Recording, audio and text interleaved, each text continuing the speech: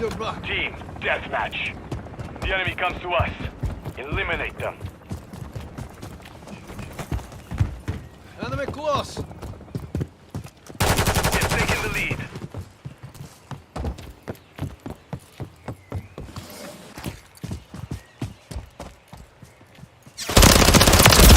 Taking fire.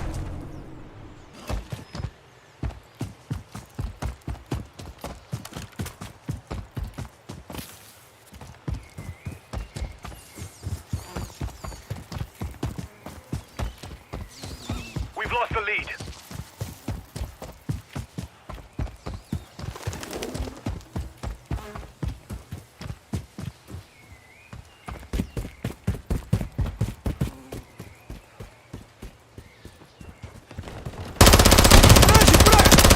Loading.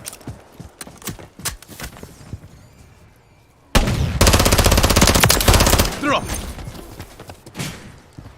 Reloading. Tornado. Secure the lead. Changing mag.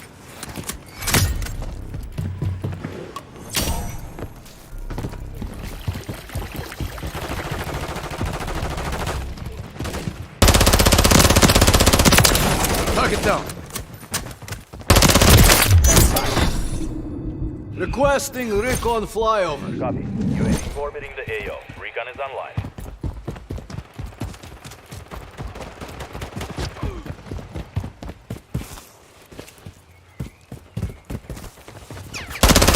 Enemy's taking the lead.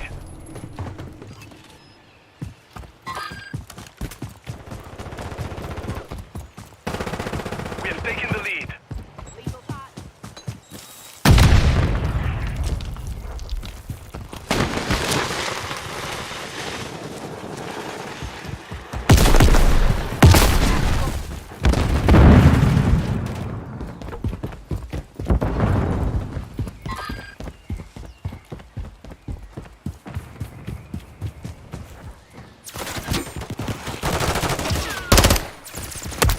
Taking effective fire. Go.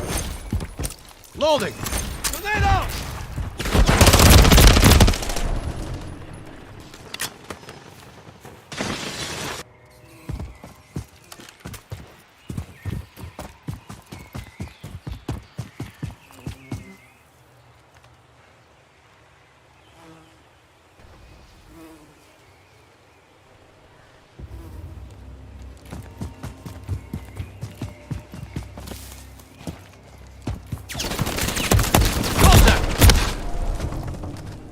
Hostile UAV in the area.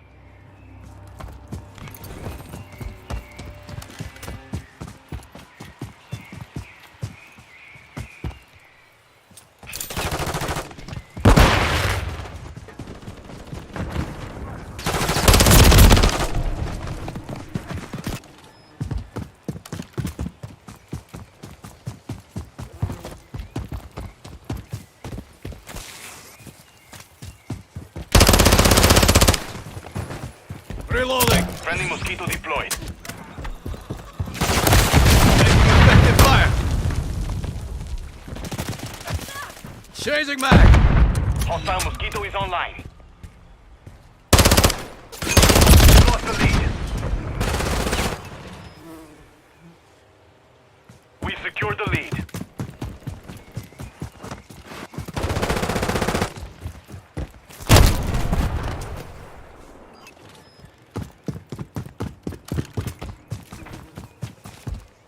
Tornado.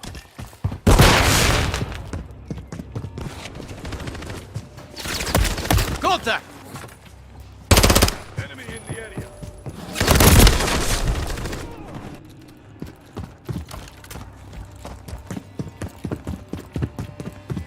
Tornado. Hostiles deployed a mosquito.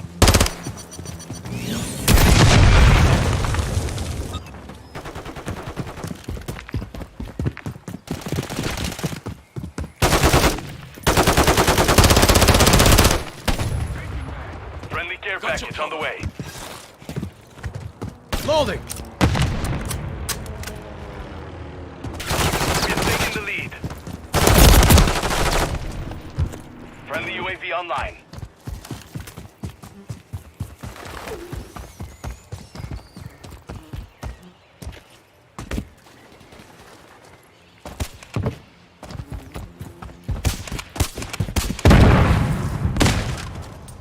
Grenade out!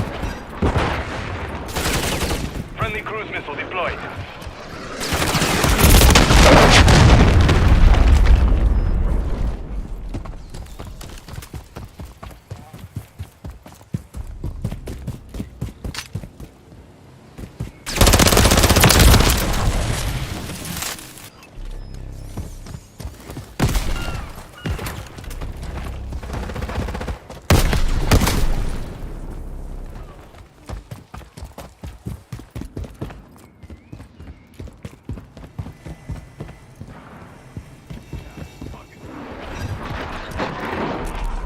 Friendly cruise missile approaching target.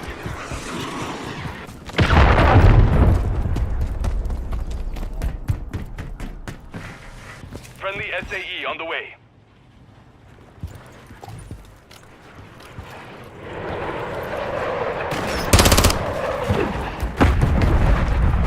Changing mag!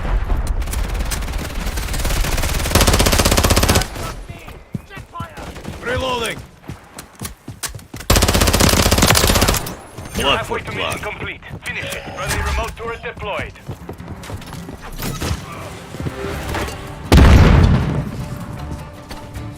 Grenade out!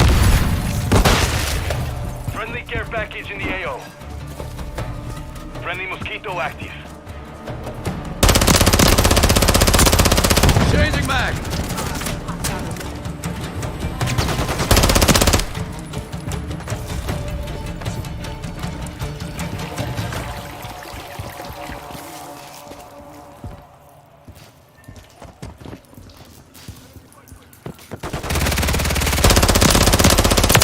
Friendly Guardian inbound. Low on ammo!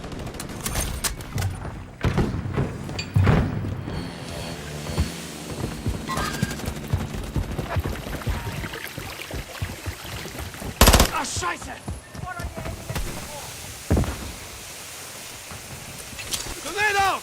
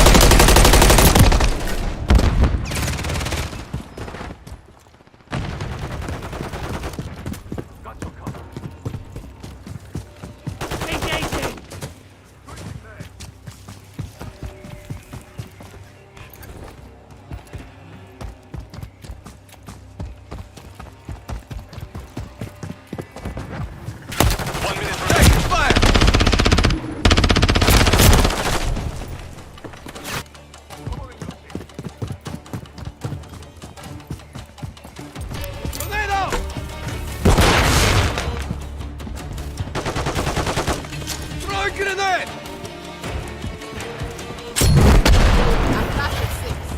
Friendly mosquito deployed. Making effective fire.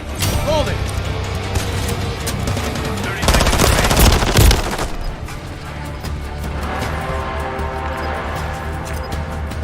Hostile mosquito is online.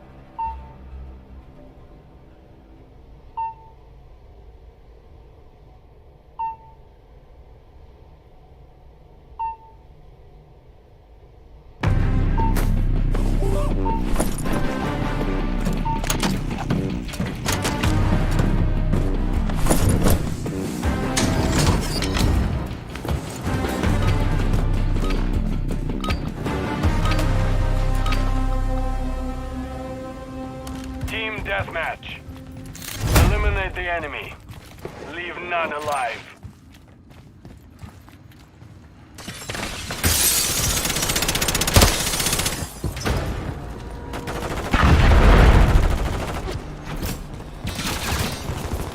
Grenade out!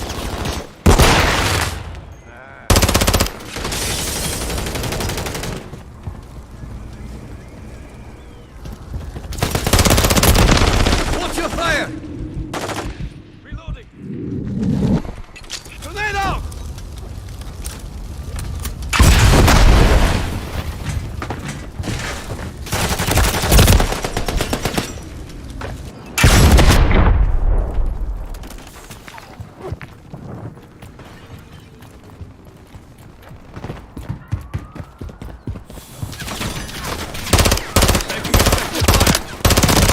Contact! Reloading! Do not die here.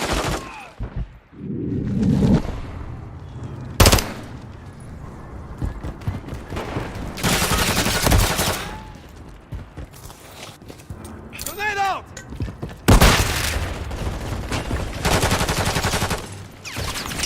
Right, watch your fire!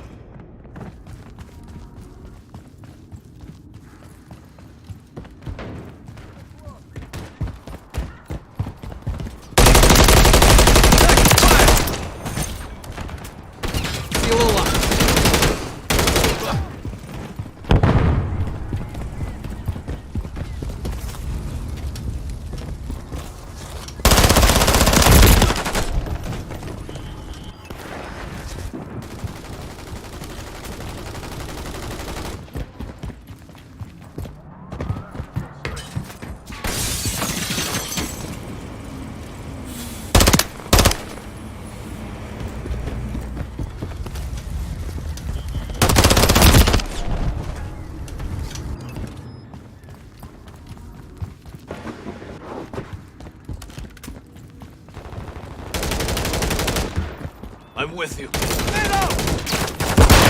Contact!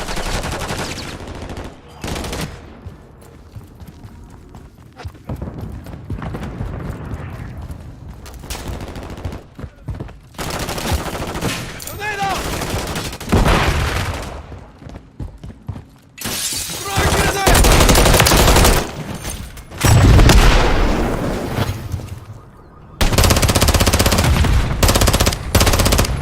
Blood for blood. Attack fire! Hold it!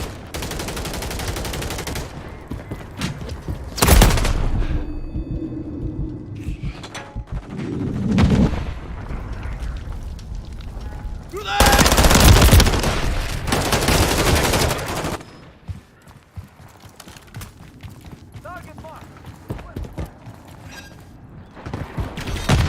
Friendly cruise missile deployed. Вражий брат!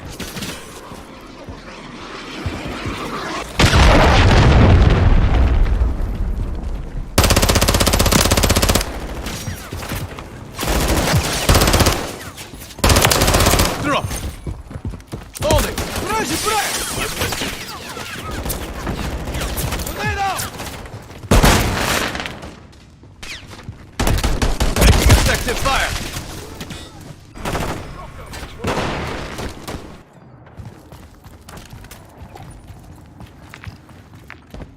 Friendly care package on the way. Taking fire! Changing Friendly mag! UAV online.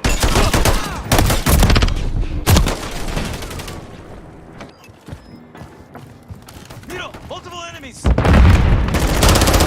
end is now. Reloading.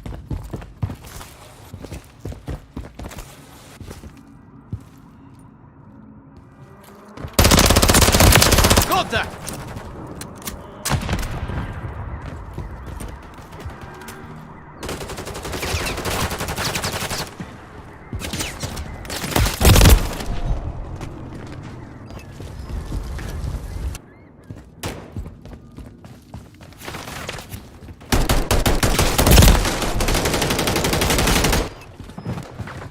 Enemy is gaining ground. Push them back. The enemy holds the lead. Clock. Grenade out!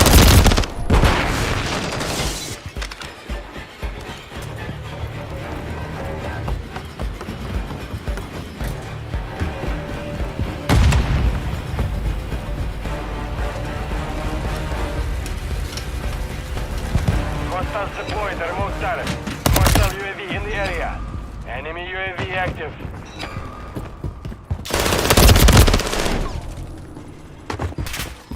On your six.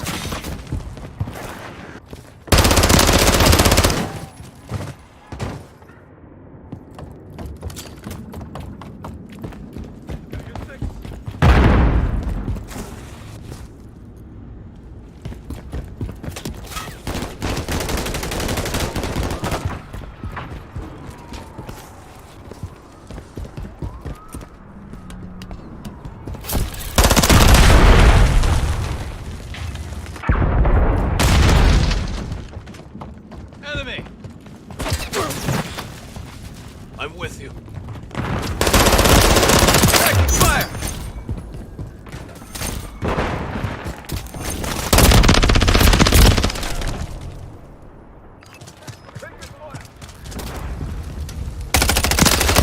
Taking fire over here! Enemy spotted.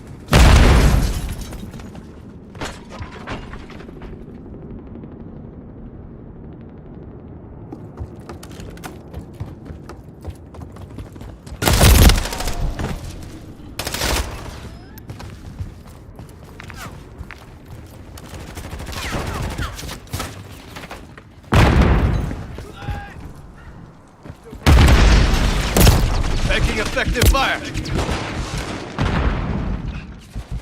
Tornado! Target dead. Enemy in the area.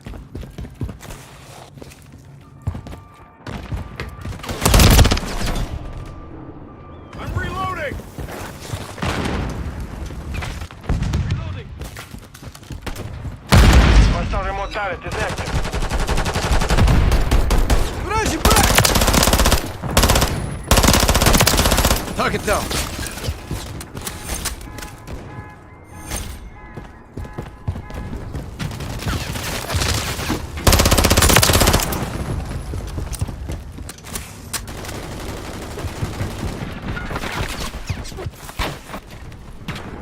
Tornado! Throw a grenade! Right!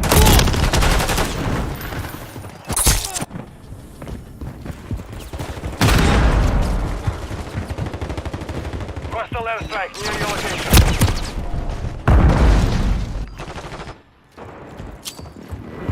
What's your gun?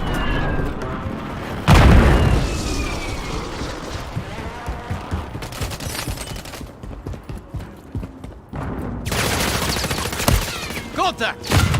Hostiles deployed the remote turret. Reloading!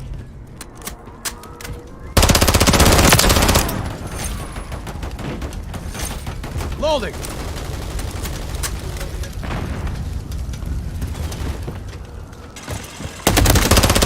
Taking fire!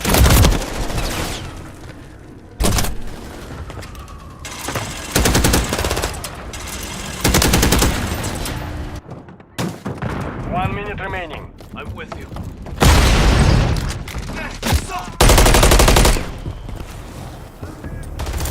Tornado! Taking effective fire! Reloading!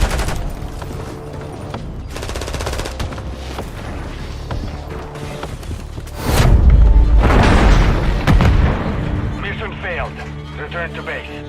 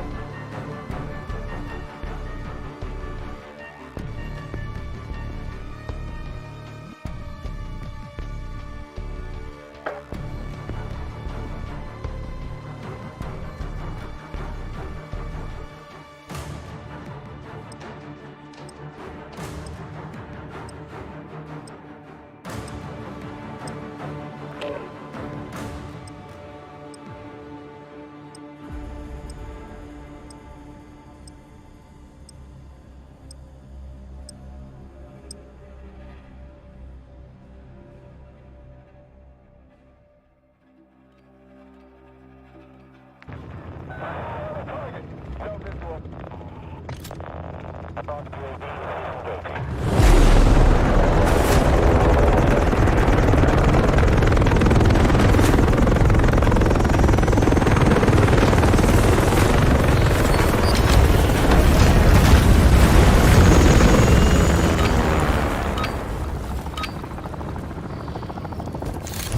deathmatch. All operatives, you're clear to engage.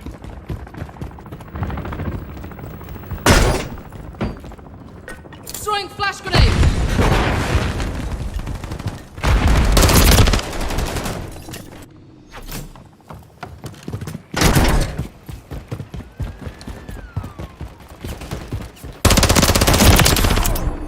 Changing mags!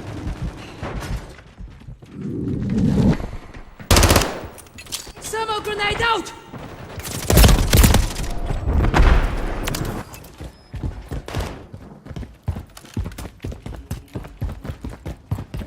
On your six!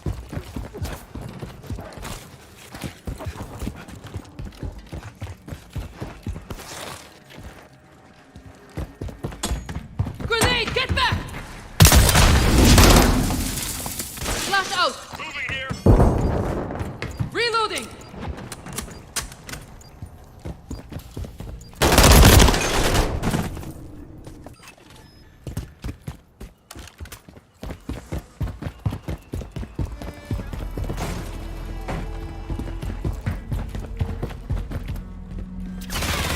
Throwing flash grenade! Don't shoot at friendlies!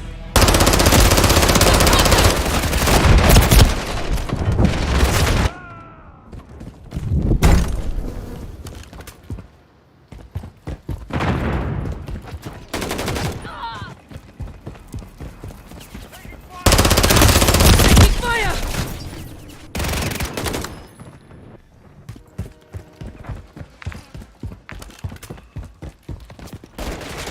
Flash out!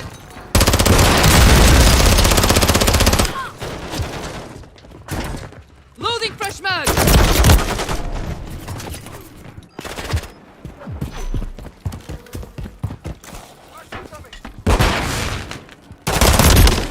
Enemy down!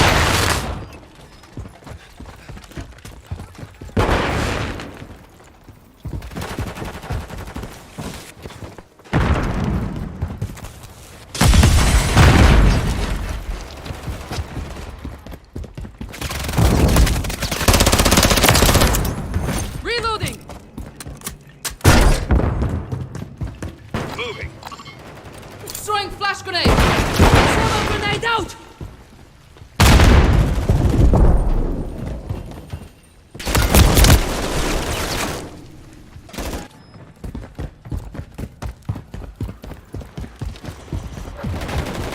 Target down!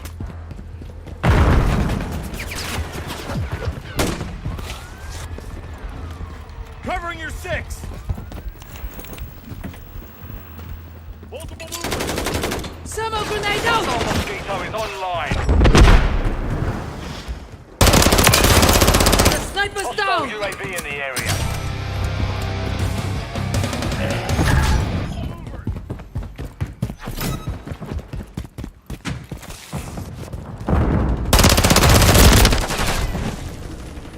Grenade!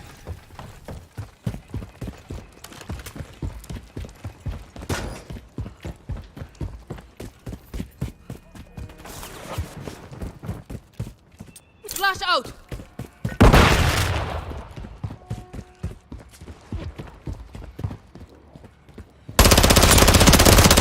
Contact! Loading fresh mag! On your six! Threats in the area! Changing mag! Around! I saw the light! Loading fresh mag!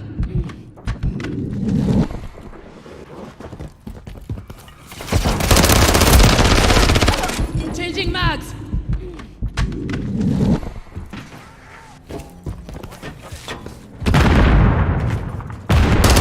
Check your fire! Watch your fire! Reloading!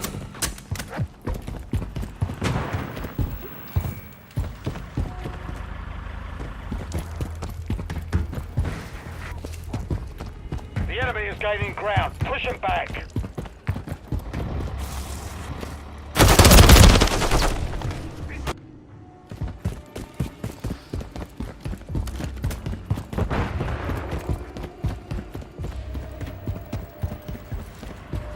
Power outages have evolved, from minor inconveniences to life or death situations. The enemy holds The average the lead. outage has gone from Taking lasting fire! 3.5 hours to more than 7 hours. With our aging power grid, who knows how long the power will be out for? Picture this. Changing Power goes mag. out. Your heater shuts off. Your oven doesn't work and it's freezing cold.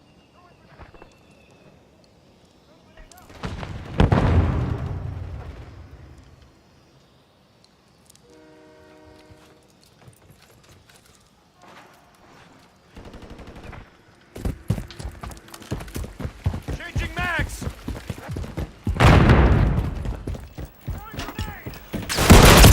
Friendly UAV online.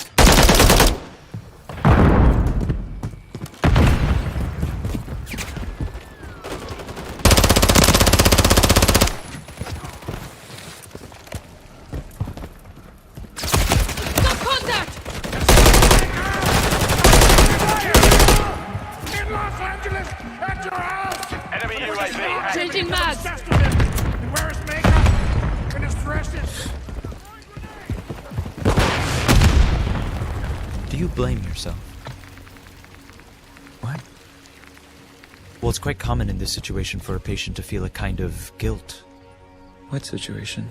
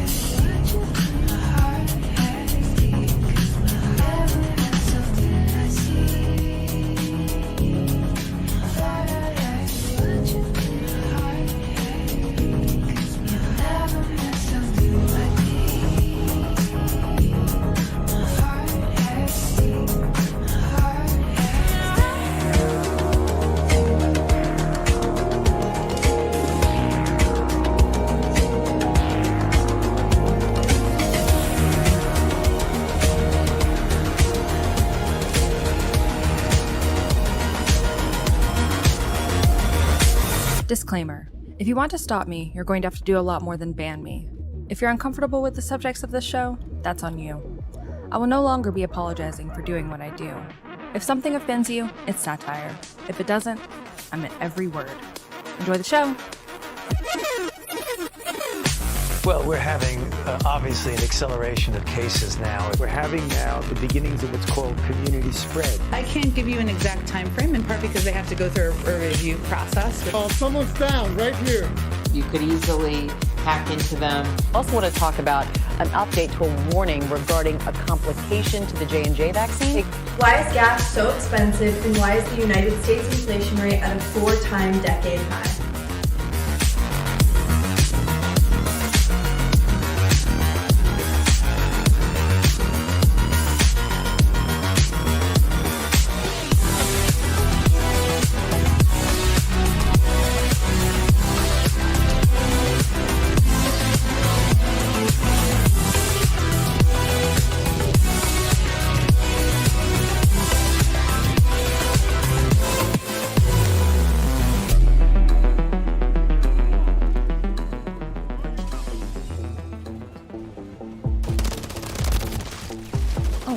Buddies. Why did I just call y'all buddies? 1 second, actually.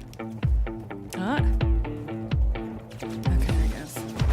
Nailed it. Alright. Woo! Nailed it! Sorta, kinda, in a way. Kinda. Alright, there it goes. Kind of. Maybe? Allegedly.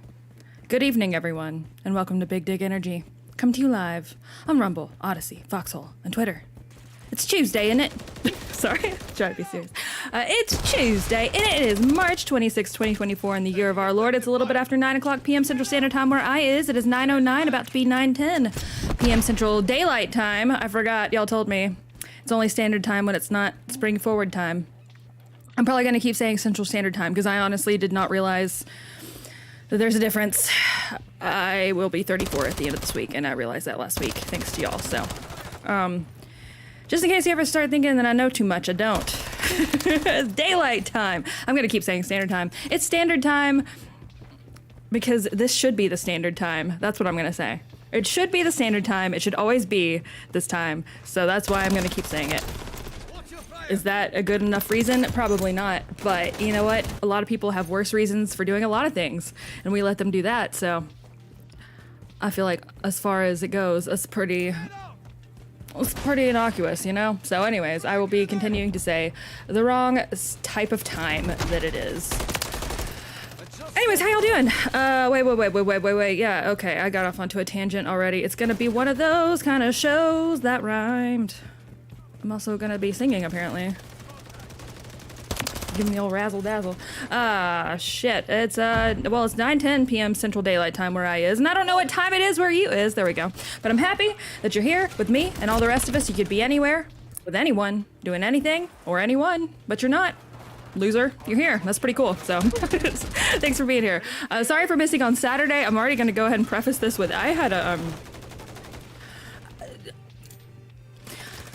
there comes a time in every person's life when you're faced with all of your faults, all of your triumphs, and all of the things in your life that are really, truly need work. And it's usually upon the arrival of some sort of stomach bug. And I just need you to know that for the last several days, I've been really having to work through some of my demons. So, I feel better.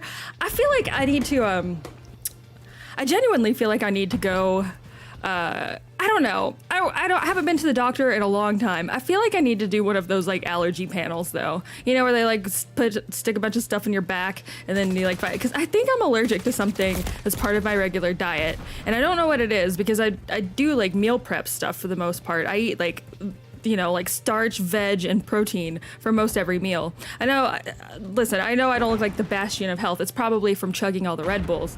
I swear if it ends up being Red Bull, I will kill myself, so.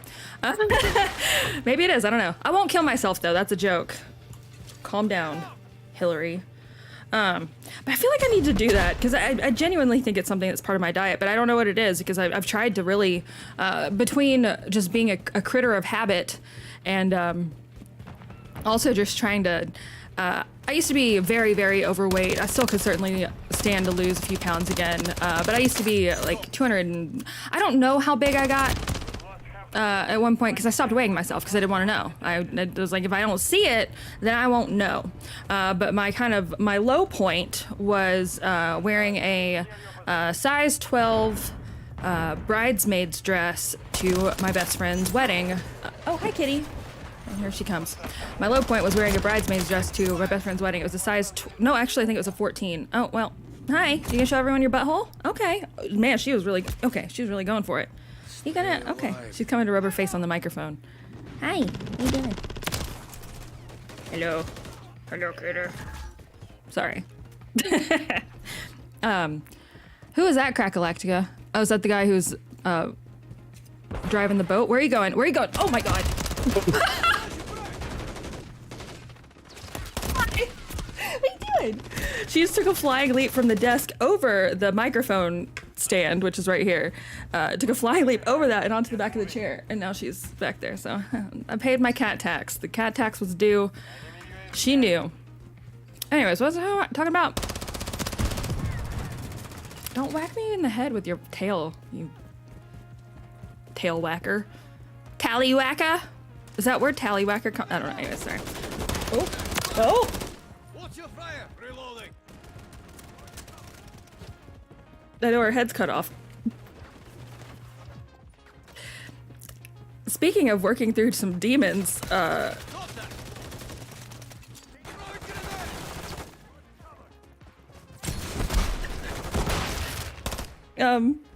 you okay?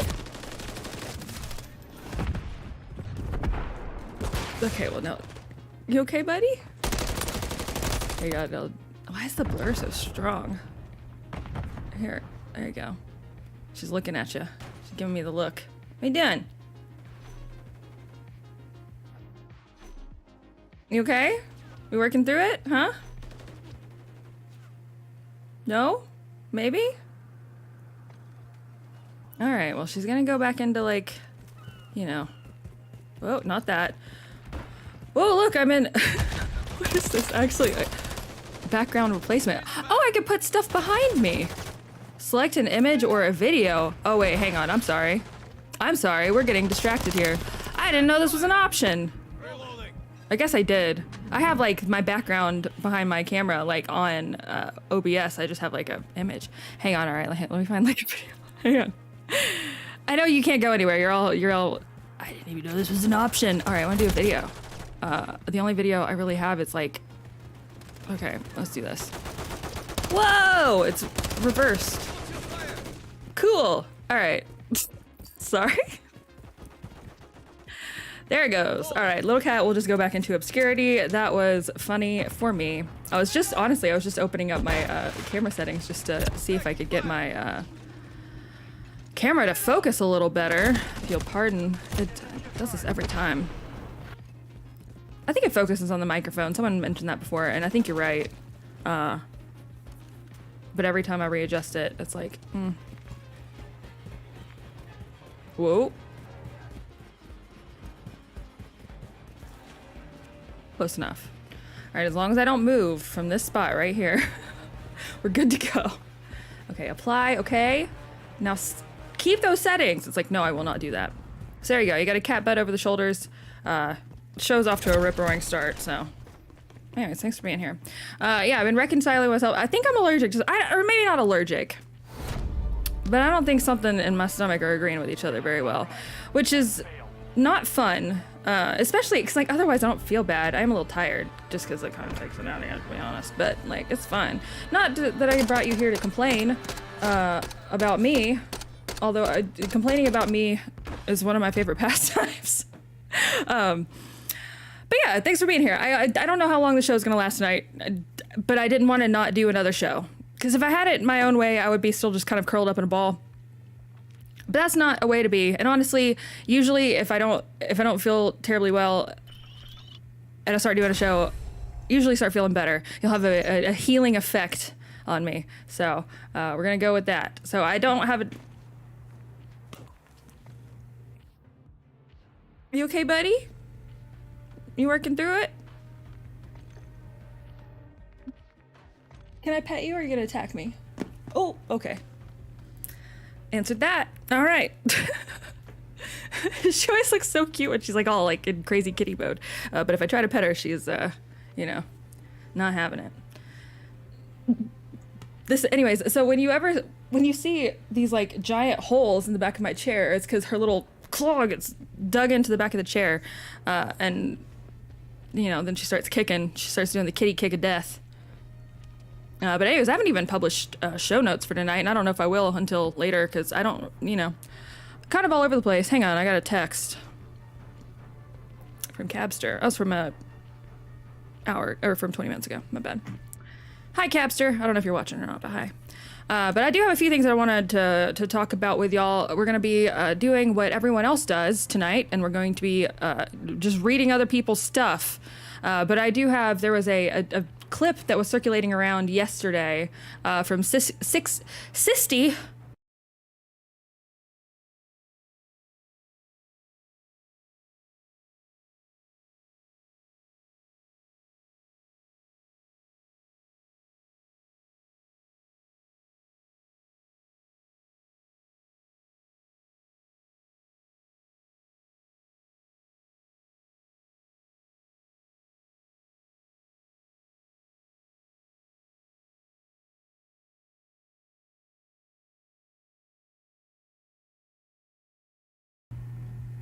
I don't know.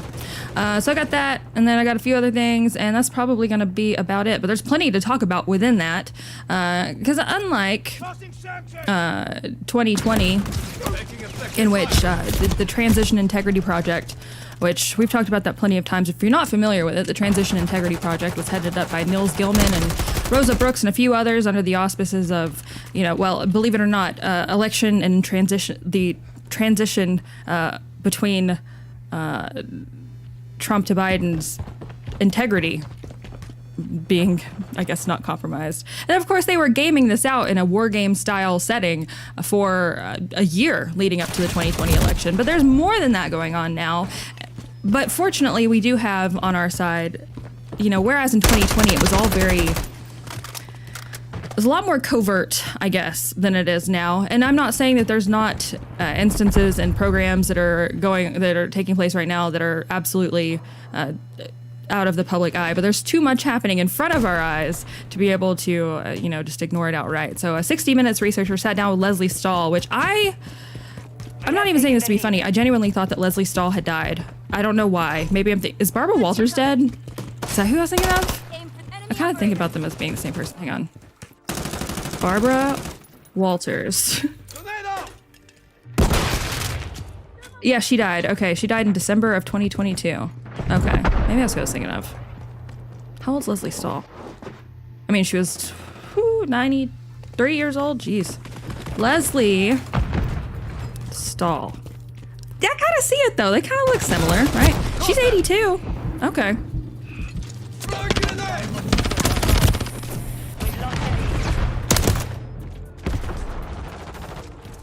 She has been with 60 Minutes since 1991. I was 1 year old. I'll be 34 at the end of this week. Wild. It's a long career. She was born December 16th, 1941. So anyways, Leslie Stahl sat down with a woman named Kate. Oh, okay. Get it together, kitty. Get it together! I insist. She's like, you can't tell me what to do. I do what I want. Just dropping in, gotta sleep, love y'all, mean it, good, bad, or whatever works for you, says G.I. Jeep. Hi, G.I. Jeep, love you, mean it. Sleep well. You're the only person I've said hi to in the chat so far. I hope you feel special and sleep well. So yeah, I've got that. I've got a few other things. I've got some stuff with the Digital Services Act, because that's my favorite topic that no one cares about, aside from y'all. And if you don't care about it, you're at least very good at pretending to care about it, which I appreciate about you very much. I'm not here to be antagonistic. Do it.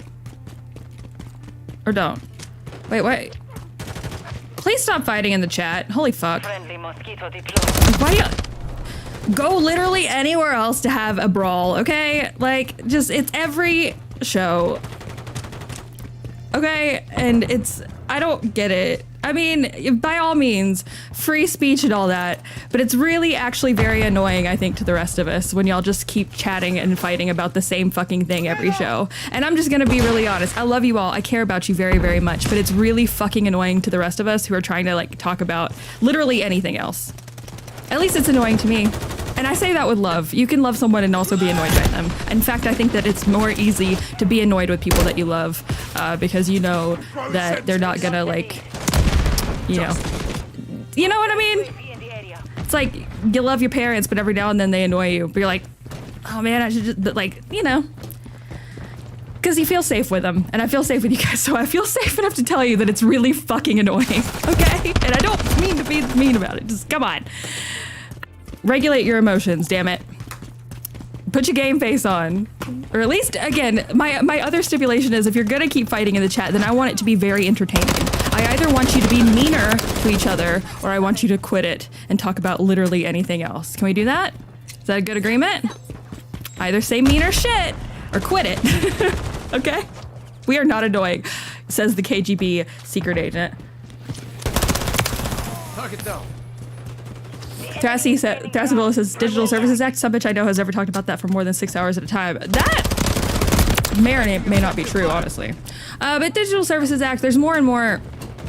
This isn't necessarily with respect to the Digital Services Act, but it kind of seems to be a remnant / rollover that we saw a couple days ago, or at least I saw, the royal we, saw on Twitter the other day. I don't really keep up with his stuff too much, but I follow him and he shows up on my newsfeed a lot on Twitter. The guy who goes by the name of Billboard Chris, you're probably familiar with him, even if you don't follow him or you're not on Twitter. You've probably seen some of his stuff. He does, I think, he's very much like an activist / like in your face, or not in your face, but he's one of those people that like shows up and is present and absolutely faces down people who hate you, hate me, hate him, hate everybody. So I admire that because I don't like to leave my house.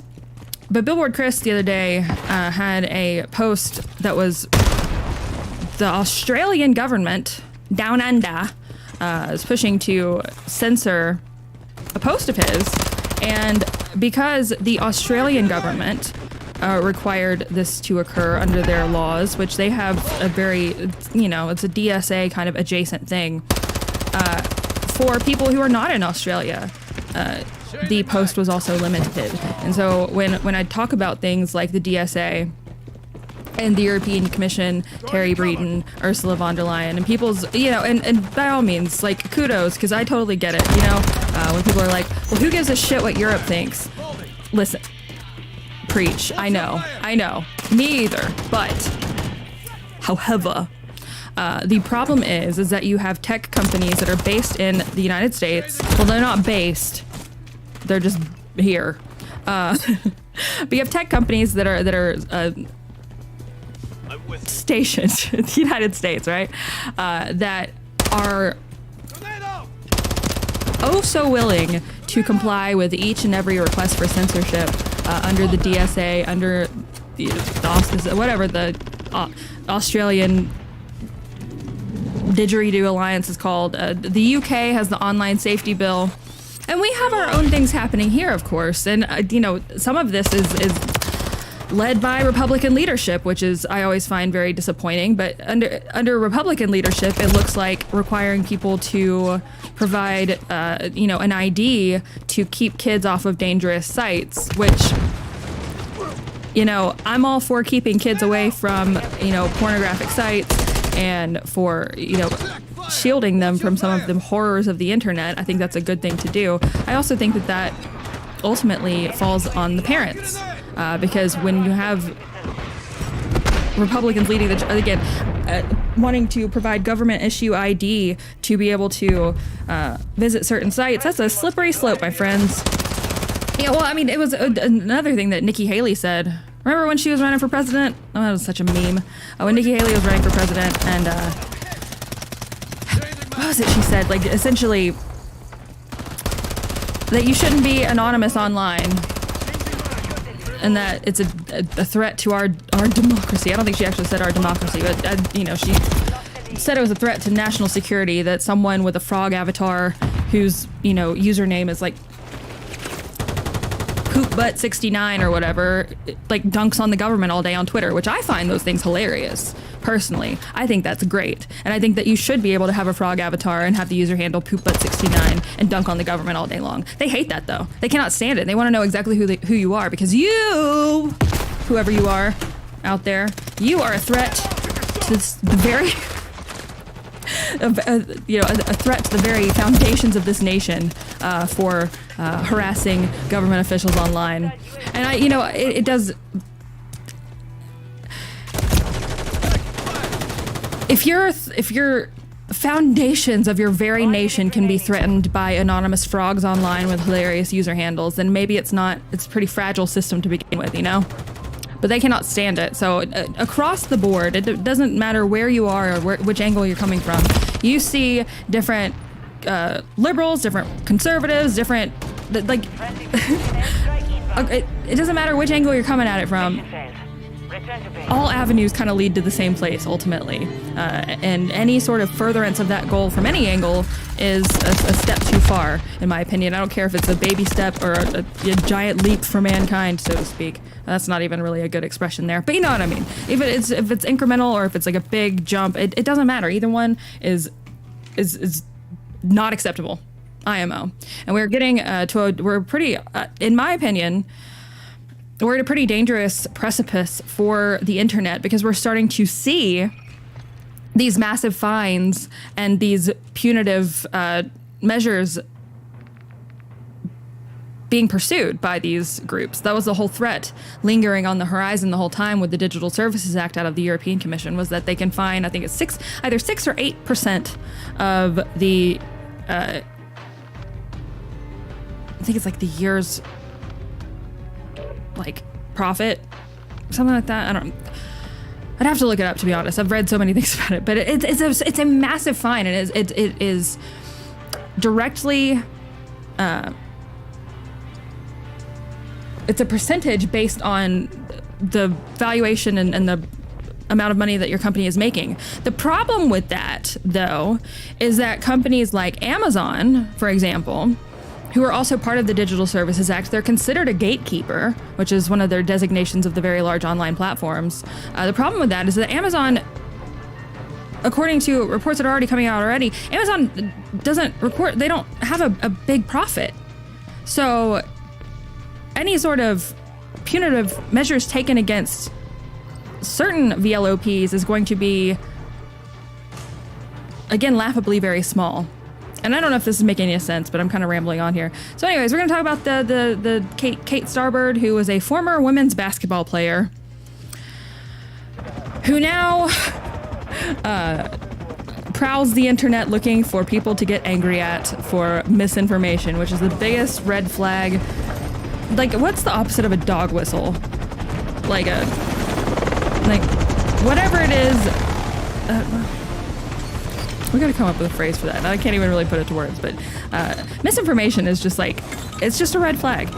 We gotta come up with a better word than red flag, though. Team deathmatch. But anywho, let me say hi to everyone really quick, and then we're gonna get right on down into it. My tummy hurts already. It's a good time. It's a good day. It gives you, invigorates you, gets the blood pumping. So hi to everyone over on Ye Old Odyssey. I love Odyssey chat, the memes. Mr. Zoe was in bright and early posting a gif of Shadow the Hedgehog, which I appreciate. I had the large history disabled on the chat on Rumble. Shit, I'm gonna miss the first bit of the chat. That's my bad. Posting pictures of Sam Hyde. Anyone else using Brave browser? Mine isn't playing videos after an update, not surprised. We've secured the lead. I'm not your buddy, friend. Alright, nice. Oh yeah, everyone's talking about the bridge collapse. I'm sure you, like, that was like the first thing I saw this morning.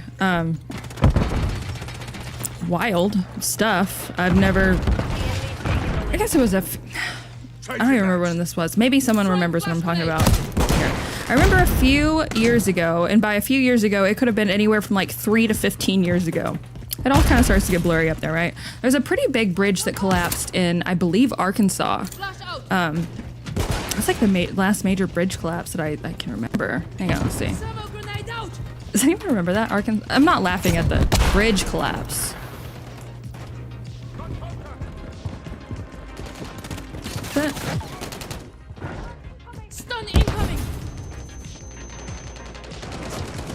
Well, this said it occurred in 2002. I feel like there's one more recent than that, but it was the I-40 bridge disaster. Freight barges collided with the pier. Here, I'll show you what I'm looking at on the screen. I could do that. Throwing flash grenade. Yeah, the video from that bridge was... Reloading. I've never seen... Well, I have seen something like it, but it's been a while. Certainly was wrong target. hard to watch. This is what I was thinking of. I feel like there was one more recent than this, but I can't... I don't... You know, maybe I'm thinking of something. Stop. Crack-a-lack has posted some... These memes in the chat. Oh my god. The crew were Indians as Crack-a-Lactica. Yeah, I did see that Anna Slats, who... She doesn't like me, but I love her, posted... She called me a pick-me. But you know what? I do. I want Anna to pick me. That's the pick-me that I am. She posted about that earlier, which I thought was pretty great. All right, everyone, says Huffman Aviation. Coincidence instead of red flag. Yandex I use, says Illuminated Patriot. Lucky Larry style. Lucky Larry. Anyways, hi Odyssey, how y'all doing? Eric B89, Mr. Zoe, how y'all doing over on Foxhole? Mez, how'd you do? EBB Tide FAFO with the dancy kitty cat. I love it. The cat wants to play. L Bourbon fixes everything. I don't have any. The only alcohol I have in my house is like a 5-year-old bottle of spiced rum from Costco. I also might have like a mini of vodka. I don't drink that much anymore, and I don't drink at home ever, really, unless it's like I'm having like a drink on stream. But I haven't done that since Halloween of last year, because, and I do like spiced rum. Don't get me wrong, but I don't have anything that's actually pineapple Red Bull would probably be decent with it. I'm not gonna make a drink though. But the only thing I have is like a very, very dusty bottle of like Kirkland brand rum. So. Alcohol makes me feel like shit. So, there we go. Love the outdoors. Say hello. How are you doing? I don't know why I'm talking like that, but it's too late now. Hello to everyone over on Ye Old Rumble. Alright. Silent, what do you think about this whole Nickelodeon thing? Oh, so I did over the last... Because I wasn't... Not to, again, keep talking about myself. I wasn't feeling very well. I did finally watch... I watched all 4 episodes that are out so far of the, Fight on Set. Whew, that was hard to watch. If you haven't seen it yet, whew, that was brutal, honestly. And, I started kind of looking at stuff last night and then I fell asleep. So, I know that's a really cool story, but I watched all of it yesterday in just rapid succession, laying in bed, and it was done, I think, really well. I wish that they would have, kind of applied more leverage on certain like points of information over others, but that's, you know, that's my own, you know, personal opinions. Actually, I have a which this has been taken down since then. Load, you bastard. Stop calling inanimate objects bastards. Hang on. Where you at? Where you at? Where you at? Hostile care package. There we go. This has since been taken down, probably because it gives a really good summary of what's going on here. But I pulled the web cache because I could still see it on the, you know, I could still see the kind of footprint of it. But there's a nice summary. Well, I don't know if nice is the right way to put it, but on her campus. So I'll put that web cache. Actually, I did archive it too, but I'll put the web cache link in the chat if anyone wants to look at it. Spiced rum, my fave, says Love the Outdoors. I like spiced rum. I used to like it a lot more. But there's 4 episodes out so far. It's hard to watch. And I actually, you know what? I do want to, I guess, retract something that I said the other day. And not even, I guess, I want to retract something I said the other day. And it was something that I did not understand fully when I was talking about it, which happens from time to time. But when someone was asking if I had seen it and I hadn't seen it yet, and they brought up Drake Bell, who again played, well, Drake on Drake and Josh, I brought up that the only thing I really had in my mind about him was that he had previously been arrested for like grooming a minor, and I had the facts of that completely wrong. And actually, I watched about 8 minutes of the court proceeding of it, and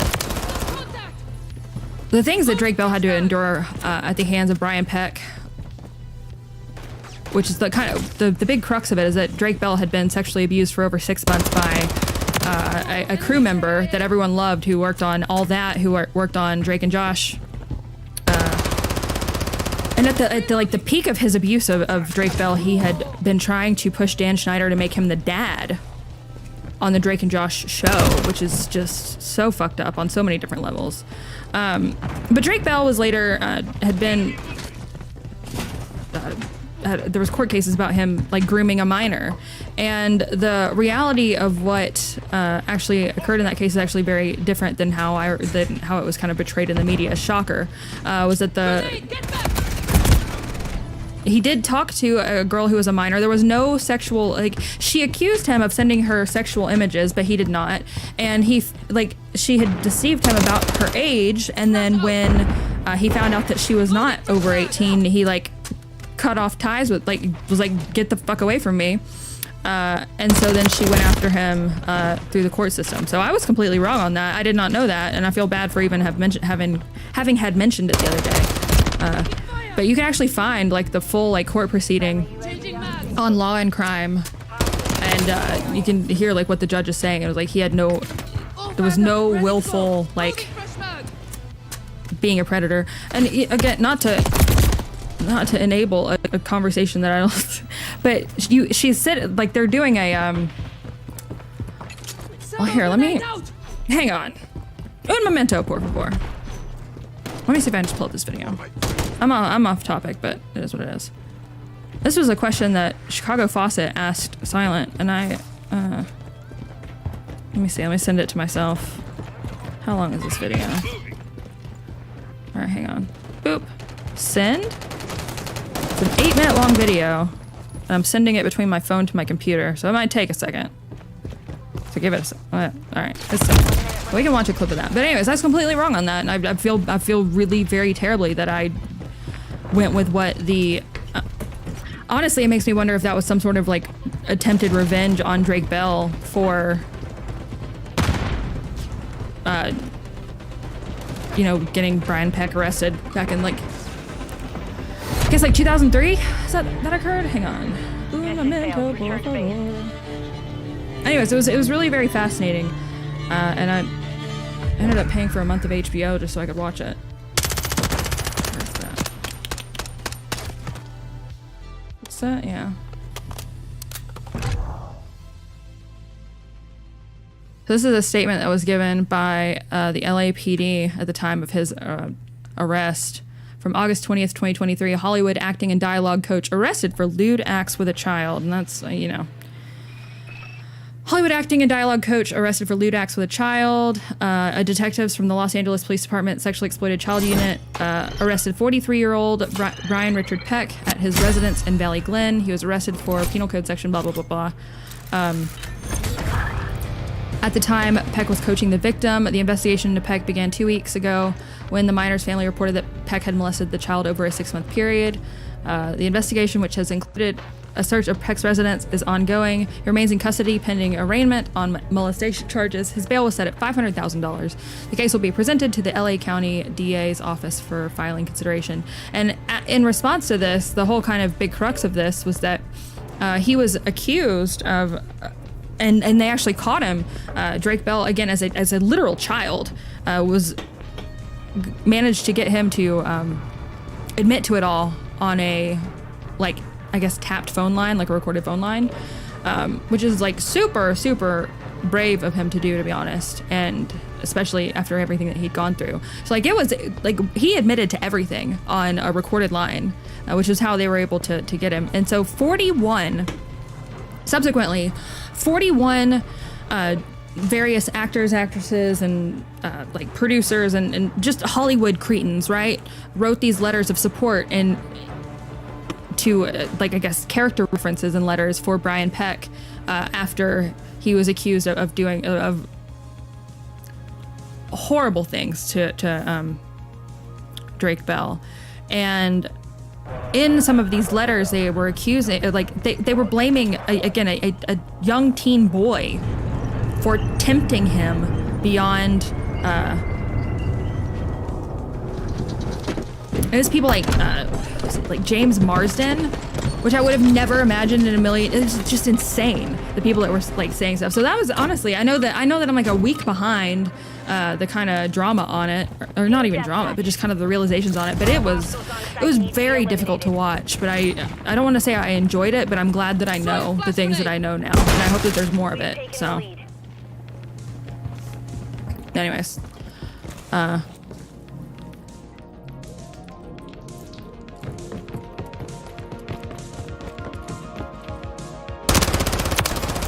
Alright, so I'm way behind. Alright, let me scoot on down. I'm just gonna say hi to everyone who donated, then I'm gonna move on. I am Thorny, thank you for the $10. You said I'm the best, you're the best. The Shadow Band, thanks for the $5 a long time ago.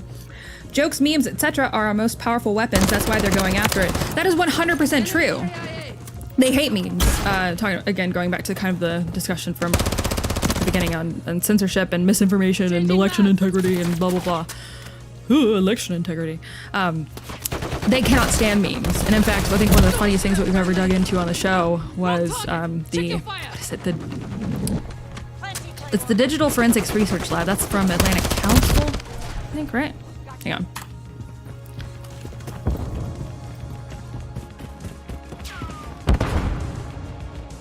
Yeah, Atlantic Council. They have like a whole like branch of the digital forensics research lab that like focuses on the dissemination of memes. And in fact, they also, I know a lot of people here are not a fan of Telegram, and I kind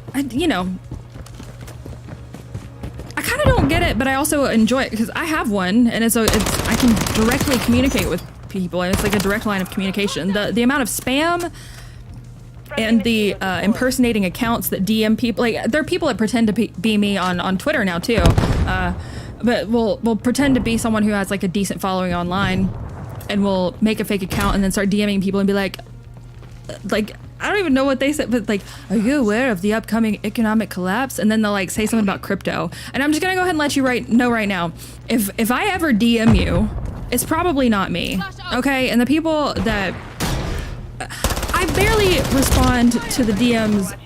Okay, let me see it. Let me make sure I'm really bad about responding to messages. I have not checked my email in like 9 months. I check my DMs like really like maybe once a week.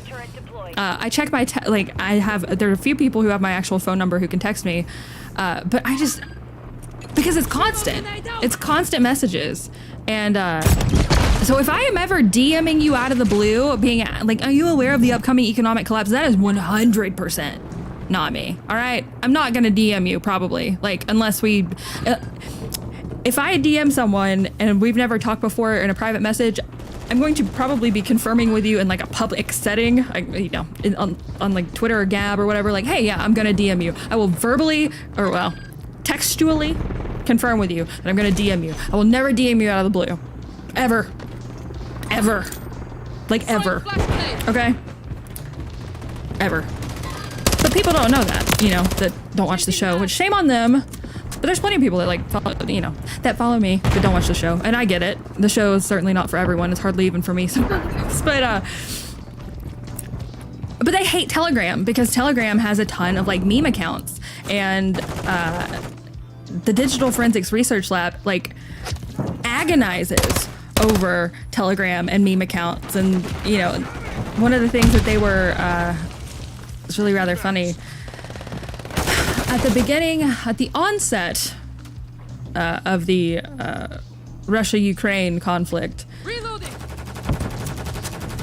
They had a whole like subcommittee, like a whole branch of the Digital Forensics Research Lab that were tracking Russian memes on Telegram, and they were upset that Russian memes, like memesters, were making fun of the fact that the fable, I suppose, of the the Ghost of Kiev, right?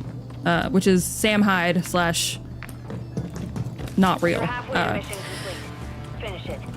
all the people who were talking about the ghost of Kiev as if it were a real actual person and not like a made up wartime story to try to bolster morale. When people finally did come around to the fact that that was not true, and the people who had been saying that they knew him or that they like had seen, like they were all fucking lying. And so there were a lot of memes made about it by Russians. Of course there were, right? But they could not stand it. And there's actually, we read a whole, it was on mw3. It was also tied to the Digital Forensics Research Lab. This is a long time ago, so I'm trying to pull this out of like the recesses of my brain. We read a mw3.com article, again, I guess probably 2 years ago now, in which they say that government should be responsible for creating and disseminating like morale boosting stories like Ghost of Kiev. And they didn't see anything wrong with that, but they 100% saw something wrong with the memes that were making fun of them for being a bunch of fucking liars, which I found very fun. How's it? Let me see if I can. This is always a good one to go back to, because it shows just how skewed and how like out of balance their value system is. Hang on, was it?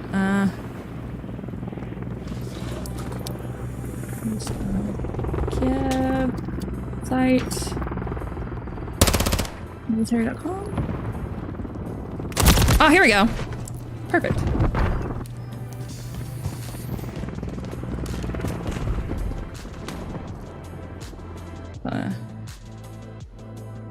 Oh, this is a while ago. Nearly a 2-year-old article. This is a mw3.com article that we dug through from March 2nd of 2022, titled "Ukraine's fighter ace Ghost of Kiev may be a myth, but it's lethal as war morale." And it gets into the majority of the videos and photos of MiG-29 dogfighting shared on social media have been proven by fact checkers and researchers to be old, outdated, and in one instance repurposed footage from a popular video game flight simulator. Additionally, reports of a MiG-29 shooting down multiple Russian aircraft since the invasion began have not been independently verified. But that has not stopped the Ukrainian media, government, and politicians from sharing tales of the ghost online in an effort to grow morale and bolster support for the defense of their nation. Ghost of Kiev MiG-29 pilot in the first 30 hours of Russian invasion into Ukraine gained 6 air victories in the sky over Kiev, hit 2 Su-35 planes, 2 Su-25 planes, 1 Su-27, and MiG-29. The 15th flight already. Who is our hero? Read a Facebook post attributed to Serhiy Borzhov, who's listed as Ukraine's head of the Vinnytsia Regional State Administration. On February 25th, the Ministry of Defense of Ukraine stoked the rumors by tweeting that the Ghost of Kiev may be one of the reserve pilots who returned to fight after the Russian invasion. Quote, "Dozens of experienced military pilots from captain to general previously released from the reserve are returning to the Air Force," the ministry tweeted.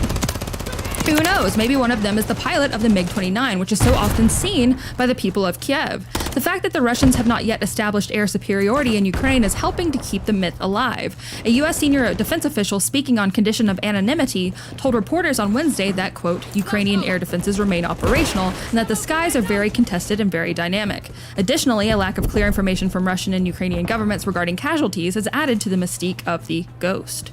They claim that nearly 6,000 Russian troops and 30 aircraft had been eliminated by its forces as of Wednesday morning. Later in the day, Russia's defense ministry claimed 500 of its troops had died, but has not shared which aircraft had been lost. At the moment, it seems the biggest asset the Ghost of Kiev is bringing to the fight is increasing morale among Ukrainians willing to take up arms against the Russians. Peter Singer, blah, blah, blah, blah, blah. Where are we getting now to? Oh, right here. Emerson Brooking, a senior fellow at the Atlantic Council and co-author with Singer on the book Like War, said it's unlikely that many average residents and Russian soldiers are aware of the myths. He added that war myths have never been taken up by a broader Western audience, quite like the ones happening in Ukraine. Russian meme channels on Telegram, siding with President Vladimir Putin, have been taking aim at the ghost. An example that springs to mind is the Telegram channel did have a meme expressly making fun of the Ghost of Kiev, Brooking said, but the context here was, look at the Western media and Ukrainians inventing something because they have no hope.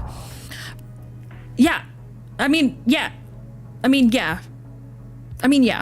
Brooking added that many Russian citizens don't even know about the Ukrainian invasion until last week, and that their own war myths and memes will likely kick into high gear when state media build wider support for the conflict. Again, like meme warfare is real in the very literal sense. This is always one of those, like, I think it's a fantastic article to have in like your arsenal to reference. So here, I'm just gonna drop it in the chat in case anyone wants it for your own pockets.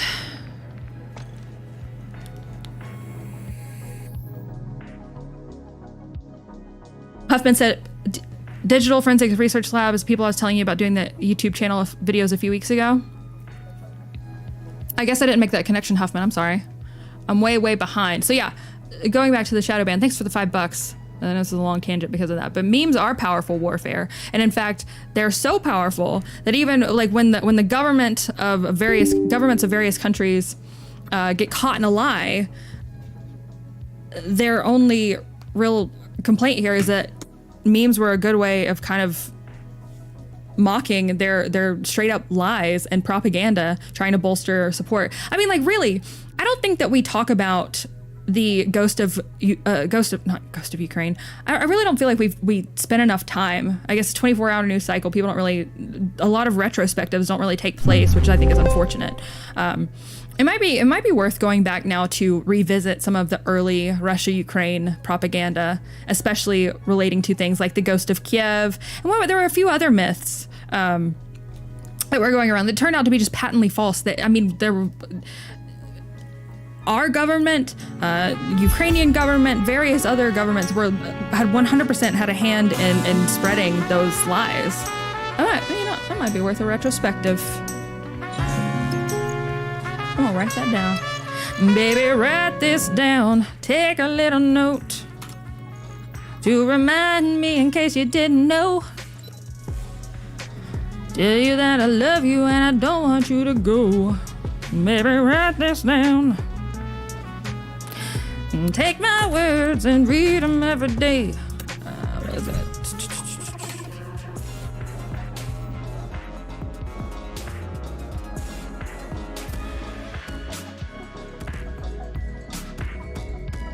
Hi, kitty. How you doing, huh? Hi. Oh, hello. You wanna come sit with me? You come sit? Come here. Maybe.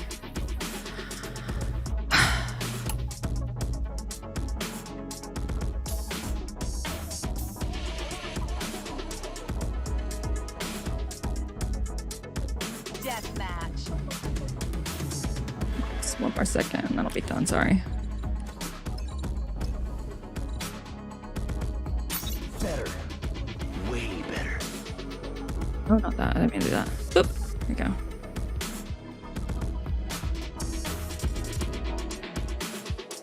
Baby, write this down. Take a little note. Nice. Okay, cool. To remind me, in case you didn't know, thanks for the $2, Cornelius Buttknuckle. There was the I-35 bridge that collapsed in Minneapolis a few years ago. I know this. I'm way behind. Hang on. Let's look. Like I said, still feeling a little icky. Why'd you just... Hey, what are you doing, kitty? You come sit with me? Why don't you want to come cuddle? Ugh.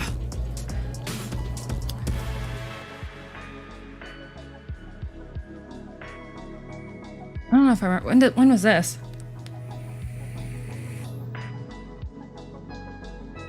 August 1st, 2007, killing 13 people, injuring 145. Maybe that's what I was thinking of? That's 2007.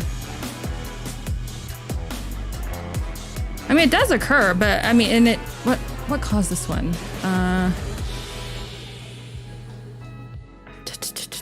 Collapse. Rush hour bridge traffic moving slowly. The central span of the bridge suddenly gave way, followed by the adjoining spans.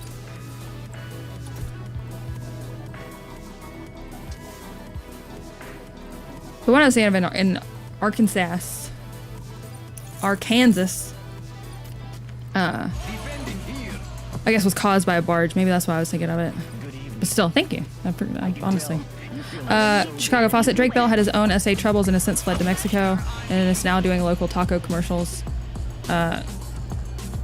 Again, the whole like court case kind of I don't know. I don't know, man. I don't know anything. Don't ever, I don't know anything about anything. L barely responds to text messages, says JBSX. No, that is true. It is true. I wish... I could either respond to messages all day long on the various platforms and my email and all that, or I could do other things. And I've not been able to find a way to strike a very healthy balance between the two.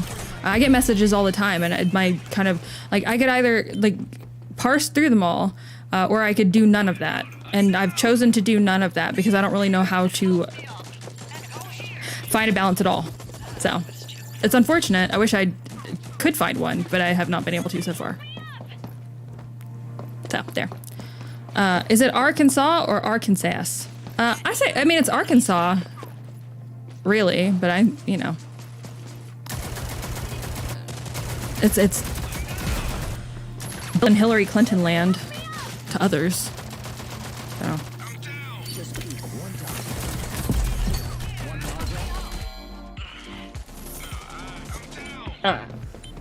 I don't know. Whenever I think about Arkansas, I don't even care about college football anymore for realsies. But I really, really hated when I went to Auburn. I really, really hated Arkansas football, the Razorbacks. Sorry if you're a Razorbacks fan.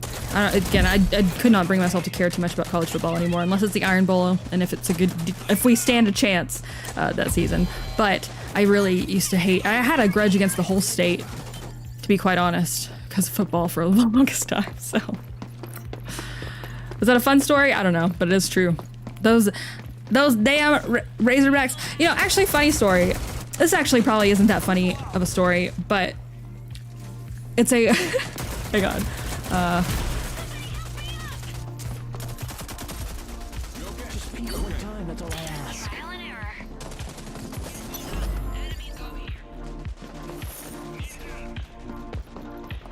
Sorry, I'm where's MS Paint?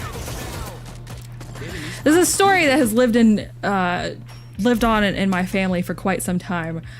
We used to take an annual trip to Panama City Beach, Florida every year.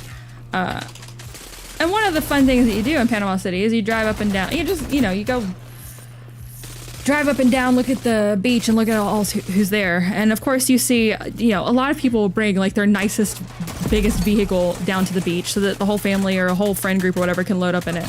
This is not even a funny story. Why am I telling this? But it's a reference that my dad make all the time, and I think it's funny.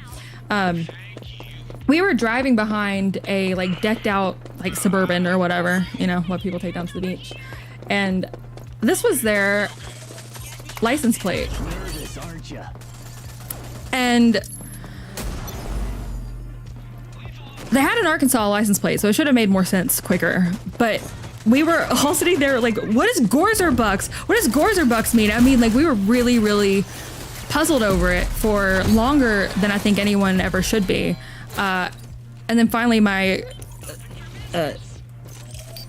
brother's girlfriend at the time, now sister-in-law, was like, y'all, it's go Razorbacks. And like, I think she was like, because it was like just like my whole family, like, what's Gorzer-Bucks mean? She's like, it's go Razorbacks. And I think she was really deeply considering all of the implications of joining our family at some point. But, she did it anyway, so joke's on her. But anyways, that's not a really funny story, but every now and then, if I can't figure something out or if Dad can't figure something out, we'll go Gorzer-Bucks to each other. So it has been an enduring meme in my family, and so now you know. But I think that, if you're gonna have a like novelty license plate, it should be like scrutable. I don't know if that's a word, but like it should not. To me, that was too difficult to figure out. Maybe, I guess, contextually, if you live in Arkansas, like that would make more sense. But like, if you're gonna have a novelty license plate, it should be like it should make sense. That's my, that's one woman's opinion on the internet. Nervous, aren't you? Unsolicited, sure, but I think it was dumb. Club La Vila. I've never been to Club La Vila, Major Adams, but yeah, that is the home of Club La Vila. Yeah. No, we haven't gone since, I guess the last time we went was in 2019, which was right before, because then COVID kicked off, yada, yada, yada. And then, had a few deaths in the family, and you know, I hadn't really been the same. But from the age of, I guess, 0 to 29 years of age, every single year, my family would go down to Panama City Beach, Florida, and we would, my grandparents who wanted us to do it, but Panama City Beach, Florida used to be a lot more like family centric. Like we used to go to the Miracle Strip, which is like a little amusement park that since got torn down for like condos, yada yada yada. And it became, over the course of my lifetime, went from being like more family centric. You know, of course that dates back into like the 70s and 80s and whatnot, when my parents were being taken there as children by their parents. But over the span of my lifetime, it went from being like family centric, like, you know, cute, quaint little like houses or whatever on the beach, to becoming like the destination for MTV spring break. Which even saying that out loud now sounds like an archaic thing to say. MTV spring break, but that was a thing, you know. It was like an institution of like pop culture. And every year we would go, and we'd go on 4th of July week, which I know that those like houses that we rented I know that they cost way more during that week than any other week of the year. And it was always the hottest week of the year. It was always the most crowded week of the year. But we would, every year, for like 29 years of my life, we went to Panama City Beach, Florida, and I loved it. You okay? You okay? But one of the things that I think that we as a family enjoyed doing the most, to be quite honest, towards the end of our trips, was just complaining about how hot, crowded, and different it was. But we kept going back. That didn't stop us from going. We'd be like, oh, this place has changed, blah, blah, blah. Like we never picked a different week. We never picked a different part of the beach, because that's just what we'd always known. We'd go down to Thomas's Donuts. We went deep sea fishing a few years, which, golly, that's gotten so expensive too. But you know, back when the economy was good and everyone was still alive, we'd all go deep sea fishing. It was a good time. So I miss those times a lot. You never really know you're in the good days until they're gone sometimes. But the fireworks show is amazing, though. If you've never been down to the beach, like Gulf of Mexico beaches on the 4th of July, where they put on a big fireworks show, I really, it's so cool. And I've seen some of the most incredible fireworks shows of, well, okay, maybe not, but they felt incredible to me. They just like rattle your very like core. But yeah, Panama City Beach is now known as like just kind of being like a trashy, crowded, expensive waste of time and money. But I've had some of the best times of my life there, so whatever. Yeah, good times. So Gores or Bucks to that.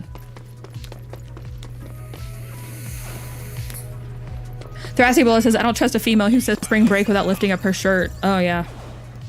Yeah, well, spring break was not really, like, in college, I think we went on spring break like 1 year, but I always felt like that was more of like a thing that existed in movie. I know that people go on spring break, but that was never something that I did. Although it's not like I didn't grow up with like a ton of money, and I didn't have a whole lot of extra, like, to go on like big trips like that in college. So fortunately, I avoided that. To me, I always just thought about it like in high school and before, just like getting out of school for a week and playing outside. So there we go. Let's cut our losses and get out of here. Too burnt to be Grazerbacks. Oh yeah. No, it's go Razorbacks. But so if I ever say Gorzer Bucks, which I feel like I say that sometimes, nobody, like, of course you wouldn't get the reference. It's a like internal family joke. If I ever say Gorzer Bucks, it's because it's like looking at something and just not being able to see it, and then realizing it was right in front of your face the whole time. That's basically what that got like summarized down to. Later hater, says my catchy title. I think that though, the thing that you're kind of limited to with vanity plates is I think you're limited to like 7. I think it's like 7 digits, and that's it. And depending on what state, it might be fewer. Like in Michigan, for example, my old license plate was BKEB40, so that's only 6 digits. That's a long time ago. So, but my license plate was BKEB40. I don't know if every, like in Alabama it's 7. I guess in Arkansas it is as well. So you're really limited. I feel like I don't even know how much more they cost. I've never had a vanity plate. I've never had a desire for one. And even if I did have a desire for one, I feel like it kind of singles you out on the road. I don't know. I wouldn't do it. But if any of y'all have a vanity plate or have ever had one, maybe you wanted one as a teenager, let us know what it was because I want to judge it. Love the Outdoors says only the rich kids in my schools went down south on spring break. Well, fortunately, I guess the thing that we have going for us here in Alabama is that pretty much from anywhere in the state of Alabama, if you drive south for about 5 or 6 hours, you'll be at the beach or somewhere nearby it. So it wasn't like a huge trip. But yeah, I suppose depending on where you're at in the country, like a beach trip is like, if you're like in middle America, that's a lot to, you're either having to drive for several days. Honestly, I've never even really considered that. Proximity to the beach is nice. I don't really like being on the beach, if I'm being honest. I like everything else about being at the beach. I like going fishing. I like the food. I love seafood. I like, there's a homemade, if you ever are in Panama City Beach, Florida, by the way, there's a homemade ice cream shop. It's called The Homemade Ice Cream Shop, and shop is spelled like Shoppe, Sohppe. The best ice cream you've ever had in your life. I mean, hands down, bar none. Amazing. Like, amazing ice cream. So go there. So I like the ice cream. We used to go golfing, and by going golfing, I mean I got to drive the cart for my dad while they played golf. Like, I like those things. But as far as like sitting out on the beach, maybe it's because we were always there during 4th of July week when it's like 90 something degrees outside and like 99% humidity. I found that absolutely objectively like miserable and wanted nothing to do with it. And then everyone would always be like, Lauren, why don't you come outside? Why don't you like, and I'm like, everyone's vacation looks differently. Just because I don't want to be out on the beach with everyone getting sunburnt does not mean I'm not enjoying being here. I would like to sit on the porch and read my book because I'm so nerdy and misunderstood. I 100% did used to like read books because I wanted people to think I was like quirky and different. But you know what? I read a lot of books, so whatever. But I like everything else about being at the beach. But that's not really, it's not my, if I were going to take a vacation anywhere right now, it'd probably be like, I'd probably go stay for like a week up in like Bear Lake, Idaho. Yeah, that's what I would do. That would be a perfect trip to me. So that's my idea of like a good place to go on a trip. Thank you for the phone, Polly9363. Love the Outdoor said, I grew up on the east coast of Canada. 5 hours would get us to Maine's southern border. Well, you could go down there and have some lobster. Elle totally read all of the Babysitter's Club. I did read a lot of Babysitter's Club, first of all. Okay. But not, I mean, like, there was like hundreds of books. I like the movie, though. Listen here, Buster. Just because you called it doesn't mean you're right. No, I did. I loved it.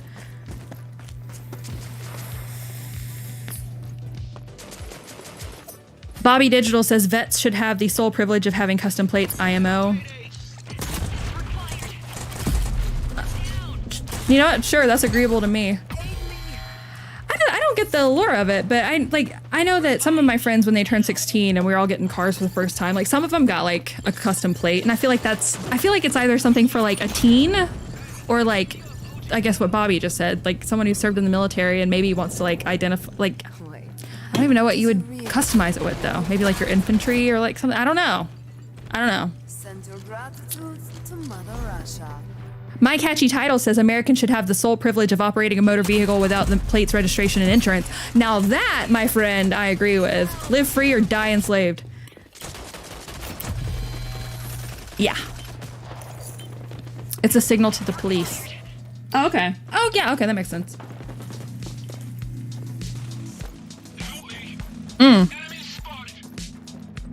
Your shortwave handle says feel free. If you're a vet, you can go to the National Parks Department online and get a free lifetime pass as Capster. There we go.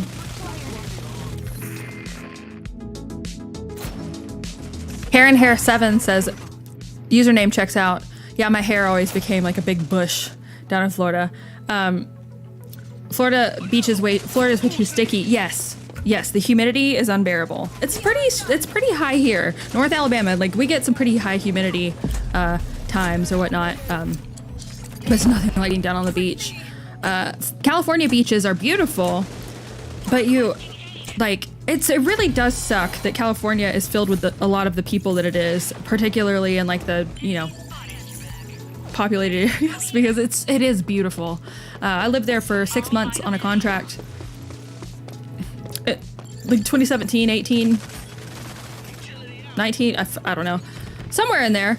And I was in the San Francisco Bay Area, and oh man, it was beautiful. But like everything else, okay, maybe not everything else. A lot of the other things about it were just like very disagreeable to my overall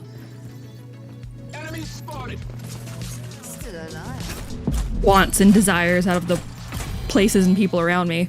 And to be quite honest, I'm glad I did it.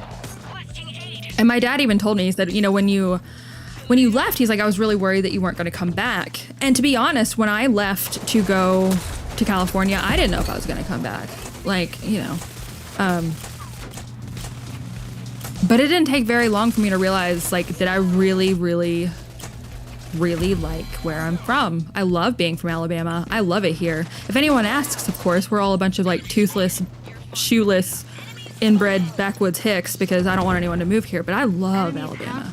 And I've lived a few different places in my life now for, not super long periods of time, but like I lived outside of Chicago for a bit, down in Tampa, California, Georgia, for more than like, a couple weeks on vacation or whatever. And like I really, I love Alabama the most. I think I always will.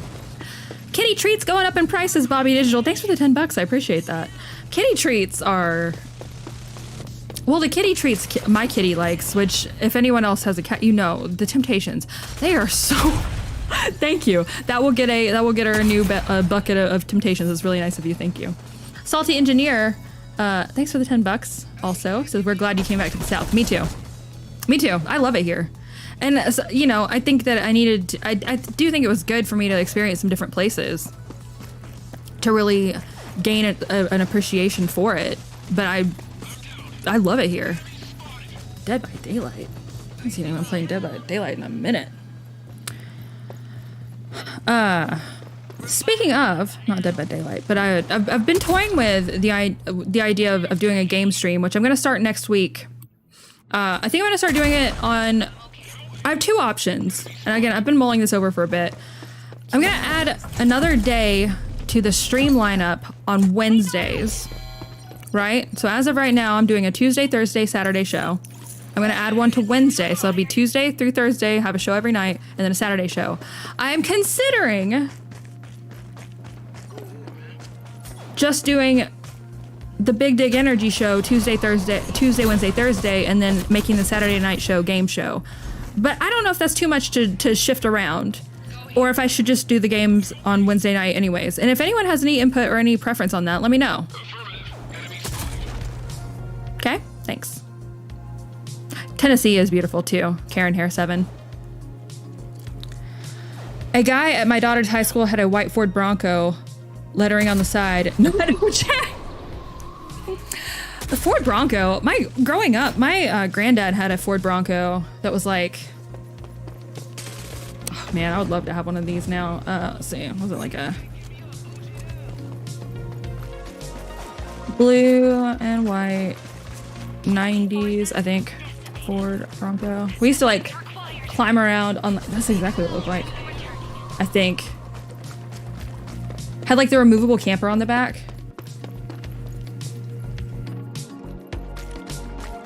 Look like this. I'd have to like look at it, but it also had what I remember about it was that like the tire on the back of it came to like a V from the side and would like hinge out like a door, and we would just be dangling off of that thing like it was a jungle gym. And my granddad never even got mad at us once, or if he did, he kept it inside, which I appreciate that, because I think now I like probably should have gotten onto us, but he never did. Because they also had like in the back seat of the Ford Bronco, like they had like these like, does anyone remember like down on like the side of the seat there was just like these like metal bars, like just like an oh shit bar you could hang on to. It was awesome. It's a good time.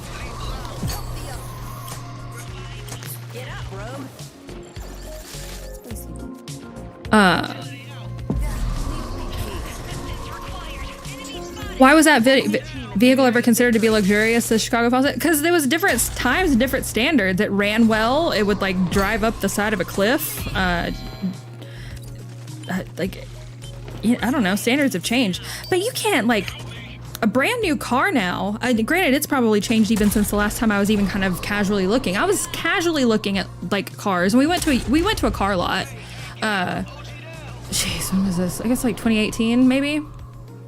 We went to a car lot just to look at like the used cars there, but of course you're confronted with the like the new cars. And my dad asked, because he went with me, of course he goes everywhere with me.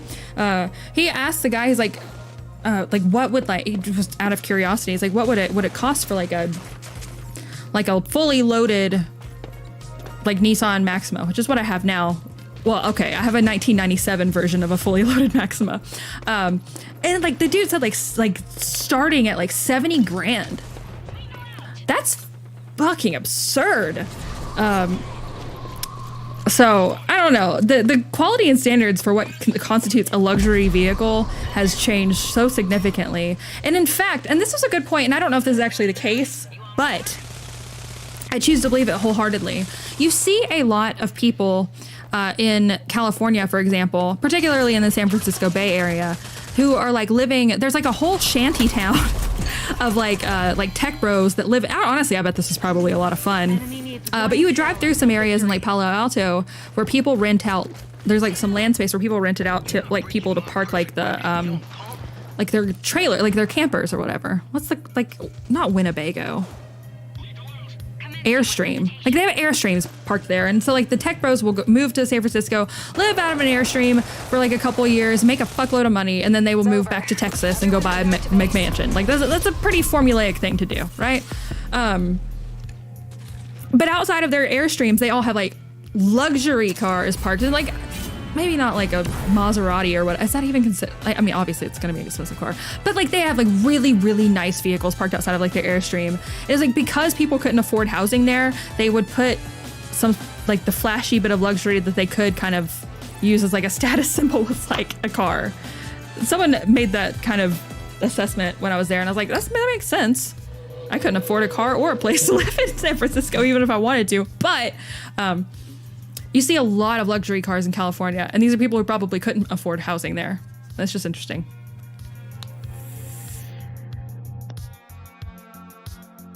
Bear Lake, Idaho is nice, but I might suggest going a little further north to Coeur d'Alene, Idaho. Look it up.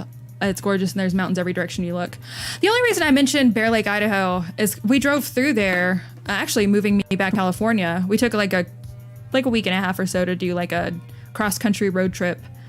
And we're just kind of, here, let's see.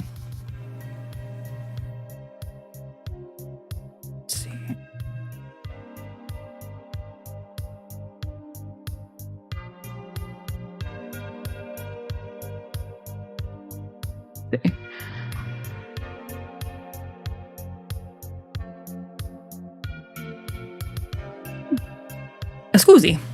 All right. When we went, or when we were coming back, we went from San Francisco, went up I-80 through Reno, stayed a night in Reno, went to the Circus Casino / hotel. It was really fun. Then we went, I think we kept going up 80 through Salt Lake City, stayed the night in Salt Lake City. And then we cut north through like just this corner of Idaho because we wanted to go up through Wyoming and like, you know, because Wyoming's beautiful. Honestly, Wyoming's probably my favorite state. But this corner of right north of Salt Lake City and through Idaho ended up being like one of the most unexpectedly beautiful places that we'd ever driven through, and it was just on an accident. And I would really like to go back there because we literally were just driving like through, and it was stunning. So I guess maybe that's what came to mind because I want to go back there. I want to like see it and stay there and just bask in it because it is beautiful. But no, I could probably go anywhere in Idaho, Montana, Wyoming, the Dakotas, and be perfectly content. Those are like, That little area of the country is to me the most beautiful by far. Oh my gosh. And Utah too, but they got some weird stuff going on in Utah and I don't think I could, I don't know. If you live there, no offense, but you know what I'm talking about, okay? Utah's got some weirdos there, and also the Romney family, and they can keep it.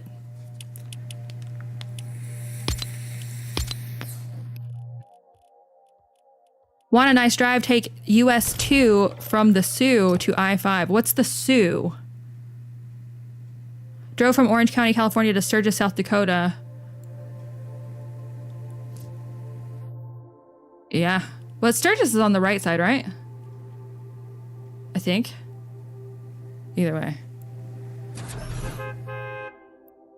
It's great up there. I regret not visiting more when I... L is crushing on the American Redoubt. What does that mean, Thoracic Bolus?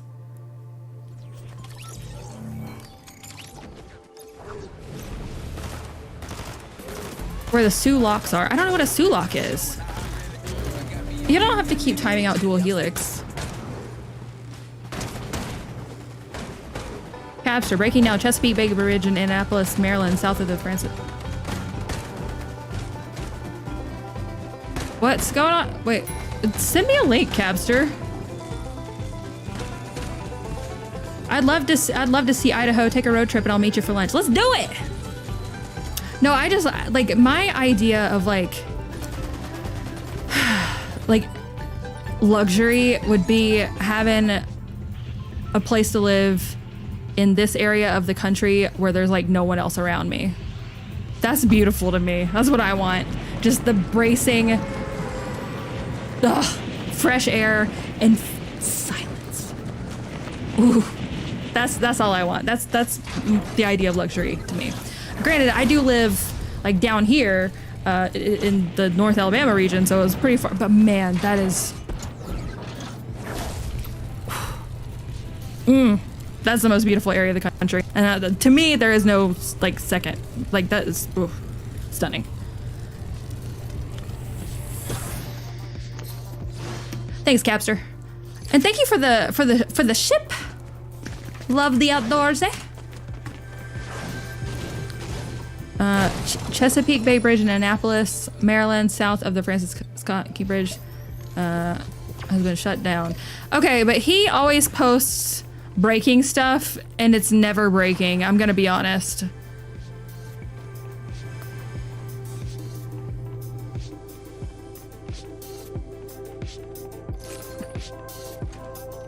That's not...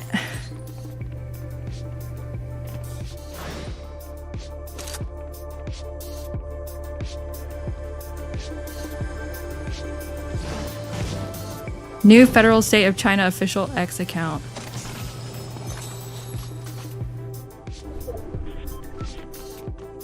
I'm always like real iffy on these kind of people.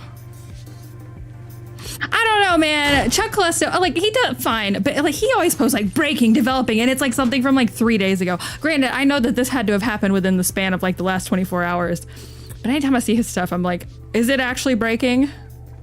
I don't know. Sometimes bridges close. I drove across that bridge, I think.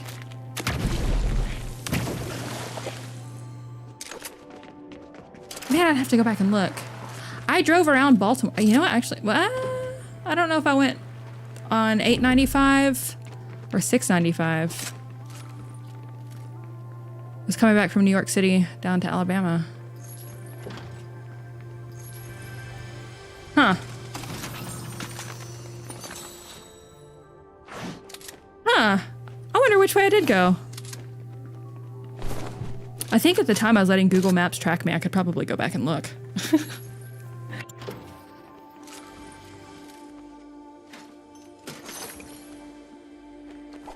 Cornelius Buttknuckle says, last time I was in Utah, I got to see a legit bum fight. Well, I gotta be honest, that kind of stuff was kind of a hallmark of living in California. I mean, it was all over the damn place.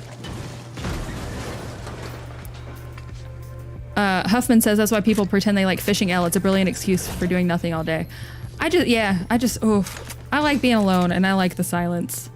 I love both of those things more than like I like just about anything else. So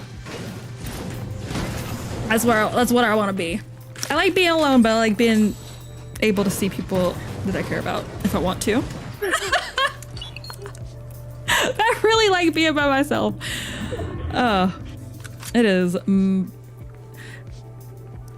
my favorite place to be.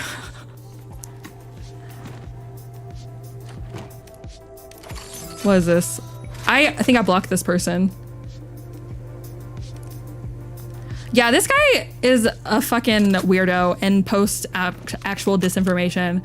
And not to use that dog whistle, I blocked this person earlier today because he posted some shit about like how, hang on one second. Posted, because I don't want to see it on my newsfeed. Sorry, no offense, but posted some stuff about how Japan banned mRNA infection or vaccinations, which is just like objectively not true, and got like a shitload of likes and views or whatever. And Japan literally at the end of last year, towards the end of November, approved the world's first self-amplifying mRNA vaccine with relation to COVID. So like it could not be further from the truth. And not only that, Japan's like on the cutting edge of it. So I would like, you know, by all means, some people might have good information, but like there might be some good posts here and there, but you need to really audit who is posting shit that they see for engagement versus who is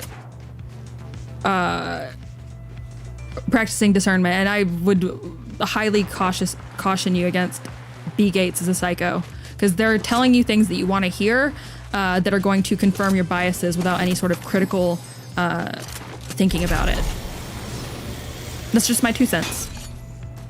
But I will go back and look at that video that you posted, because I know that's not why you... Anyways, I did block them.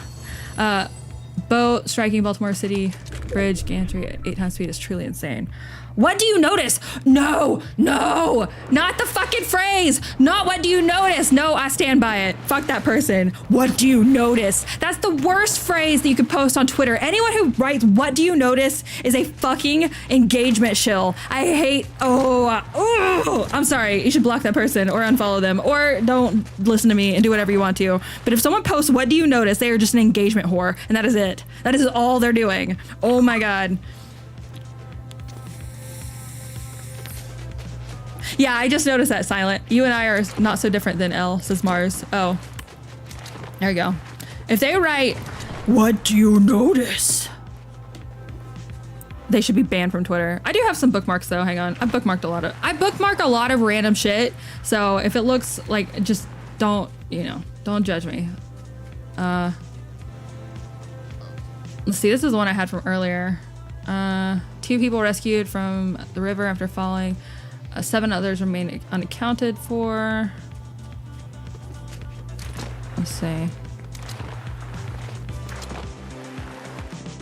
there we go. I guess these are 2 that I have bookmarked. Oh, I didn't mean to do that.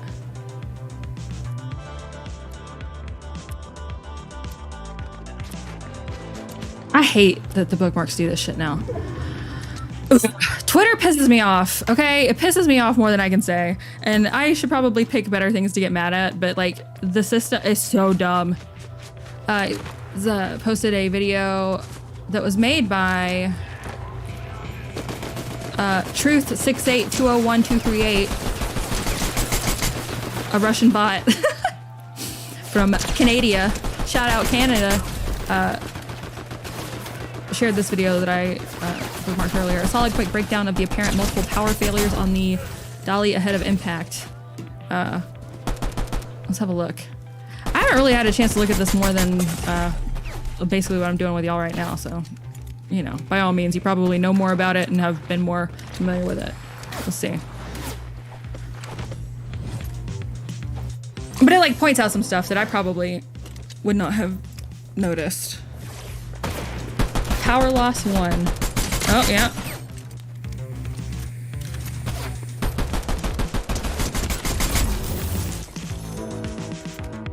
Recovery. Okay. Thick smoke. That is true. Power loss 2. recovery. It's like someone trying to flash their headlights, trying to like, you know, warn them that there's a cop ahead.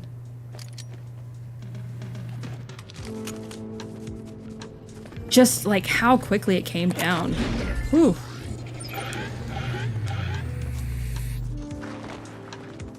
Wild.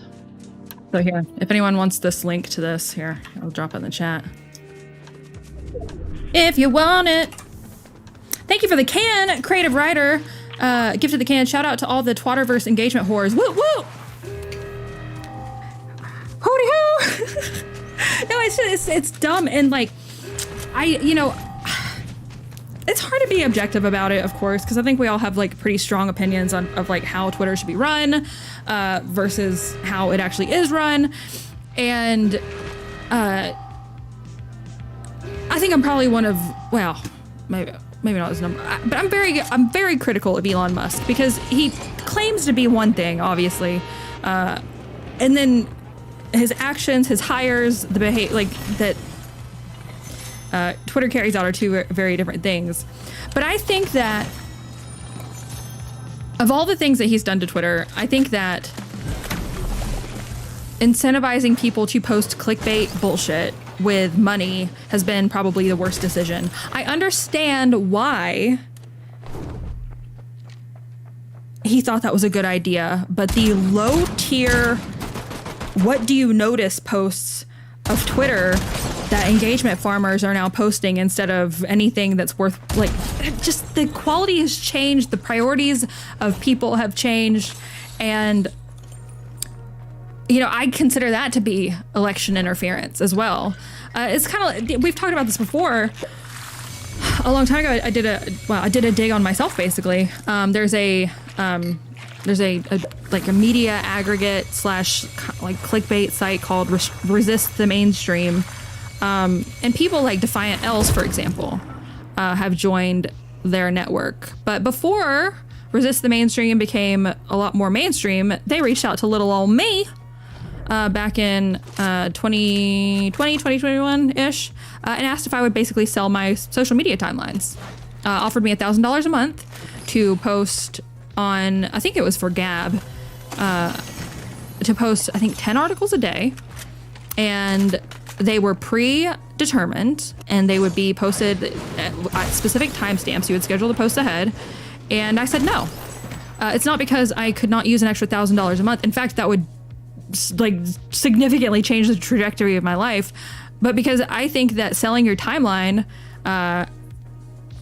is like a shitty thing to do.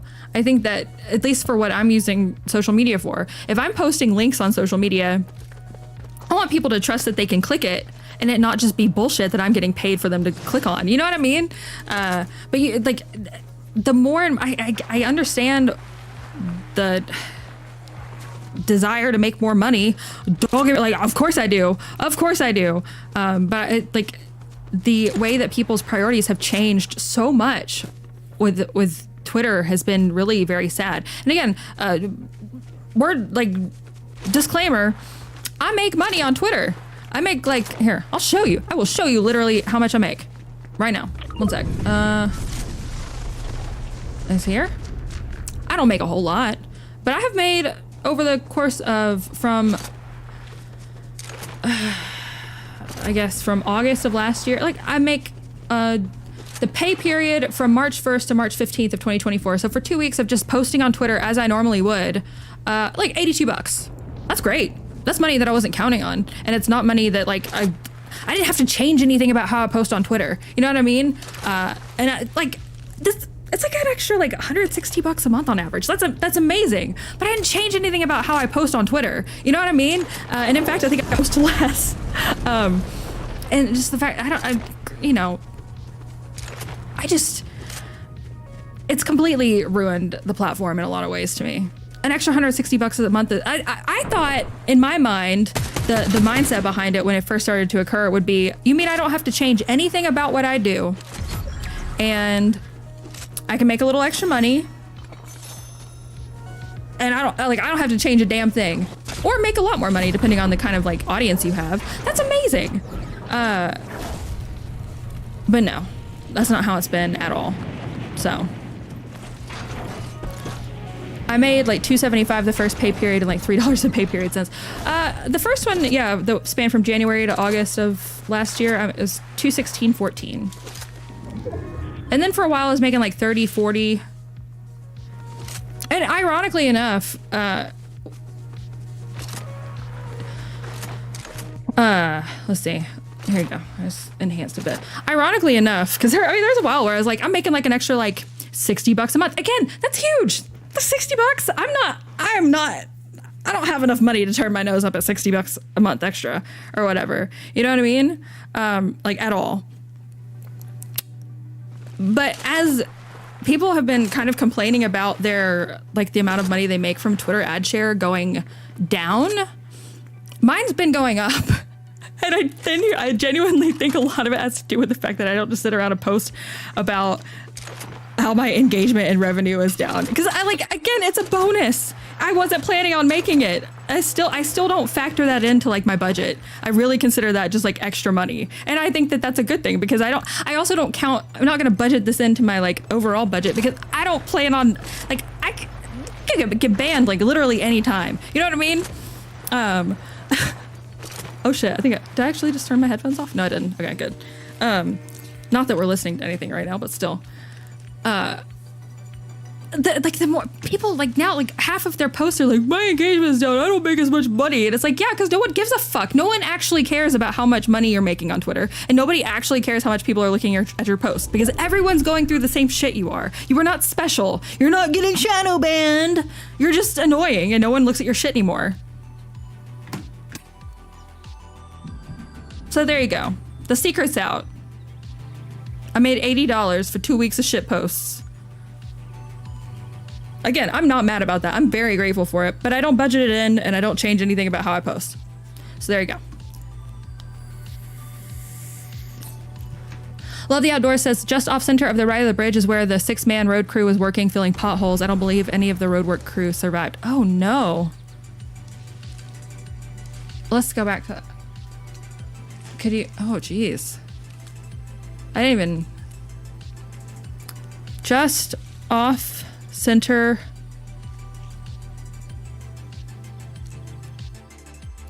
Like, oh, like off screen? Is that what you're saying? Again, I haven't really followed up on a whole lot to do with this. Anna Slats, hang on, let me see.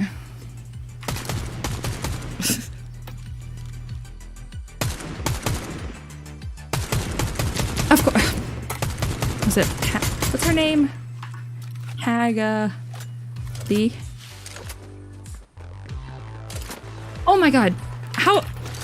She's like unsearchable.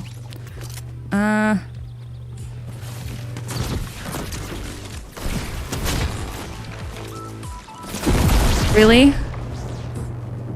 Of course you can't. What's her fucking user handle?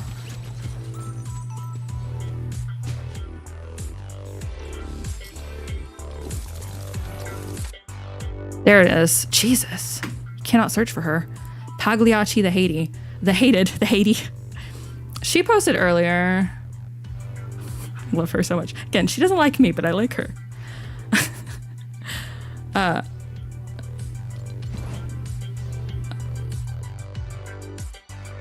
The name of the vessel is Dolly. All Indian, 22 in total, owner of the Grace Ocean Private Limited, outbound from Baltimore to Colombo.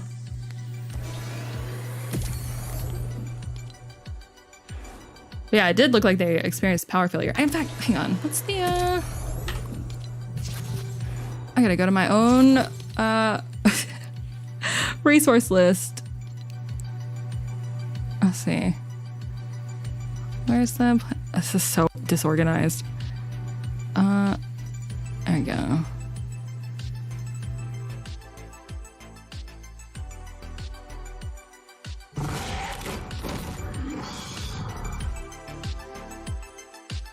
Whew.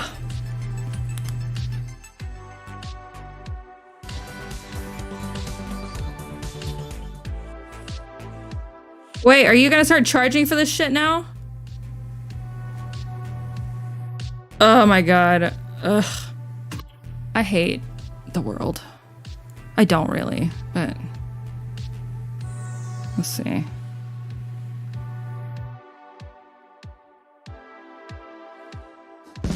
Tradewindsnews.com does this. It's a good place for like boat news. The global shipping news source. Mass casualty event as Maersk container ship destroys vital bridge in Baltimore. Lights went out on container ship. A sudden change of course caused the bridge disaster. Let's see.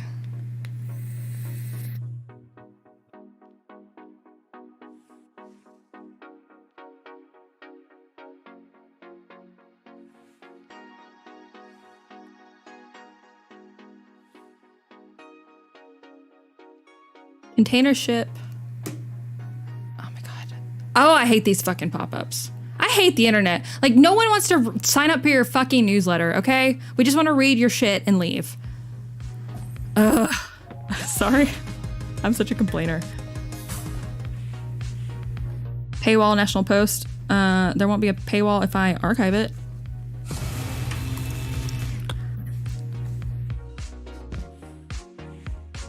Oh, paywall. All right, let's see. It's just a repost from the Associated Press. Let's see. 6 workers missing after key bridge collapse are presumed dead. What do you want to bet that when they rebuild the bridge, they're gonna rename it after like Harriet Tubman or something instead of Francis Scott Key? What do you want to bet? What do you want to bet?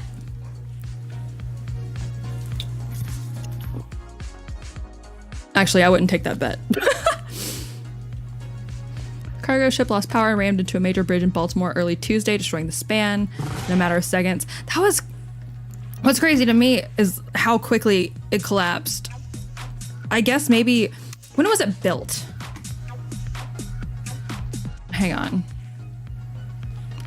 Let's go back in time, shall we?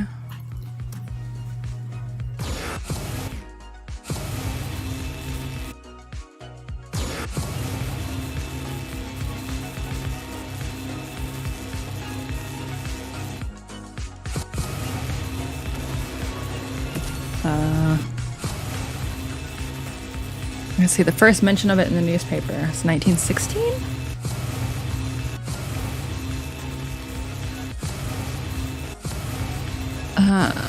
Secretary Baker decides on name for new Potomac span. Secretary of War Baker announced today that this is from the Evening Star from July 3rd, 1916. Has announced today that he recommended that the new bridge to be built over the Potomac River in place of the Aqueduct Bridge shall be named the Francis Scott Key Bridge.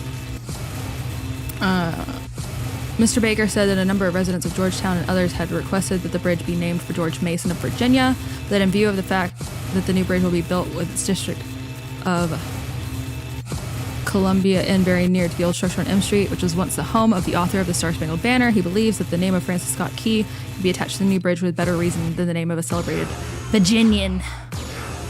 So when was it built, though? This was announced in July of 1916. Let's see.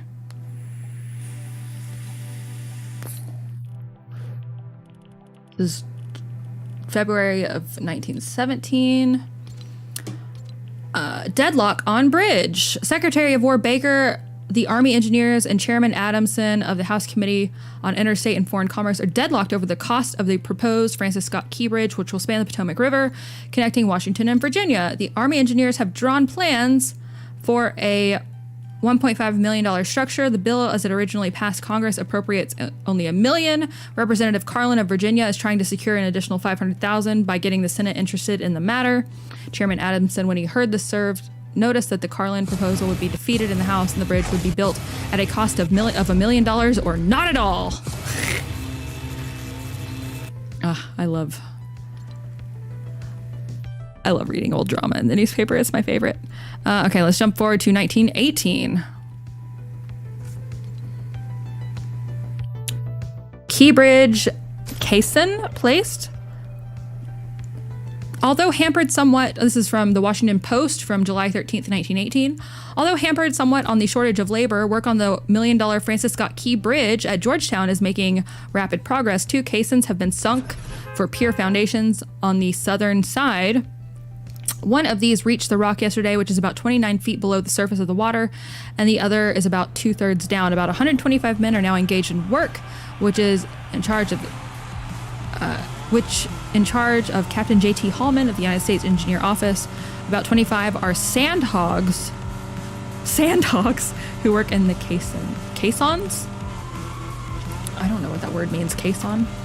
Caisson? A large watertight chamber open at the bottom from which the water is kept out by pressure, and in which construction work may be carried out underwater. Oh, cool.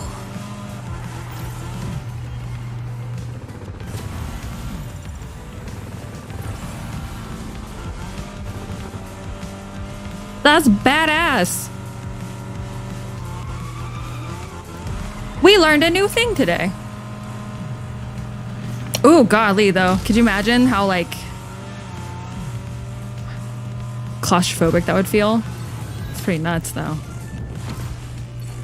That's really neat, though. I mean, like, oh, neat. Now we learned. Somebody tell Elle she's reading about the wrong bridge. Is it?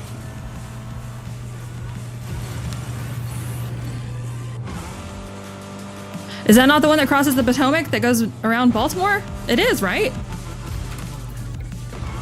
I don't think that it literally goes outside of Baltimore. What are you talking about?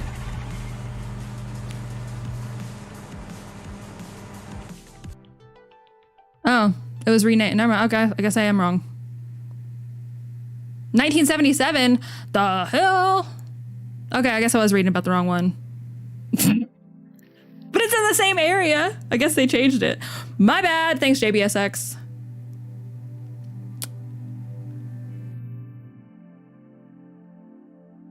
Which one am I reading about? Why'd they change it?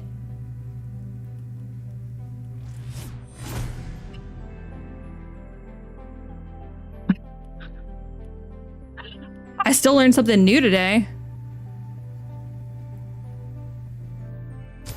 So when was this built? March 1977.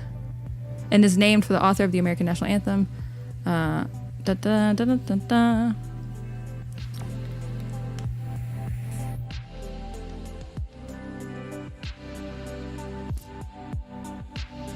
All right, so let's jump forward to 1977. Wait, Key Bridge or Beltway Bridge? When was it renamed?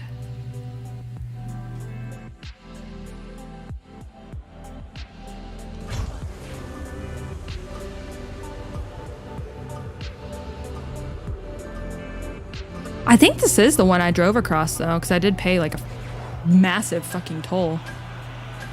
All right, well, all right, let's get out of 1917 then. Let's go up to 1979. Look at that.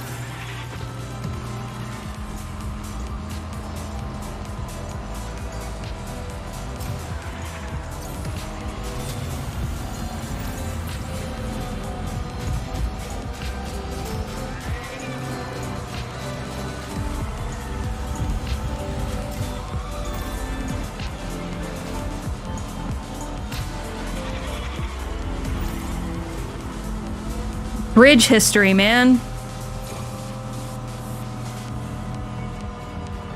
There is another bridge called the... Oh, I could have kept reading. There's another bridge called the Francis Scott Key Bridge located in D.C. Why did I just click that? Get out of here. They're 100% gonna rename it to like Harriet Tubman or something. 100%. We already got another one. Best show ever since I'm 30. Don't lie to me. I do appreciate that. They're like, we already have another one. He's got 2 bridges. White male privilege. Sorry. I'm not sorry. I don't know why I said I was. I lied. I lied to you. $220 million.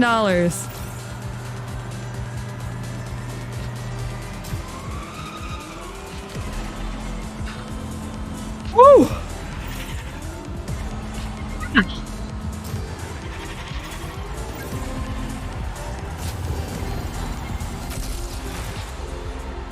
Isn't Chesapeake...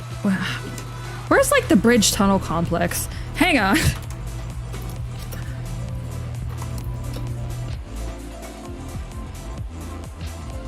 That's Chesapeake. Okay. Okay. All right. Where are you at, though?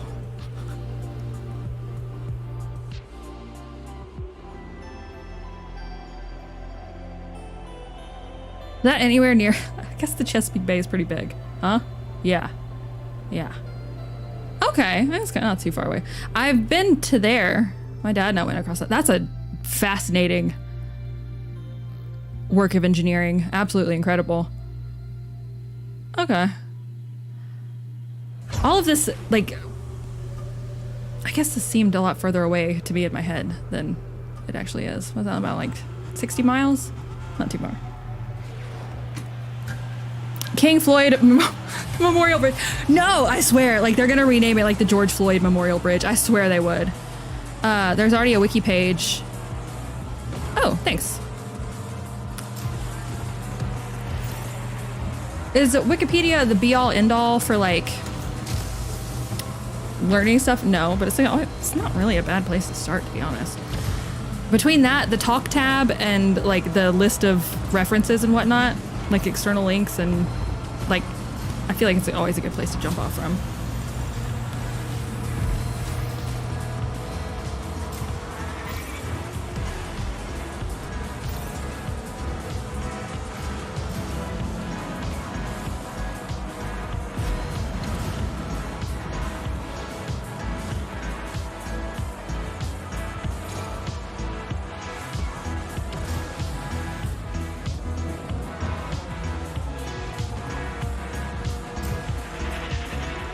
They had at least 20 workers on the bridge at the time of collapse.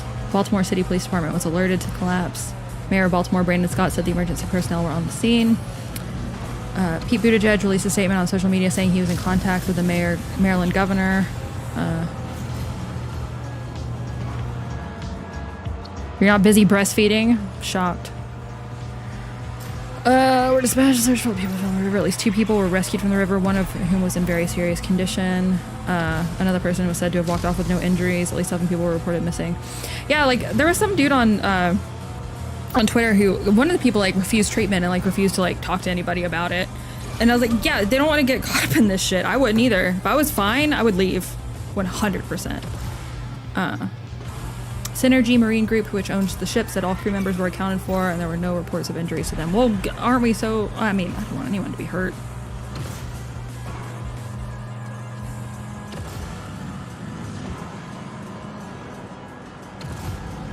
It's just incredible. Oh, maybe incredible is not the right word, but like it just happened so fast.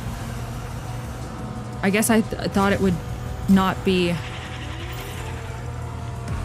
well, that fast, I guess. This is incredible though. If you've never been to the, what connects like Virginia Beach on one side with somewhere else. Pardon. It like goes underwater and above water, so the I guess boats can go over it. My dad drove through it because he'd never been through it, and he's engineer nerd, like most of, well, not quite a few of y'all are as well. And I didn't really appreciate as much at the time as I do now, but like that's a really incredible piece of engineering.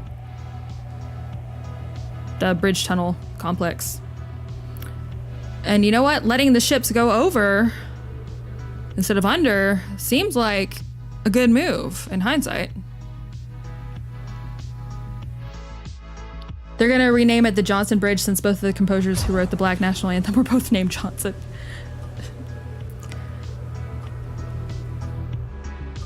That really is like a disproportionately like black last name, isn't it? Or like, you know what I mean? Not black last name, but like. So is Brown, which is my last name, but I'm not black, so. Shocking, I know. Sorry, I had to find out this way. Bridge was built on the cheap, which is why it collapsed. Too few pylons. It did look. I mean, like I know that of course, anytime something like this occurs,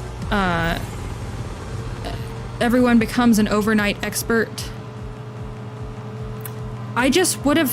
I thought that like the whole idea behind, like, surely the likelihood of there being a collision at some point had been taken into account.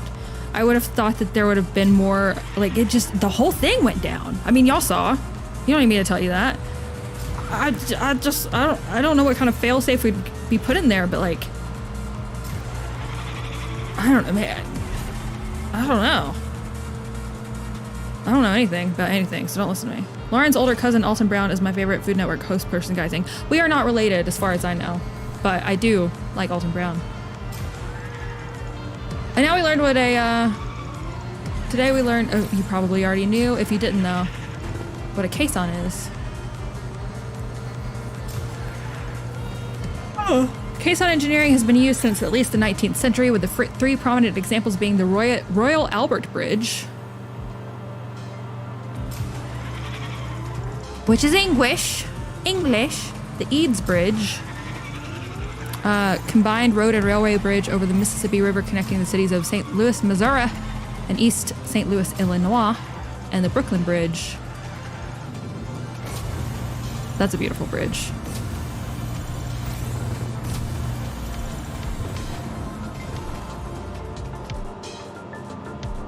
I don't know, man.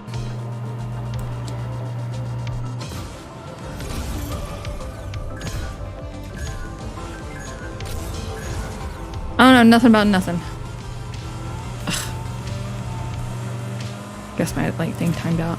No, I like National Post. I'm like fundamentally opposed to like paywalls, which is why I don't do them. I think that, I don't know. I guess I could be a lot richer, but I'm fundamentally opposed to them. So, there.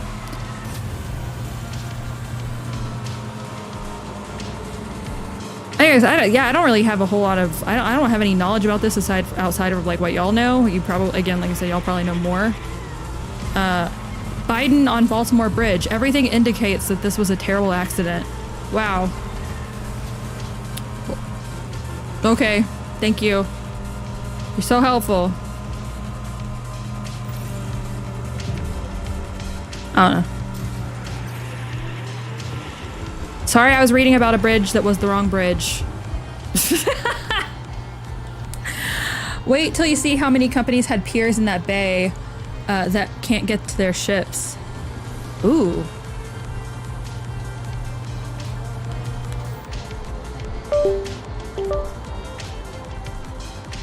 I feel like they'd probably be able to move the shrapnel, I guess if that's the right word, like fairly quickly. Ben Band says, that's true wisdom, ma'am, realizing that you don't really know shit. The more I learn, the more I realize I don't know. I'm trying to. I would like to know more stuff. Obviously, it's kind of like the whole endeavor that we're undertaking here together. But, like, I don't know. I really kidded myself. I was very delusional, to be quite honest. In, like, later, in 2020, we started to kind of get a rap on things. Like, I thought I had the world figured out for a bit. I did not. That's why I like doing the show. It's why I like talking with y'all about stuff. Because otherwise, like, you just kind of taking shots in the dark. I think that, you know, at the risk of being wrong, we have to, you know, hypothesize and whatnot. But realistically, I think between all of us, we probably can collectively come up with a pretty decent vantage of what all's going on. But I don't know shit. Turns out. Thought I did. I wake up, there's another psyop. I love that meme. Y'all seen the cat here? Bobby Digital posted this on Odyssey. So true, little kitty cat. So true. Why is he so stumpy? That's a stumpy little kitty cat. I love him though.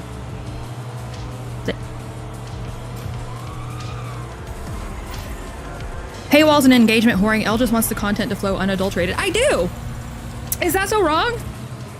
I think that paywalls, like, Or like if you go to a website, like, and granted, I say this, at the bottom corner of my website, I do have like a little like floaty donate button there. It's just all the time. That actually took a lot for me to like be able to code in. So I'm really proud of it. There's always like a little floaty donate grifter L down in the corner of the site.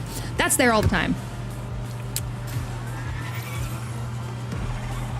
You know, on the off chance someone's like, I like what I'm looking at. Maybe I'll send her like $1. Cause you know, it's necessary. But realistically, I don't, especially when you haven't really like consumed a whole lot of the content available or like read any of the, like if you haven't, you've just gotten there, right? You don't know if it's worth, like if it's got more than just this that you want to look at. Why would you pay money? Why should you be expected to?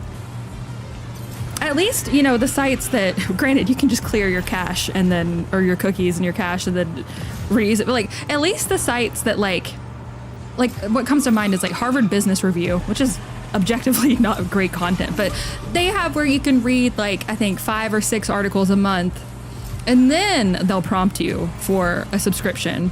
And again, you can just clear your cache and your history and all cookies, and like you can just keep doing that, or keep opening them in incognito mode or whatever.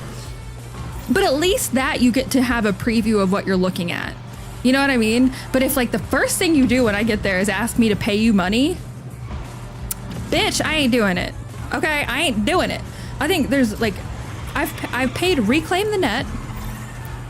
I love Reclaim the Net. I talk about the stuff that they talk about a lot on here. They do a great job, and they have, you can pay $60 and you can, it's just one time $60 and you can see everything on their site, all the stuff that's behind a paywall in perpetuity. It's not like a renewing thing. It's $60 and then you're done. I was like, that's a deal. Sign me up. But other, like, I have a $1 a month subscription to Grabian. And that's really about it. Like if I want to, I'll give people money if they like, if I think that the stuff that they're doing is worth it. Half the time I just don't though. Or if I'm broke, in which case I also think I reserve the right to not do so. Like I totally get it. Like if you watch the show or like read my stuff and you've like never like donated, like I fucking get it, man. Like what, I would be such a hypocrite if I was like, why don't you donate? I'd be such a hypocrite. So you know what I mean? I get it. I totally fucking get it. So I try to live by the standards that like I hold other people to. So that's that.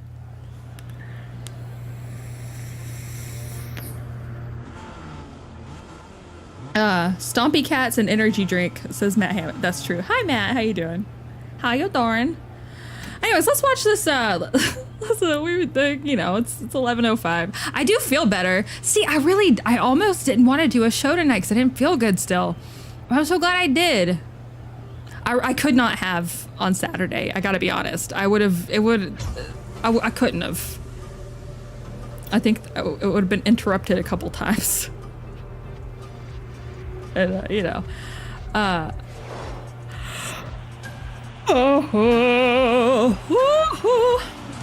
right, sorry, I'm just closing out tabs real quick. Let's look at this 60 Minutes thing though, of this former women's basketball player turned internet misinformation, disinformation expert, right? Let's see. So this all started, this dig, and again, we are going to be reading someone else's work because, again, I am feeling better, but I don't really have a whole lot of time to do much of a dig. So 60 Minutes posted yesterday, or well, 2 days ago now, a link / put a bit of their video in of to a story but from Leslie Stahl. Supreme Court grapples with online First Amendment rights as social media teems with misinformation. I posted this video of this Katie Starbird, who is the leader of a misinformation research group. Let's watch it. I don't have it unmuted on your end. Hang on. I'm an idiot. Don't agree with me. I might cry. All right. I might cry. I might do it anyways. And you know what though? I could, in hindsight, when I was being a little grumpy towards the end of last week, I think it was because I was not like, I wasn't like sick, but like I just wasn't feeling well. And sometimes if something's coming up, I get so grumpy. So on behalf of myself to everyone that I snapped at last week, I apologize. It's not, I would say it's never gonna happen again, but that would be a lie. But you know.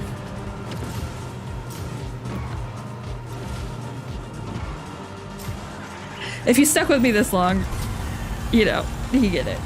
I'm a human being who's not, I know this is gonna come as a shock to you. I'm not perfect, you know. Sometimes I respond to things in ways that I am immediately embarrassed about. But you know, you live, you learn, you make fun of former women's basketball player ladies on the internet. So let's watch together. Kate Starbird says the social media platforms also often ignored the researchers' suggestions. The statistics I've seen are just for the Twitter platform, but my understanding is that they responded to about 30% of the things that we sent them. And I think on the majority of those, they put labels. But just a third? But just a third, yeah. And do you suspect that Facebook was the same? Oh, yeah. Kate Starbird. So Kate Starbird, this lovely lady, in fact, hang on. I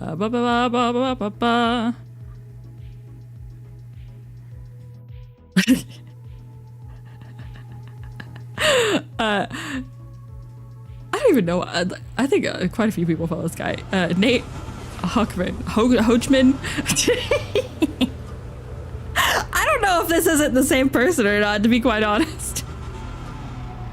You know, in true internet fashion, made fun of how she looks, which, again, fair game. If you're gonna whine about bullies on the internet, then you get bullied. Those are the rules.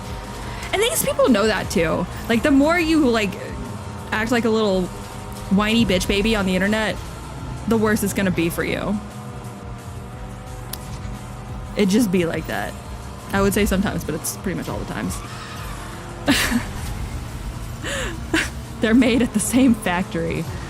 I swear that I don't even know the story behind this picture. I swear it looks like her.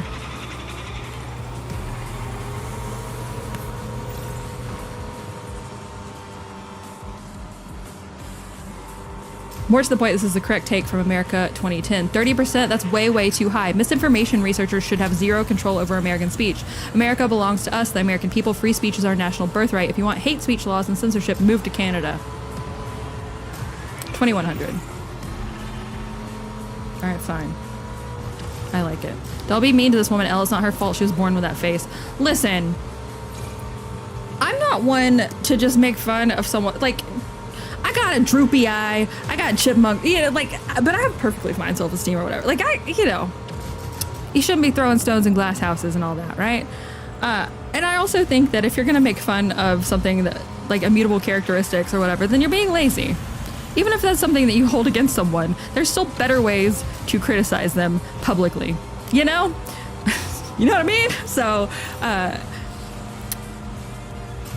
but sometimes you can just tell that someone's outside reflects their inside. And objectively, and it, you know, it's certainly not at the risk of sounding like a rad femme, it's not women's jobs to just, like, be beautiful for other people's consumption or whatever. But also, she's not doing herself any favors.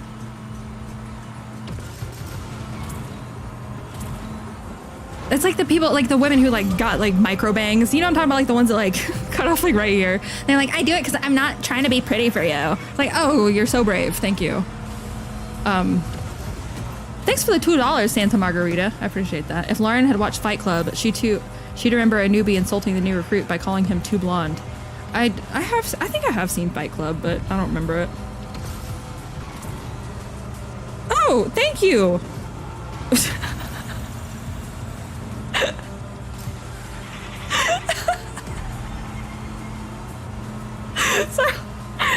PJ for the $50 with just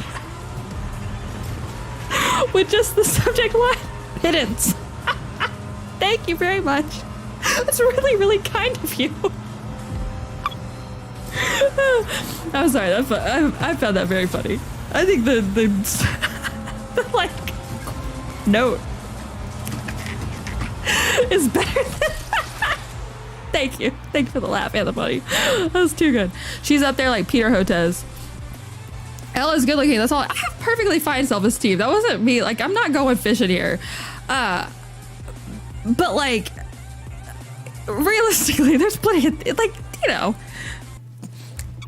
if someone was gonna come after me and they made fun of my droopy eye as opposed to like some other dumb shit, then like I'd say you're being lazy. Kind of like my eyeball. So, I think that if it's something that I would not take personally, then why would I go after someone else for something that I would personally not be offended by? You know what I mean? Like if like someone online's like, you're a dumb, ugly bitch. And I'm like, yeah, kinda. Ooh. You're not saying anything that I've not already yelled at myself in the mirror like many times over. All right. If you don't go through a period of time in your life where you just objectively hate everything about yourself, then what are you even doing? Okay. Did you grow up attractive in high school or did you become funny? I became funny. All right. There's a reason for that. A mere pittance. No, it's just funny. It's really funny.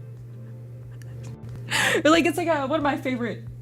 Not even because the book itself was that good, but we read a book in college, in one of my literature classes called "'Tis Pity She's a Whore." I don't know. I like that. What is it? "'Tis Pity She's a Whore."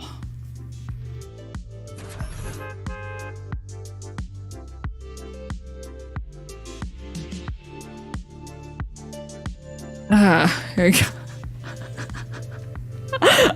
This was "'Tis Pity She's a Whore" is a tragedy written by John Ford. It was first performed in 1626. Anyways, I love the name of this.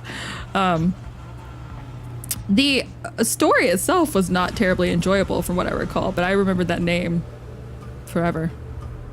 I wish we talked like this. "'Tis pity she's a whore. 'Tis a pittance for you." This is great. I enjoyed it very much.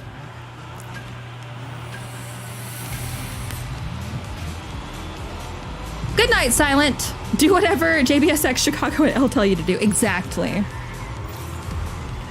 Good night, Silent. If she grew her hair out, it would help. You know, I mean, as women get older, like, it gets more difficult to grow, like, your hair. It's like, you know, as the biological clock starts running out, as MP. I saw that comment just a second ago, and it is true. Objectively, I did waste a lot of my I did waste my youthful times in my 20s being a fucking idiot. I did. I fell 100% face first into the trap of like college feminism. I did. 100%. I wasted a lot of fucking time. It's true. I wish that I hadn't, but I did. It's just the objective truth. I would like to have children. My time is running out. We'll see. But I'm also not gonna just rush face first into having a kid either at this point in my life. So if I have kids, I will be thrilled. If I don't, I will be sad, but I'll be all right. But I'll be very sad about it. So there you go. That's the objective reality. I wish I hadn't wasted my time in my 20s. I wish I hadn't been indoctrinated in college, but I was, and that's the reality. It is what it is. So.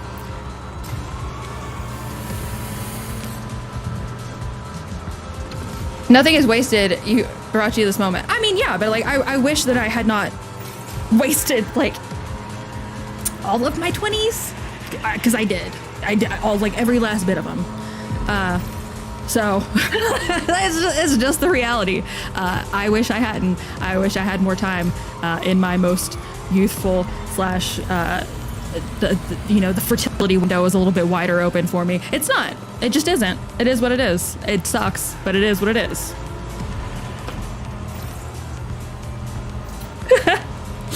Cheers to being a fucking idiot in our 20s. Woo woo, says creative writer. Thank you for the can. It's true though. I mean, like it's why I genuinely, maybe I refuse to.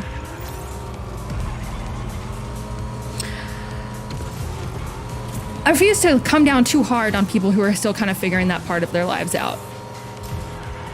And I've said it before, and I'll say it. Like we unilaterally almost agree that the system as it's designed is designed to churn out people who are aimless and confused and brainwashed. And then the moment they're turned out loose on the world and they're aimless and confused and brainwashed, we're like, have no sympathy or empathy or even try to go, man, I know, I'm sorry, it sucks, but let's figure it out together. You know what I mean? Like people, like, I'm not giving up on the Utes just yet, to quote Joe Pesci. Just the Utes part, not the rest of it. That's me. But I'm not, because I'll be 34 on Saturday, but I was once a young lady voting Democrat. So there we are. Yeah, the system works at that. It does. It 100% is very good at doing exactly what it sets out to do, which is, leads to a lot of people wasting their 20s being a fucking idiot. Good times. Wonker 747. That's so brutal. Wonker.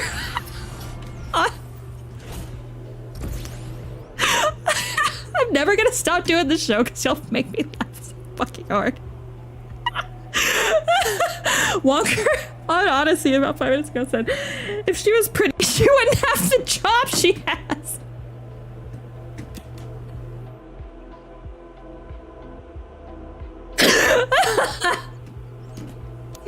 Is it mean to laugh at that? I don't care.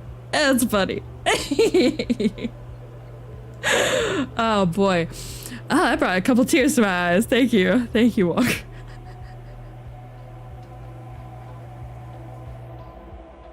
It's true though. I think we need like a good old fashioned like 90s movie-esque like makeover scene, where she like walks out in like different outfits and we're like, yeah, or like, no. And then like she gets a haircut and takes off her glasses and all of a sudden it's like, oh, you're hot. You've been hot the whole time. Who knew? She's got symmetrical features.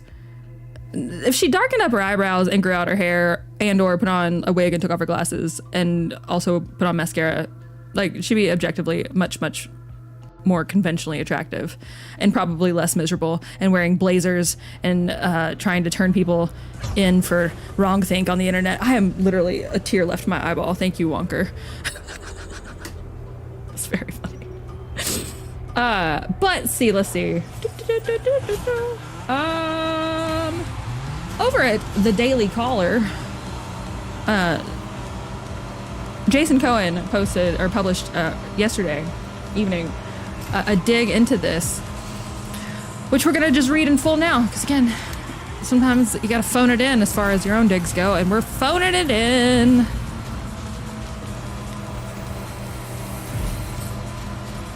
Symmetrical, yeah. Both sides look bad. I don't like. I get. It's like there are people, man. There are people who really have just been dealt like. I got a droopy eye and like fat cheeks or whatever. No matter how much, like even when I was at my very thinnest, probably a little too thin to be honest. Like when I was like first lost like a lot of weight. Like I still fat fucking cheeks. But. Some people are really just dealt like I'm talking about like bone structure kind of raw deals that are, unless you have like massive surgical intervention, like people who are, I forget, there's like a term for it, like people who are born with like no chin, and it's like there isn't, it's not a matter of like losing weight or like and have to have like jaw reconstruction or like it just like those kind of things are I consider those things off limits as far as making fun of, because people, you can't help that shit, man. And I can't imagine what it would, I might have a couple of them, but I can't imagine what it'd be like to kind of grow up with that sort of like just constant feeling about your self-esteem. I was self-conscious about like a slightly deformed top of my ear You know, like, which is, well, yeah, I have like a slightly pointy ear, right? I can't imagine, it's like something that's like just so, I don't know. But when the things that are like objectively unattractive about your appearance are things that you're doing on purpose, like again, getting like the Karen haircut, it's like, if you're gonna have hair like that, like at least do like the like shave the side of it. Do it like Cressida in Hunger Games. She's like objectively, well, I feel like this is like what people are always trying to go for when they're hang on. I mean, I always forget her name. This is what people always think they look like. What's her name? She was also Queen Marjorie in Game of Thrones. This is what people are, I feel like, always trying to look like when they like do that kind of like, what's that called? Like a side cut. It's got a name. Like at least do something like this. Make it look cool. Get a cool tattoo. I don't know. Thank you, Keeve Singer, for the $10. Here's a little something for your birthday. I enjoy your show. Thank you so much. L is an elf. No, it's which ear is it? Hang on. Is this one? It doesn't even look. It looked, I guess, worse when I was younger. Because your ears seem so like disproportionately large to like the rest of your head. But like that's, ow, fuck. Ooh, I'm sorry. I just hit the shit out of my elbow. Fuck. I suffer for you. Oh God. Ooh. Ow. Jesus. It like doesn't even look like that much, but like it's like the top of my earlobe is like kind of pointy. I don't know if you can see it because I can't see it on the screen. But like it's not even, can't even really tell anymore. But I like as a kid it used to be like really pronounced, and I did get slightly made fun of it for it, which is dumb. But kids always go like anything that looks, kids aren't even necessarily doing that kind of stuff to be mean, but they know what looks normal or what is like what is. And then anything that deviates from what they've always kind of seen as like the norm is always like, ooh, that's different. And it's just like, it's curiosity, maybe a little bit of meanness. I don't know. But it's like the top of my ear is like a little pointy, and it doesn't even look like bad anymore. But I almost had like we didn't grow up with like a ton of money, like at all. So, but like my mom was like saving up to like let me get like cosmetic surgery in my ear, and then I finally just decided that I didn't want it. It was like that, you know? So between that and like and if anyone went through this in high school / middle school, you know exactly what I'm talking about. But I also had when I was going through like puberty and just like teenage years, I had a condition called hyperhidrosis, which is where you just sweat a lot all the time, even if like you're not like it didn't matter if there's like physical exertion or not, and it was just like it's like so gross, but it's true. It was like all of my armpits. So like imagine being like in like 5th or 6th grade and just having like the like circle of like armpit sweat. It's like it was so embarrassing. So like I use medicated deodorant that like burned the skin off of my armpits trying to keep them from being sweaty as like a teenager. And now I'm like, you know, I mean, that probably wasn't, I probably have absorbed, it was like the shit that I used called Drysol, and it's like so much aluminum. I probably will have like later life complications from that Drysol. But if anyone went through that, you know what I'm talking about. No, wait, it wasn't Drysol. I think that's the is this the one that's prescribed? Aluminum chloride. I mean, burned my skin. My skin would like dry and crack, and like I would be crying when I would use it. And then a couple times I got Botox in my armpits. It's like because it would like it would insurance covered it for a bit, and it would like make your armpits not sweaty. That was probably of the two, that was the most embarrassing to me, because there was no like, oh, well, I'll just wear my hair a certain way.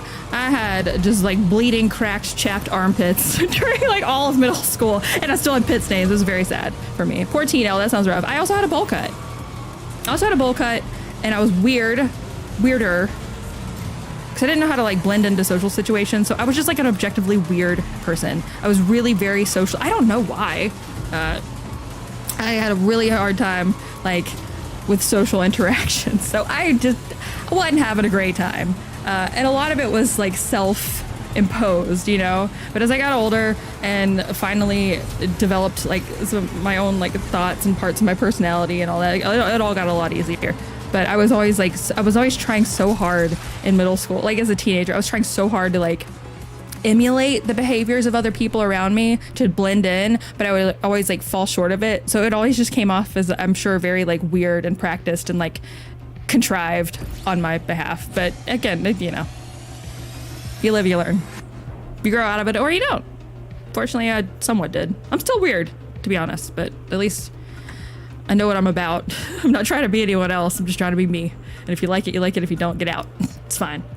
I had a rat tail, said Mars. Oh, but rat tails were cool. In the 90s, rat tails were cool. I remember, man, it's a good time.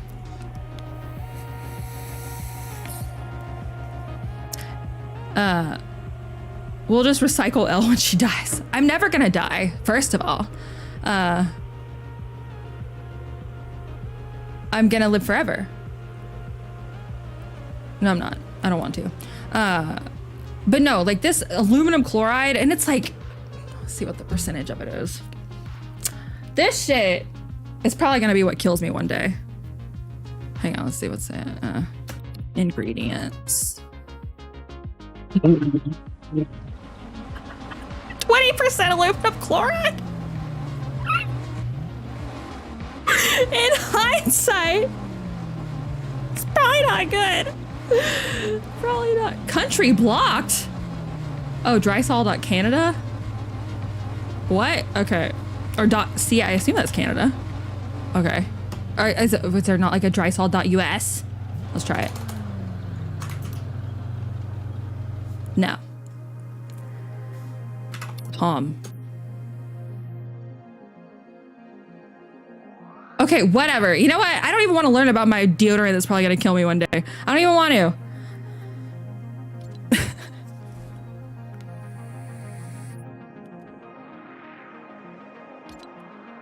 All right, here's what GoodRx has to say. Drysol, aluminum chloride hexahydrate is a topical antiperspirant.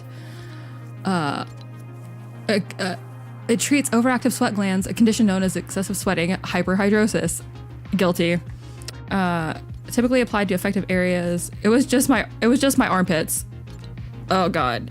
Some potential side effects of this medication include burning, yeah, itching, prickling, or tingling at the treated area. My skin, you know, like, you know, the desert floor, cracked desert floor. Okay, this might be a little bit hyperbolic, but not really even. This is what that shit did to my skin. And it was so painful, but I did it anyways. I probably put it on too much, to be honest.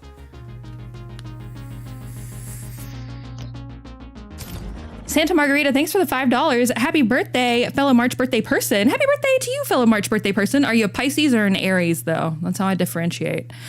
You missed out on some good Irish folk music in Dublin Friday night. I made sure to have a pint or 10 of Guinness for you on Friday. I do like a good Guinness. I like a good black and tan. Thank you for the can. Love the outdoors, eh? Everybody is somebody's weirdo. Embrace it. Oh, I think that we're all... I think that people who try to stifle like their weird little quirks or what, like, you know, not like a manic pixie dream girl kind of way, or like a, but just like, why would you do that? We're all a little weird. Just be yourself. Unless you're like, you know, within reason. but objectively, like, we're all a little weird. It's all right. Be yourself, be yourself. What is that movie? What is that movie? I got shit. There's like a movie, it was like a rom-com. It's like the guy who used to be fat and now he's not. And his mom like sings him a song about being himself. I do that all the time. I think it was Just Friends, was it? Shit, I don't know. I sing that song all the time. Yeah, I just thought about the reference. Anyways, I'm a Pisces, the last day of it. I'm gonna consider you an honorary Aries. Not that I'm not really a horoscope lady, but you know, whatever.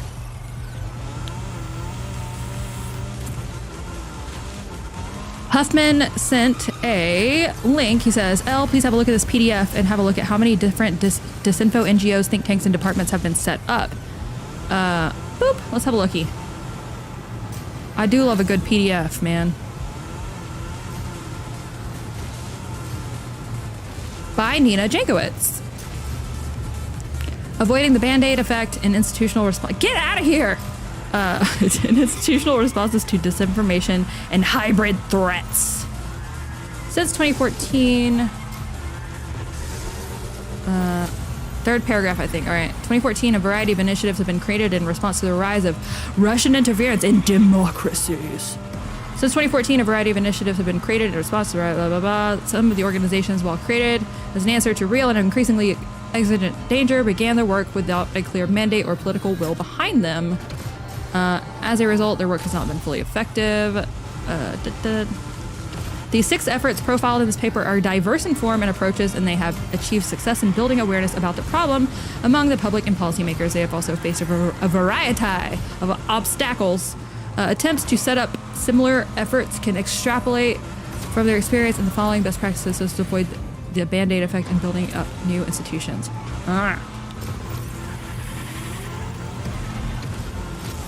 Be yourself is bad advice for a lot of people. Their selves suck, like that poor woman from 60 Minutes. No, but and I don't know her. I don't know what goes on in her brain or like internally, but I would be willing to bet that this person that she has become is not genuine to who the kind of person she wants to be. But she has been caught up in ideology and in the social pressure that comes from belonging to certain political factions that continue you down a path that you might not even want to be on, but you don't see a different way out of it once you get going down it pretty far. I genuinely don't believe that this would be genuinely who she is. If she, we're all a combination of both. I spend so much time by myself now that I feel like this is pretty, and that's how I like it. I love being alone. I don't want to be around other people. I like being around my dad and my mom. I don't like being around people. I really hate it. So, I feel like this is pretty accurate to me, but we do become we are shaped by the people we surround ourselves with. And she's clearly very plugged in to these circles. So, her personality is now an amalgamation of other external pressures and attempts to shape her mind further. I really don't feel like this is a genuine representation of who she would be if she had a different outcome, or if some outward forces were a little bit different. They make temptation cat food. It has pieces that look like temptation treats. Don't tell little cat. She's over there asleep in the chair. I'm not gonna wake her up. Don't tell her that. If you tell her that, I'm mad at you. Lynn says I'm a recluse. No, I used to really hate being by myself to the point where I would never go home. There was a lot of in the years when I was bartending and working in the restaurant industry in general, I would never go home until I was ready to go to sleep. I'd be at work. I would always stay late at work, or and then we would all go out and drink together after work. And that I was never alone. I was never at home. I was never just doing any of that. And so I take it as a sign to myself. I've really become very comfortable being alone with my thoughts and not horribly intoxicated. And that is it might not seem like much, but that is really it's a sign of distinct progress. Maybe the bar was pretty low from being like a, you know, just drunk all the time but like to me it's a huge signal of things that are going right in my life. So there's that.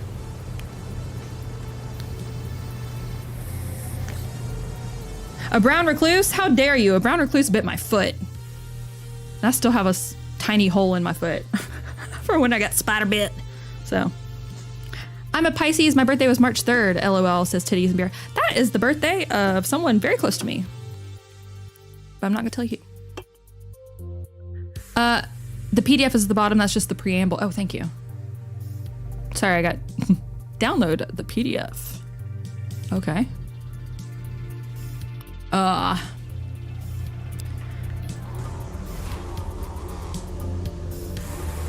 Crushed it.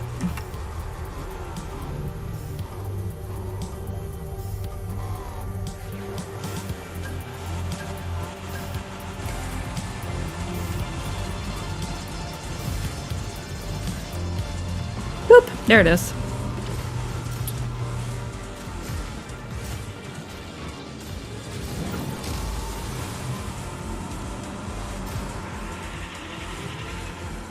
Sure, I'm gonna go ahead and download it since it's, you know.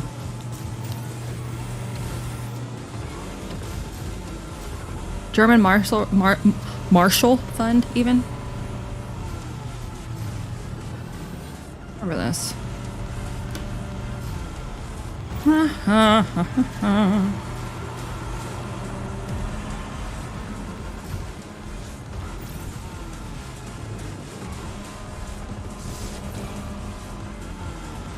What about Harry Hursty's up to? I haven't checked in on him in a while. This is interesting, for sure. I'm gonna re-upload this too, so that other people can access it, since it's been taken down. Harry Hursty was the one who directed that,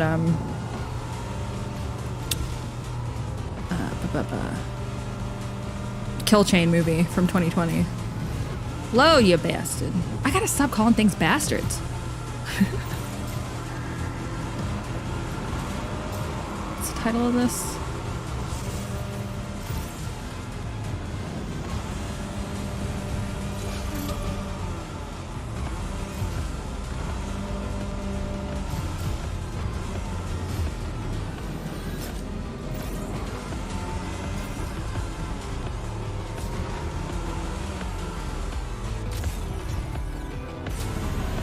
Sorry, I'm just doing this now so I don't forget to do it later.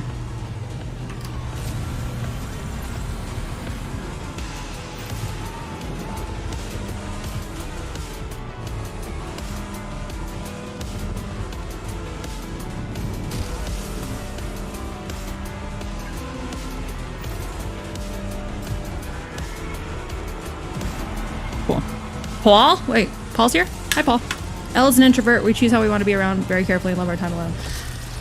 I mean, I like being around other people. I don't know, but I like being in my own space, and I don't like other people being in my space, which is, I think, why, and maybe it seems to, like, people who are incredibly extroverted, like, I like being here and hanging out and talk, like, you know, because it's, I don't know, it's on my terms. It's kind of like when I was a bartender. I loved bartending, and you're around tons of people when you're bartending, but, like, there's the distance between, I don't know, it's in a controlled environment where you get to be social, so.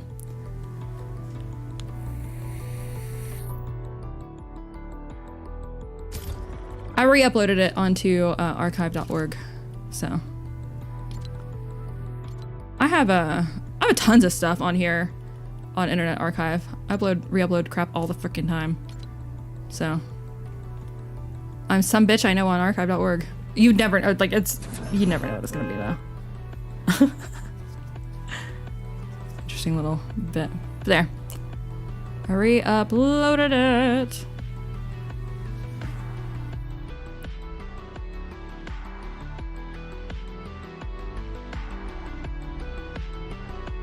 Rumble sucks to type on, says MP Cal. I'm sorry. April 5th is my birthday. Happy early birthday. My nickname in 7th grade was Lanky Bastard because my wingspan is 6'8". That was skinny as fuck. I'm sorry, Doxy. I'm sorry for giggling too. Lanky Bastard. My nickname in college, my government name, my government issued name, well, parent issued, but is Lauren Elizabeth Brown, but the initials are LB, right? So I'd see it, Lanky Bastard. And my nickname in college was Pounds. This is also when I was at like some of the heaviest of my life, but I still thought the nickname was cool. But in hindsight, I think that was probably mean, but I thought it was a cool nickname, so whatever.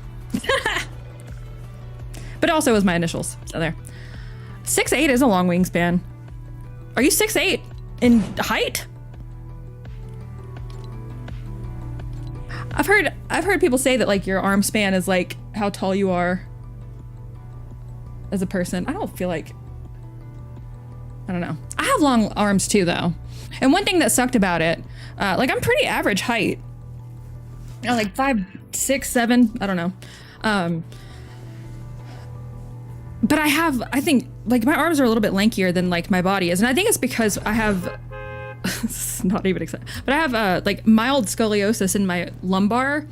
And according to one doctor one time, he said that if I didn't have a curve in my lower spine, that I would probably be about like a ½ inch taller.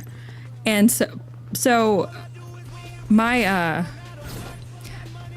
when I was back when I was in school, now I think they just set the standard based on like inseam of the shorts that you wear. But they used to say that if your shorts were shorter than your fingertip length, like where your fingertips hit your legs, that they were too short. But like my arms hung halfway down like to my knees, so I couldn't wear shorts in high school. I always wore like capris and stuff because I wasn't about to wear like shorts that went down to my knees. You know the kind. That was very embarrassing. You're 6'3". Well, next question, Doxy. Do you play basketball like Kate Starbird? Anyways, no, I'm just teasing. But yeah, that's like, you know, everyone. Middle school / teenage years have the unfortunate, it's like the thing that you are the most like aware of that it's like kind of outside of the normal parameters acceptable to like teenagers. Like the thing you're most self-conscious about is always going to be the thing that people notice. Because again, it's, I don't know.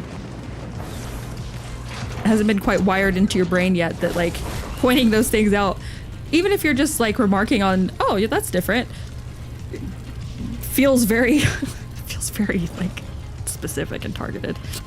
A second boat has hit the bridges. Wait, it hasn't, has it? Ben Band says, was and still am poked fun at for my voice, very gruff sounding. I'm sorry. Like a gruff man voice is like a good thing, right? I feel like that's a good thing. Oh, okay, it's just a meme. Okay. Elon posted, mine was hideous in junior high. Play on my name Heidi. Oh no. See, we like, you know, you either grew up one of the cool kids or you became funny. And I feel like everyone here is pretty funny. So, you know.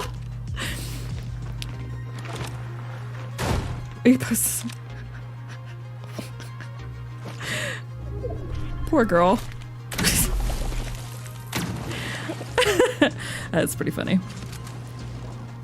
My daughter has the same mild scoliosis as Elle, says Lynn. They're gonna push you for either surgery or a brace. I didn't do either one of those things, and I'm glad I didn't. So they were pushing my mom towards it, and we did physical therapy instead. And I'm really grateful that that's what we did. You know, every instance is different, and I do have like pain every now and then, but like. I don't think that either one of those things would have been good for me in the long run. No, that is funny. I was Big Red because, you know, yeah, are you Native American, Kano? She's adult now. Good. Well, I'm... Poor teen L, it wasn't enough you had to burn your armpits, but you also had to wear capris. Yeah, it's true. No, I mean, you know, what doesn't kill you builds character, right? I built a lot of character in my teen years.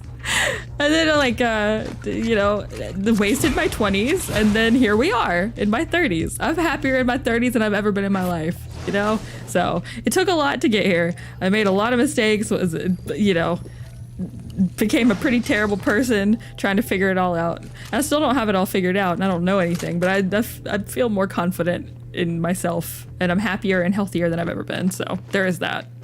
That's not for nothing. There's a lot of character being built in between then and now. Elle is joining the Cringe Crusade. I was the leader of the Cringe Crusade.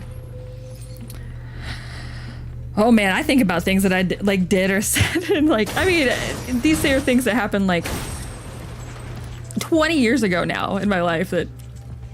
Oh yeah, because I'd been right when I was 14. I was just cringe. I was just a cringe. And not even in a,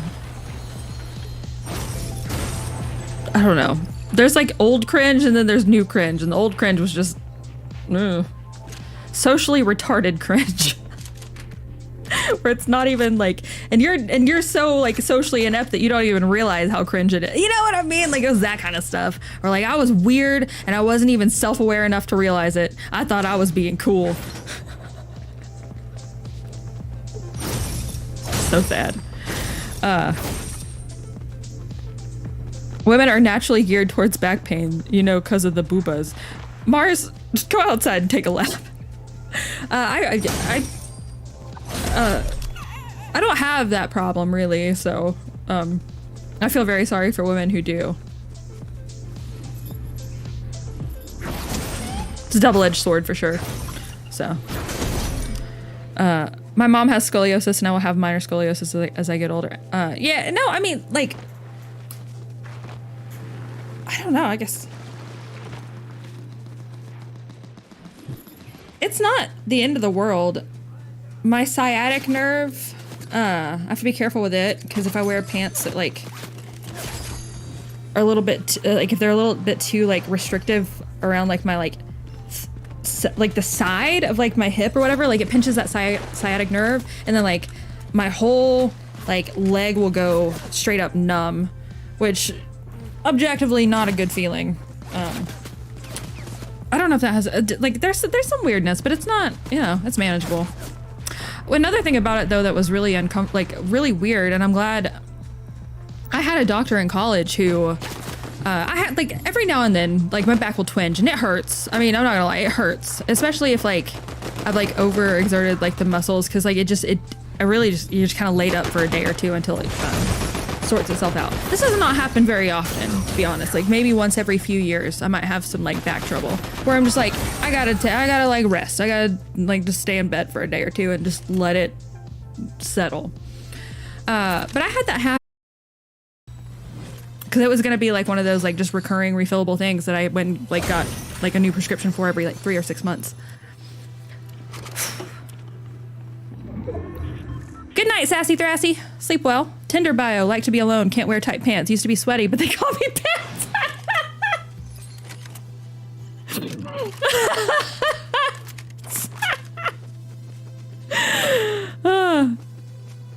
No, I wouldn't do Tinder.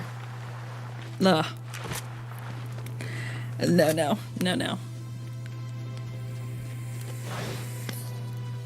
No hate if you do. I mean, you know, that's another. Yeah, I don't know. I probably am not gonna have kids. I probably am gonna die alone, because I don't know how you're supposed to date in this day and age without using something like Tinder. And I understand that for people who are just trying to meet someone, get a foot in the door to because you otherwise wouldn't I feel like that probably is a decent option. But there's so many people who are not just looking for a way to meet people outside of whatever kind of social circle you have. I just I would rather keep my wizard status and die alone. Thank you. I dodged a bullet on that, L. On what? Wait, what did I say? Oh yeah, no, it made me sick to my stomach, and I was like, this doesn't help me at all. I did take muscle relaxer for a while, but like that helps a lot. But opiates, I don't take anything now though. I have. Oh shit, the lids are not on these. I have ibuprofen. And I've had this jar since I had a headache the other day. That's why I have it out. I think I bought this like a year ago. Copyright 2020. Oh, okay. When do these expire? So I've taken, I don't know, that many ibuprofen in several years. Oh, they expire in June of this year. Oops. I don't think I'm gonna take that many before June.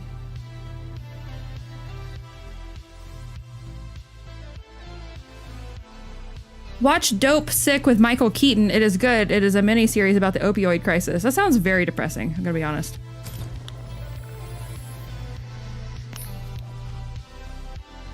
Dual healing. Oh, you still have a couple wisdom teeth? I did take, I only had 2 wisdom teeth. It's a vestigial tooth, so some people don't have any at all. Some people have like 3, some people have 2, whatever. Clovis, thanks for $20. Well, I struck out on the Mega Millions tonight, so I'm only good for $20, and I won't be picking up that 6,500 acres on the Calf Killer Valley. Oh well. I'm sorry, Clovis, but I appreciate you. Calf Killer Valley, where is that though? Let's find out.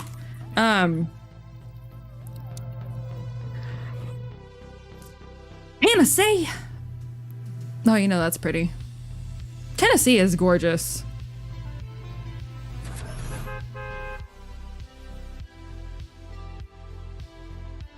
Yeah. I support your vision for what it's worth. Oh man, that's beautiful. Tennessee is stunning. I hate their football team, but you know, that's all right. When I had 2 wisdom teeth. I got one taken out, because they were coming in straight. I had one taken out though. They were coming in straight and they weren't like impacted or whatever. I had one taken out. Sorry, I keep saying this over and over again. About 10 years ago, and then the other one I had taken out about. I think it's like 2019. What? What? Can y'all hear her? She's meowing at me. What? Hi. What are you doing? You're beautiful. You're my beautiful little kitty. You can sit with me. I'll pet you. She's over there sitting there meowing at me. I don't know if y'all could hear it. It was very cute. Because my other wisdom tooth, it just like, I have sealants, or sealant, I guess, in all my other like molars. But I never got it in my wisdom teeth, I guess, or whatever, because it's like, I guess it's an optional tooth. But I bit down on something a couple of years ago in like 2019, I think, and like the bitch just like cracked in half, and that was the worst pain. Tooth pain is something on a different level. And so I had to have it taken out, and then they didn't get all of it. And so then a couple days later, I had like an even worse pain. There was like a shard left in there, so they had to reopen it up and go back in there. So they gave me Vicodin, but I think they gave me like 5 or like, you know. And I took every last one of those fuckers because tooth pain. Ooh. I would rather be sick to my stomach and pass the hell out and not having but a constant stream of pain pills for back pain that I have occasionally was not a good plan, and that was a dumb idea on that doctor's behalf, so I'm glad I didn't do that. But yeah. Oh, I took the Vicodin for sure. Oh, that was awful. So yeah. I can't even spell dentist. That's how much I hate him. I I will probably end up paying for it later in my life. But I go to the dentist currently like every 3 years for like a just cleaning and to just see kind of make sure things aren't, you know, make sure there's not anything that needs to be like truly done. But I don't like the dentist either. I don't like the dentist because I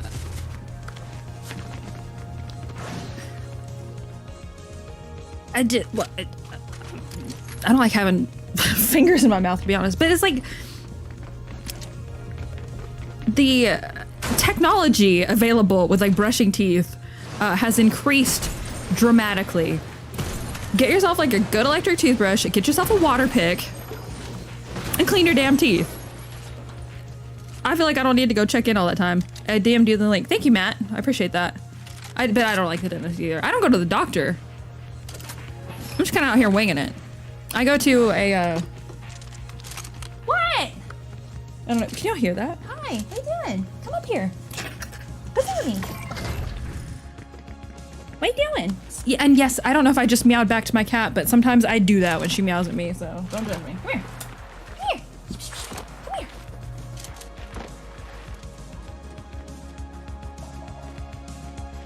Come here, kitty. Come here. She always does this. She sits like right out of arm's reach and then like meows. Where I'm like, come here and let me pet you. I just want to love you. Come here, let me pet you. Come here. Come here. Come here. So, come here, kitty. Come to me. Oh my god, she's so annoying. Elle using essential oils. I don't do essential oils either. Fluoride literally makes us dumb and rots our teeth. I have like a charcoal toothpaste for like, I do that one like once a week for, oh, hello. Like getting stains and stuff like that because it's like abrasive. And then I just have, kitty, for fuck's sake. Okay, I granted, I did invite her up here. Now she's just up here knocking stuff over. Good times. What are you doing, huh?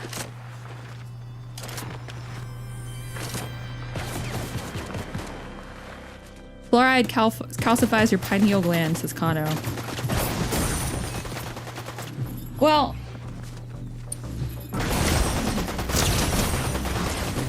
you know, what are you doing? I'm sorry, the cat is... I did invite her up here, but now she's up here she just rubs her face on everything. Like kitties are, well... Oh, here she comes.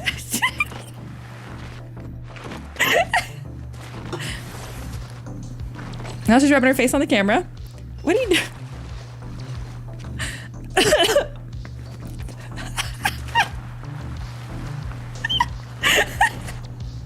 You good?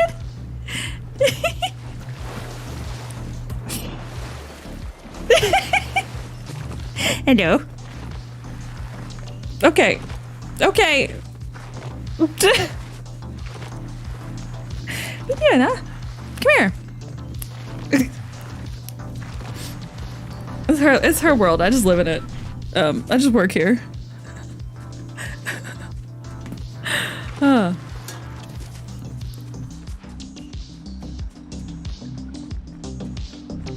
Thank you for the cookie. Love the outdoors, eh?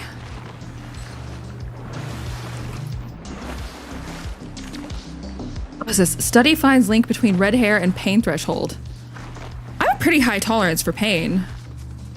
A study in mice revealed the mechanisms that may link red hair with greater pain tolerance. Oh, I would have thought it would have been the opposite.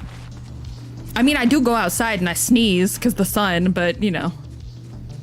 That's interesting. I think I have a high pain tolerance. Granted, like, there have been a few times where I've been in like some like pretty significant pain and like, I could handle it, but I just don't think, fortunately, I don't think I've been in a lot of, hang on, let me clean off my camera. There's kitty nose prints all over it.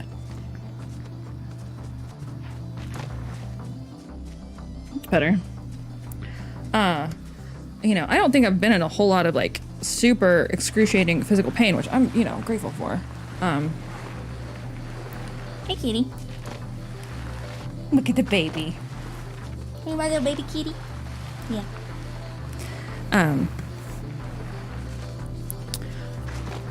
Let's see. Research has shown that people with red hair perceive pain differently than others. They may be more sensitive to certain types of pain and can require higher doses of some pain-killing medications. However, studies suggest that their general pain tolerance may be higher. People with red hair also respond more effectively to opioid pain medications, requiring lower doses. People with red hair have a variant of the melanocortin-1 receptor gene. The gene controls the production of melanin. Cells that make melanin produce two forms, eumelanin and pheomelanin. People with red hair produce mostly pheomelanin, which is also linked to freckles and fair skin that tans poorly. I feel called out. While red hair has been linked to differences in pain processing, the underlying reasons weren't well understood. What are you doing? Where are you going? Come see me? Hello, Katie. Hello, Peter. Hi. You can come sit. Are you gonna... Okay. Okay. Hi.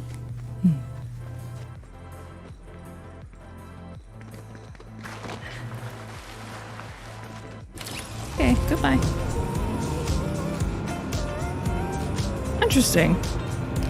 Yeah, I just feel that, like, if I'm in any sort of like prolonged pain, I'm probably just gonna endure it. Unless it's like something super significant, in which case, I don't know, I'll probably start smoking weed again or something. Kitty, for fuck's sake, what? I'm sorry I yelled at you. But just like, why? She's like, you're knocking stuff over. Oh, I do sunburn pretty bad. Kitty, can you please... Alright, she's getting... Oh, it's already midnight. Jeez. We haven't talked about literally anything, but I'm glad I did a show. Was it the best show? No. But I'm glad I did one. I really was gonna...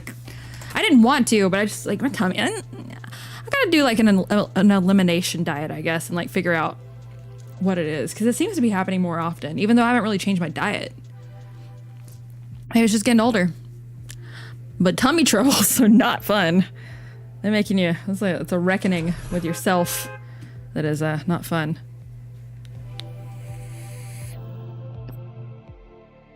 No, I mean, like, I wouldn't actually start smoking pot again. That's kind of a joke. I did start smoke. I mean, I'd smoked pot for like, I don't know, like 5-6 years, like kind of constantly. But I guess as time went on and or weed in general has just gotten so much stronger.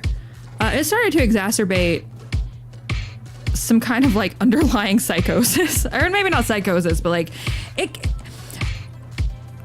I feel like there's got to be a good balance between, I don't think that pot is any more harmful than alcohol, you know, basing that off just a general impression.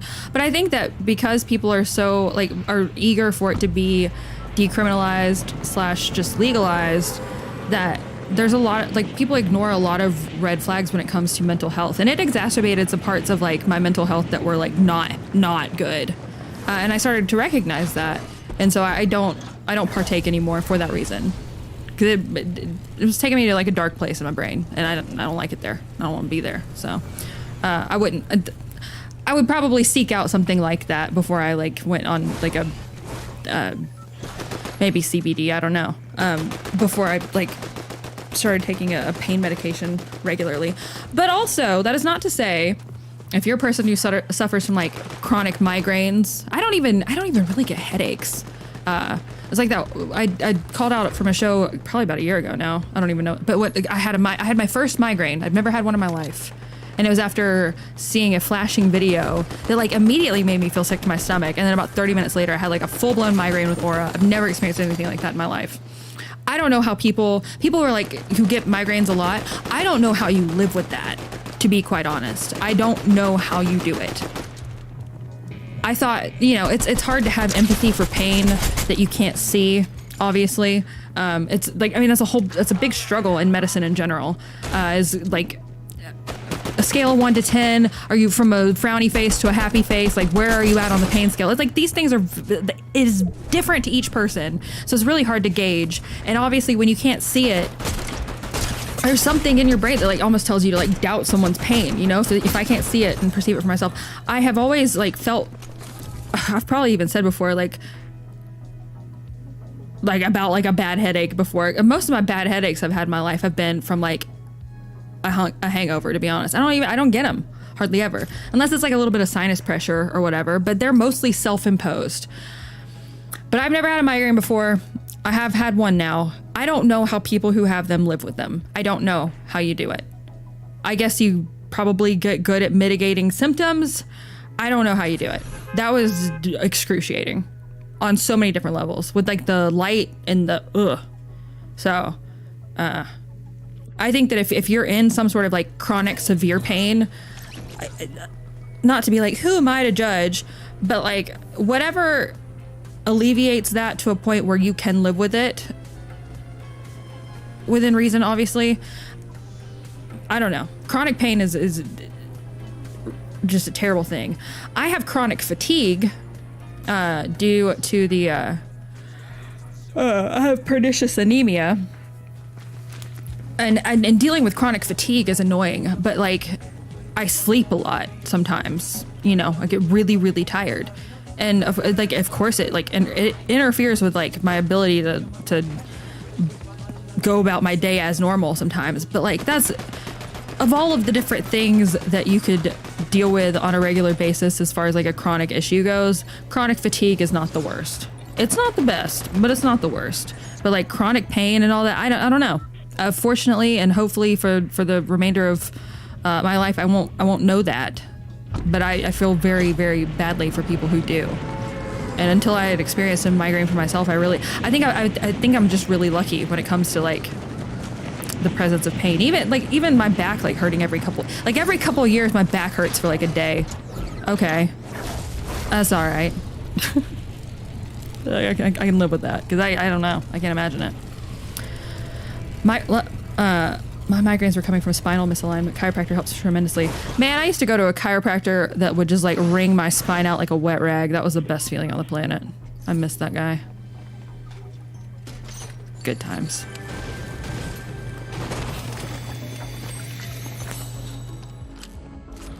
I have couldn't give a fuck syndrome. Anemia sounds no fun. Vitamin B shots, right? Yes. I take every 2 weeks.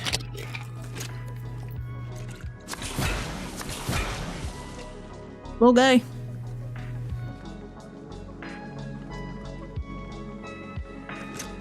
A milliliter, which I need to change. I'm gonna switch off of this B12.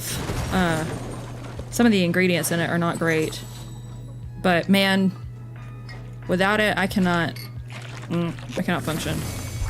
So, anywho, chronic fatigue is not the worst. It's not the best. I'm just, you know, when I have my diet right and I, you know, like take care of myself, like it's not that bad. But sometimes it gets really bad. But I sleep a lot. It is unfortunate when you sleep a lot and then like you don't feel rested. I mean, like it's very unsatisfying, but like again, it could be so much worse. So at least I'm able to sleep. I've never had a problem with going to sleep, ever. So I mean, like I know so many people struggle with that. Like I might not sleep well like one night or whatever, but like that's, I don't know. There's so many things that I could struggle with that I don't, that I'm happy for the most part. Shouldn't that be in the fridge? No.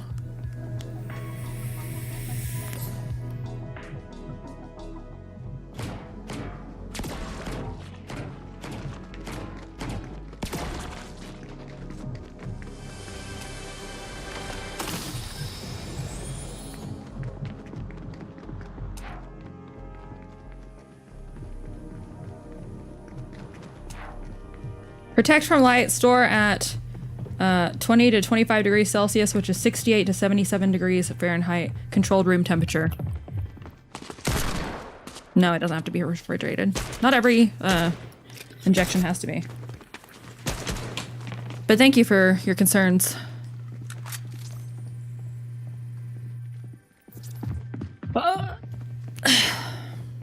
I don't like sleeping in the same bed as someone, actually, because I am an aggressive sleeper and I don't like being woken up. I like running in my sleep. So I don't know. I like there's something nice about it, but realistically, there's like always, I probably will die alone. There's people who are like,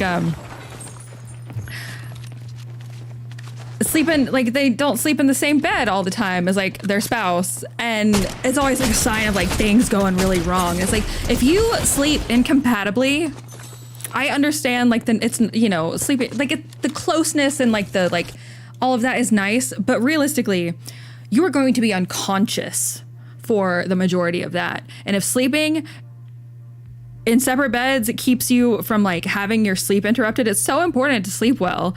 I don't see a problem with it. Obviously, like hopefully you can find a solution, like, get the bed that you can split the bounciness or like hardness and softness or whatever. But like, I don't always see that as a bad sign. I just see it as you like prioritizing your like sleep and your health so that you can spend your other time together happily. Because not getting a good night's sleep starts to exacerbate. This is probably a very unpopular opinion, but I firmly stand by it. Obviously, that's not like it's not the ideal scenario, right?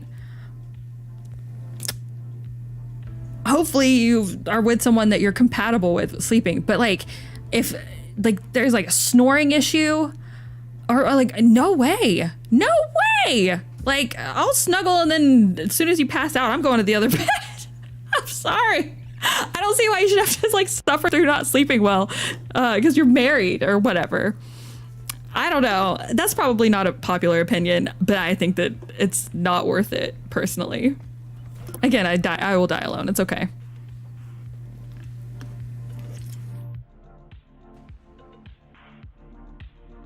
I dated a beautiful woman in college, but good heavens did that angel snore like sleeping next to a buzzsaw. That's what, it's like being waterboarded with sound when you're trying to like relax and go to sleep. No way. Obviously, again, like hopefully you can, I snore kind of, I have been told previously in my life, but if I sleep with my head slightly elevated, I don't. So it can be something like that, but a good night's sleep matters, man. It matters. You can fix snore. Okay, all right. I told you I know it was gonna be I told you I knew it was gonna be an unpopular opinion. I stand by it though. Or if someone is sick, okay, say you sleep together in the same bed, like mostly, right? But like someone has like a cold or is like the last few nights I haven't I'm not been super, like I would not expect my boyfriend / husband, hypothetically, I would not expect him to like want to sleep in the same bed as me. I just wouldn't. And in fact, I probably wouldn't want him to. I probably would sleep in like a guest room or whatever. I don't know. Maybe that's just me. Maybe, maybe that all goes out the window. I don't know. I don't know. Again, I'm a creature of solitude for a reason, so it'd be like that.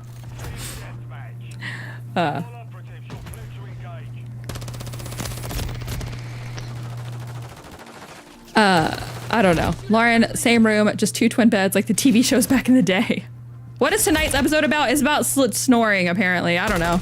I don't know. There's not... we've talked about everything except for anything, like a dig, which I didn't really even have one prepped, so... Welcome. We're talking about snoring. Do you think it's acceptable to sleep in a different bed if your partner snores and you don't want to sleep with it? I do. I don't think it should be any hard feelings. Obviously, like, I don't know, man. I think that there should at least be an option. Like, okay, maybe you don't always sleep in a different bed, but like if like you just wake up in the middle of the night or whatever, hopefully you at least have like a guest bedroom or somewhere where you can go to like just sleep the rest of your night uninterrupted. I don't think that I don't know. Sleep is so important to your overall health. it's a big thing to sacrifice out of love, and I don't think that you should have to.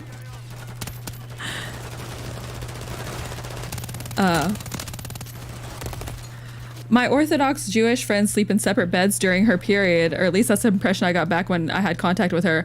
Honestly, let them cook. Like, that's probably the first thing I've heard about Orthodox Jewish people doing. I'm like, yeah, you know what? You might be onto something. Or like back in the day, they put women on their periods, just go put them in a tent somewhere. Like, don't come back till you're done. Yeah, I would like, well, maybe not to go live in a tent, but I mean, I can just go. I feel like they were onto something. That shit sucks. So, what do I know? Would you ever pick a fight just to get some peace on the couch? I say maybe. It depends on the couch. I think that if for some reason,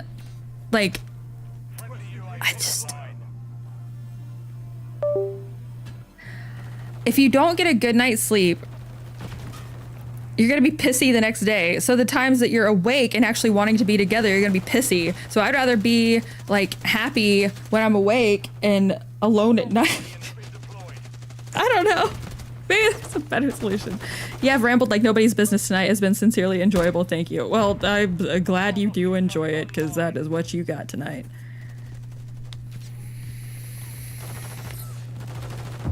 The period thing is in Leviticus. Is it? I don't know. I would go hang out. with my girlfriends and not talk to men during during my werewolf times. I'm totally down by that. I think they were onto something. Is that misogynist or is that smart? I think it's smart, personally.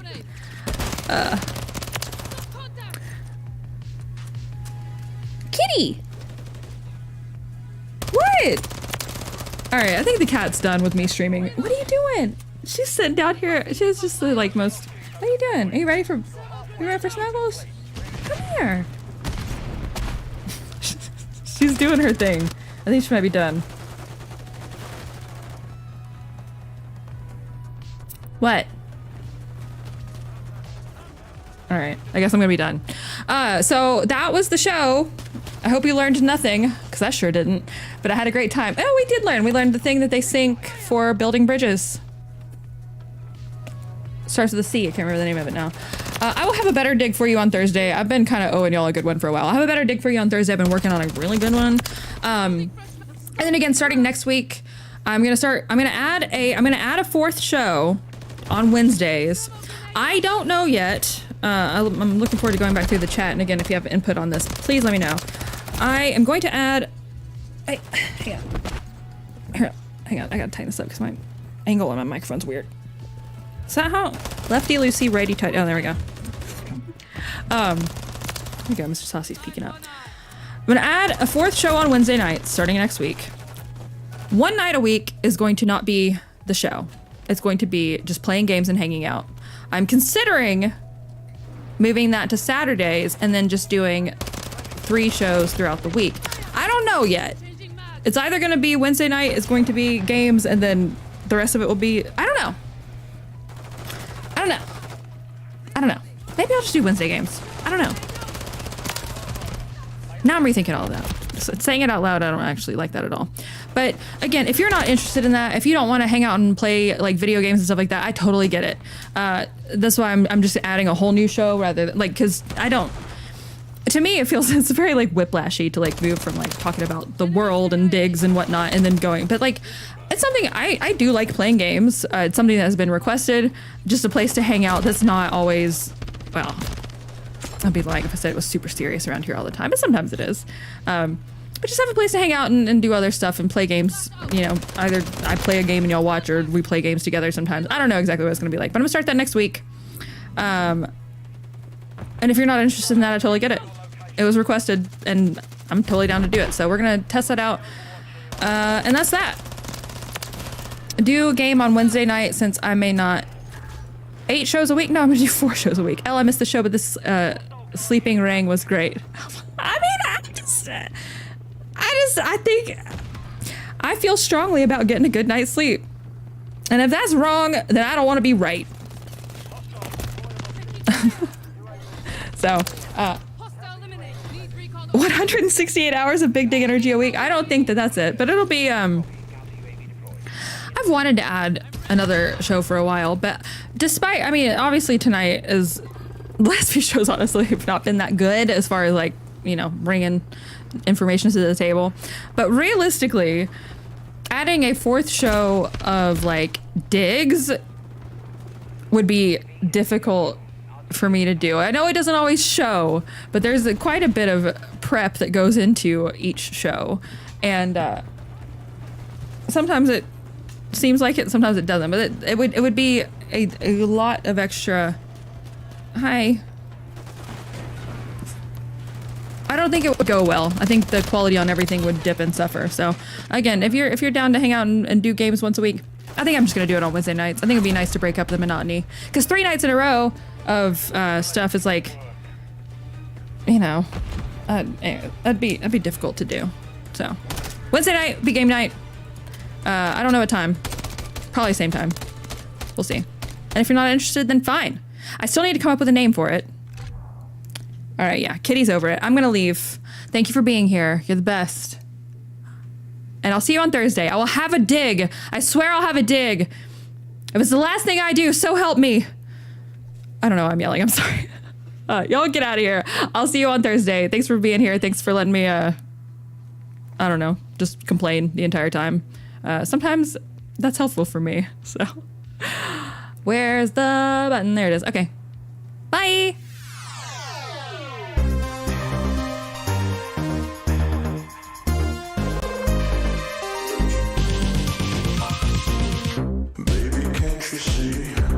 I'm falling. A guy like you should wear a warning. It's dangerous. I'm falling down. There's no escape. No, I can't wait. I need a hit. So baby, give me it.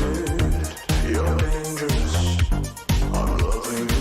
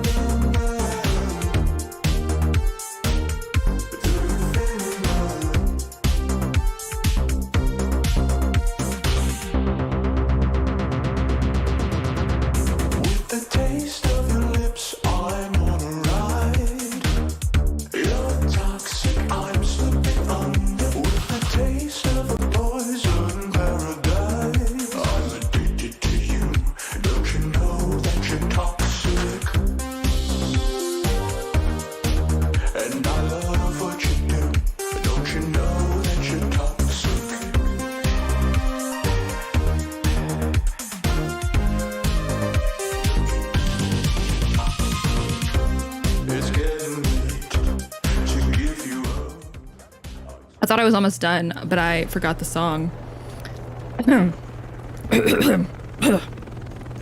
Anyways, y'all go on and get...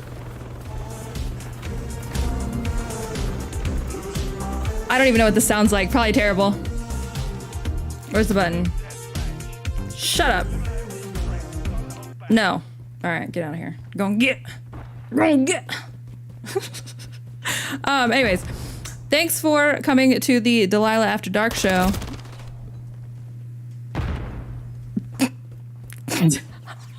You know, hey, at least I laugh at my own jokes. Are they funny? No. No, they're not. But I think they're funny. And that is unfortunately truly all that matters to me. So, Little Cat is... What? She is... I'm about to get a lecture. She does everything. It's kind of like when you come home after like being out and like if you have a dog and they like... like, I gotta smell. Let me smell you. All right, let me figure out where you've been. Who you been talking to? Like, she is like, why are you not doing exactly what I say? Which she doesn't say anything because she's a cat, but she wants me to go to bed. So I must do her bidding. She's looking at me. So anyways, thank you for being here. Sorry the show sucked, but you know, being here with y'all did not suck. So there is that. So there we go. Right. You now have to look straight down the camera and tell Fauci this is not medical advice. Always consult a qualified physician or you'll get a no-knock raid. If anyone wants to do a no-knock raid on my house, I want Dr. Fauci to do it personally. That's my request. You gotta get your boosters. All right, I'm gonna leave. All right, go and get on out of here. I will have I saw with God as my witness, I'll never go digless again. That was funny.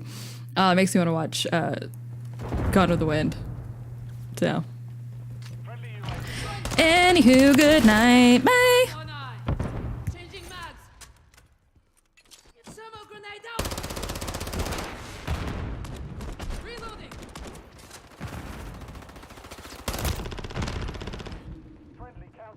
Loading fresh mag. Ready for action.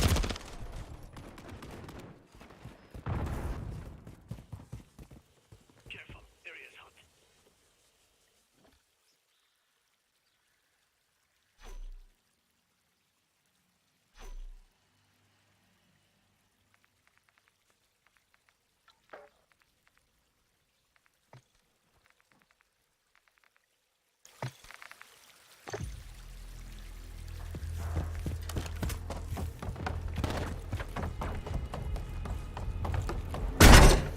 To be honest, I forgot to hit the stop streaming button. I was just sitting here, like, staring off into space. But I guess this is your second encore, Jersey Mike. Alright, bye. Enemy UAV active.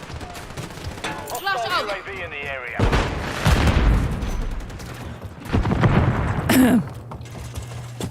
Alright, bye. Thermal grenade out.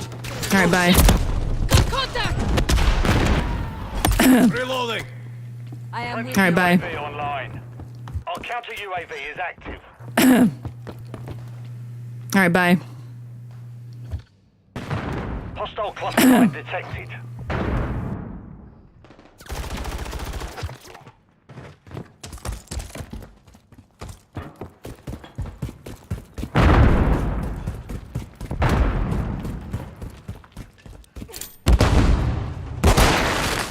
Thermal grenade out.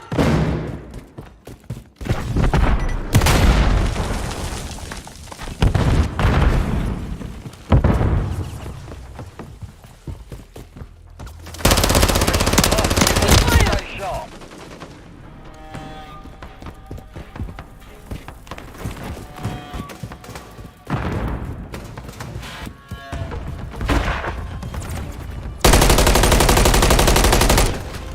Thermal grenade out. Reloading. Eye for an eye. Grenade, get back.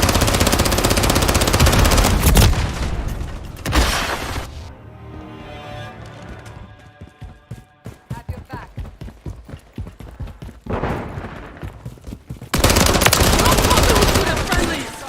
Changing mags.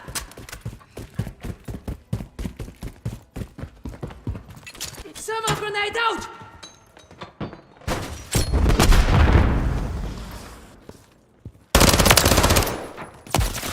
Contact. Mission is half complete. Secure the victory.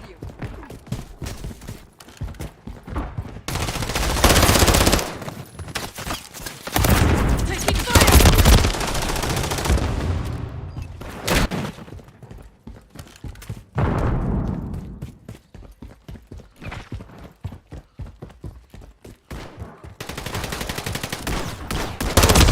UAV active.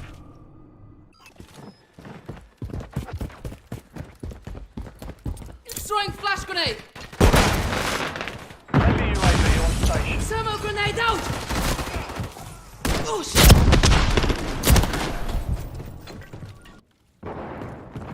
Hostile cluster mine active. Friendly UAV online.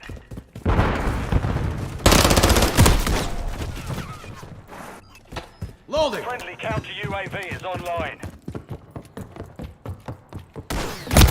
Got Enemy contact. Overwatch helo inbound. Flash out.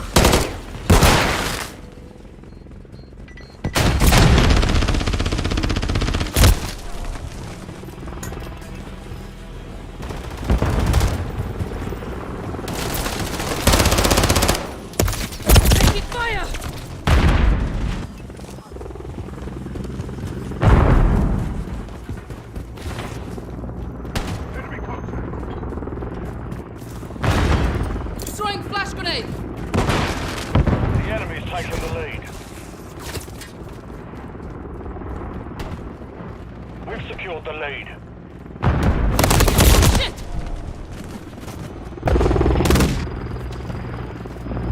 Possible enemy here.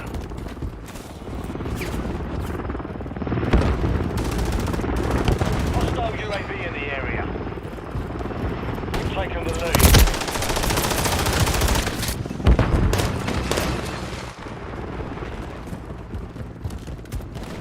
Enemy in the area! Flash out! Thermal grenade out! Flash incoming!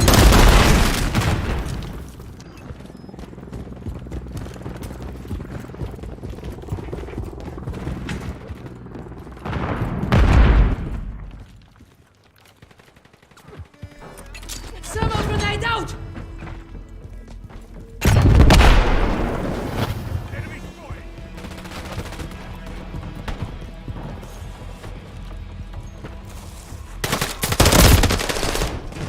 Enemy UAV active.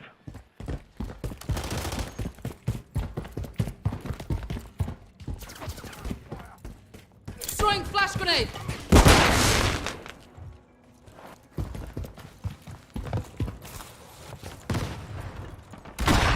Thermal grenade out!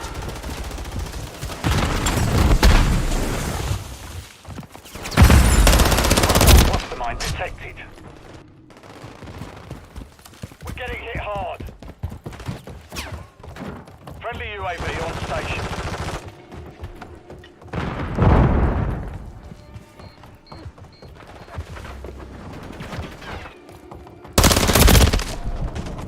Hostile UAV in the area.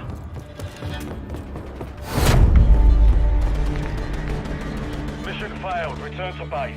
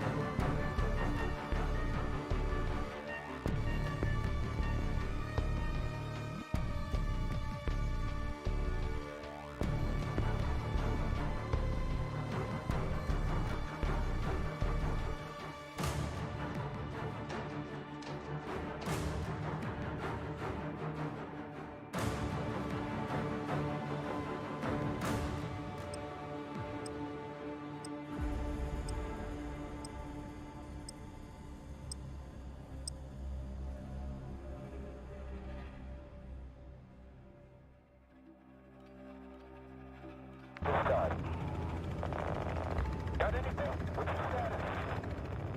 All shadows get switched on. We may have company. Copy that. Send reinforcements. Stay sharp. We'll check the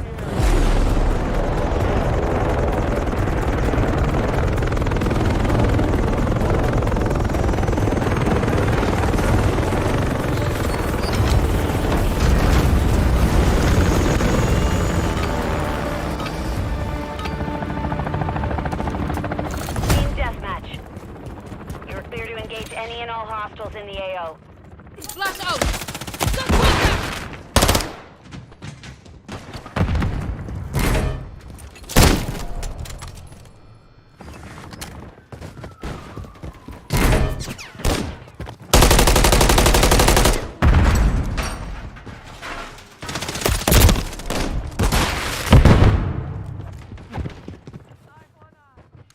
Throwing flash grenade!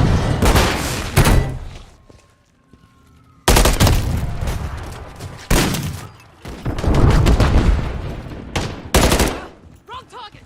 Check your fire!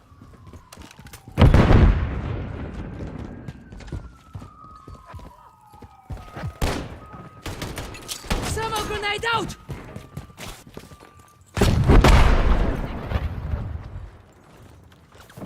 Hostile UAV in the area.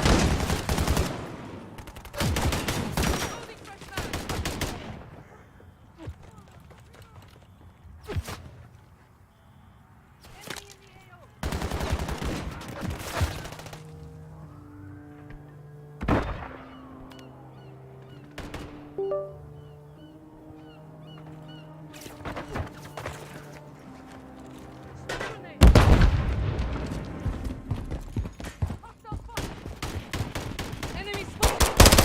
Oh shit!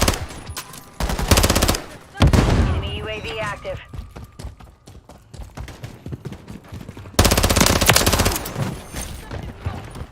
Changing mag!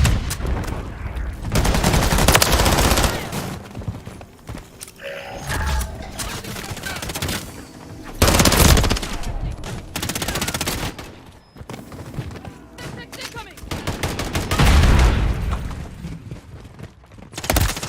Contact! Friendly mosquito deployed. Flash out! Taking fire! Friendly UAV online.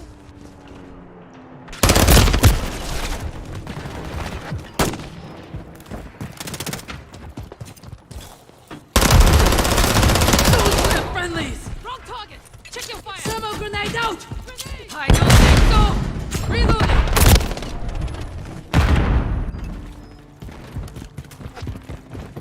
Enemy spotted! Taking fire!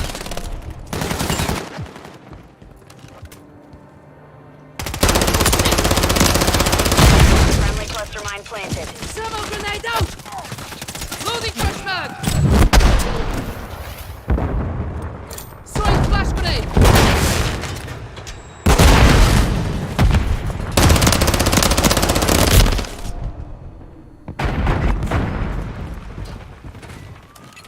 Thermal grenade out!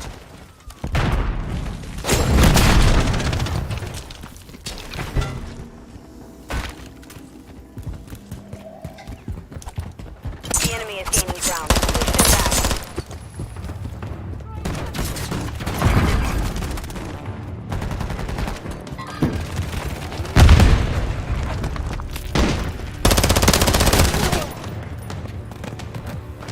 Friendly UAV on station. Loading fresh mag!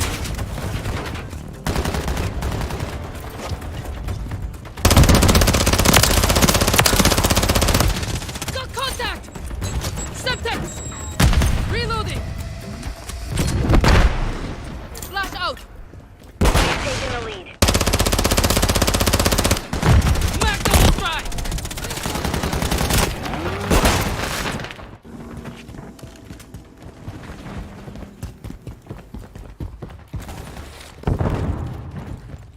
We've lost the lead. Throwing flash grenade!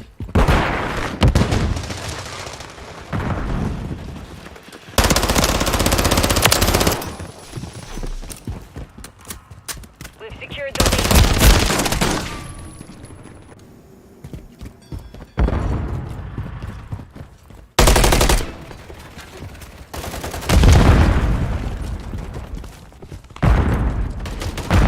That'll teach you. Flash out!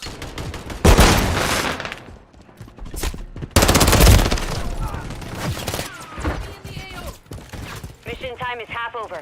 Maintain the lead. Thermal grenade out! Throwing thermal! Enemy KO! Friendly mosquito active. Friendly care package in the AO.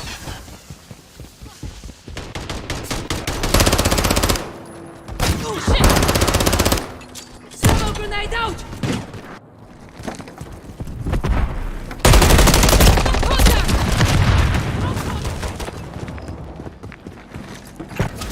Got him on the run. Keep up the chase. Throwing septics! Thermal grenade out! Mosquito is online. Hostile eliminate!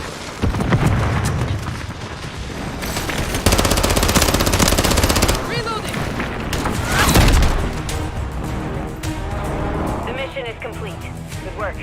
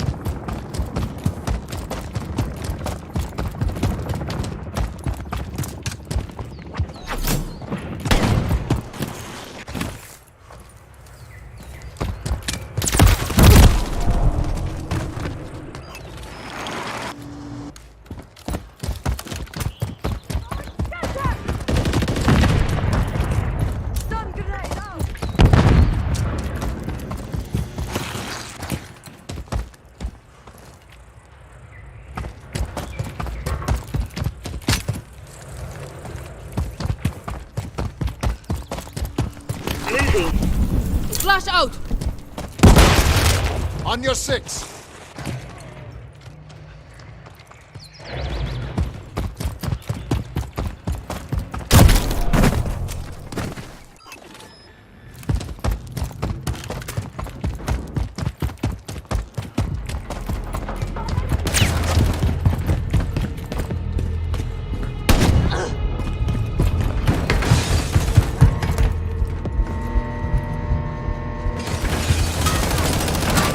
Take fire!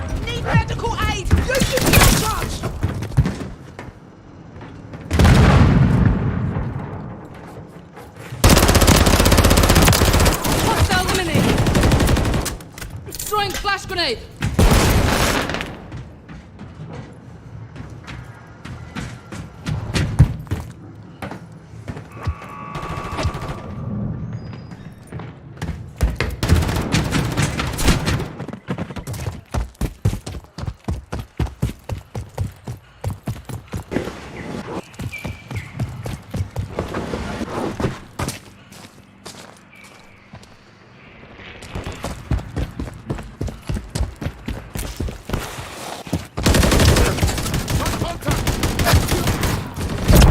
Taking fire!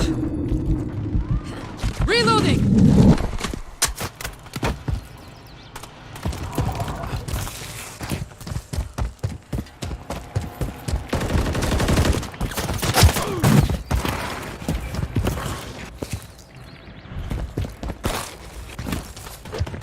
Don't shoot me, you daft bastard! Enemy fighter here!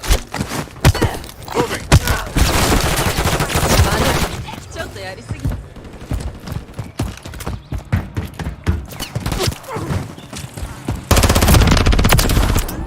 Changing mags!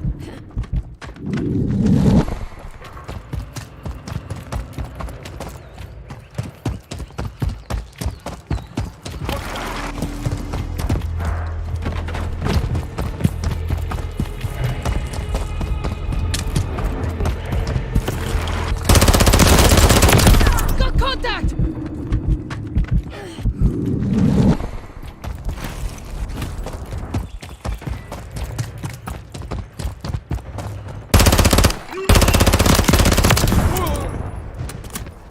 Eyes up, this sector's hot.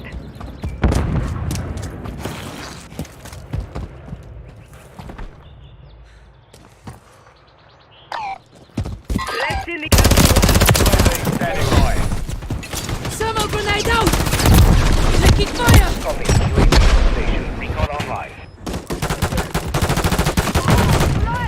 Changing mag! Hostile Mosquito is online. Trophy system active.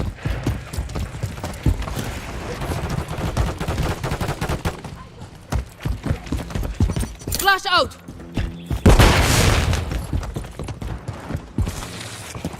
Be advised.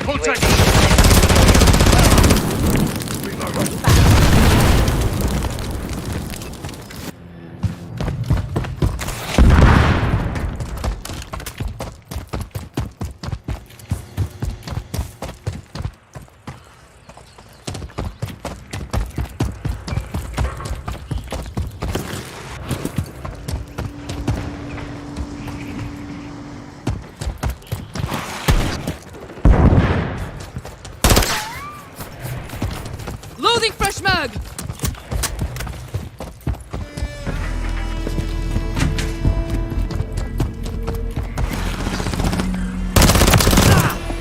Our counter UAV is active. Reloading! Enemy holds the lead. Clock. Enemy KIA! Hold the lead. Loading fresh mag! Friendly UAV online. Covering your six.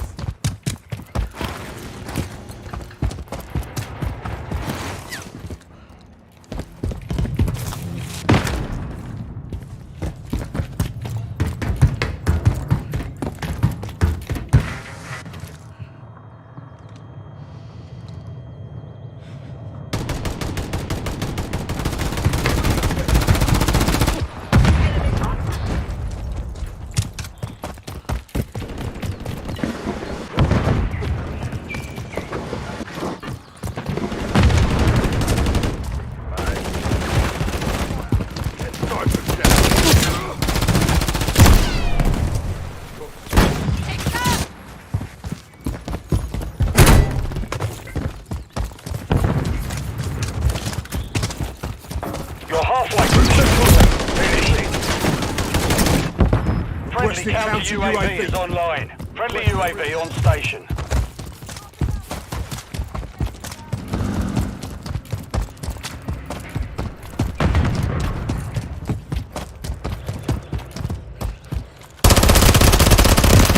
Got contact! Changing mags!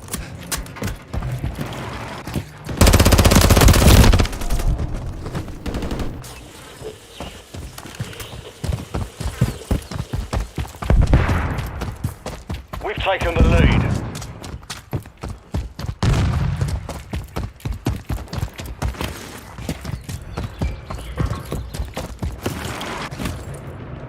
Throwing flash grenade!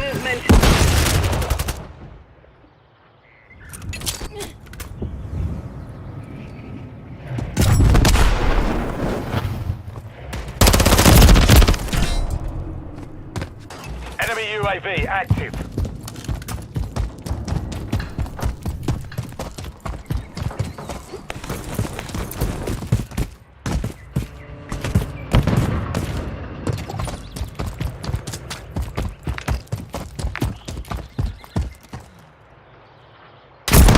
Taking fire! Loading fresh mag! Flash out!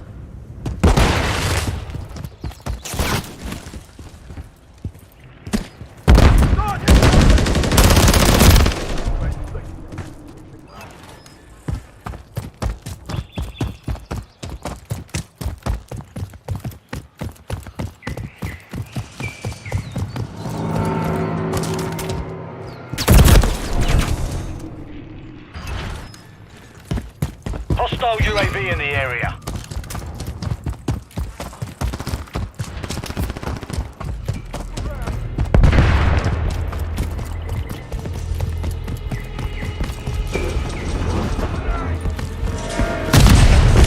Contact in this area.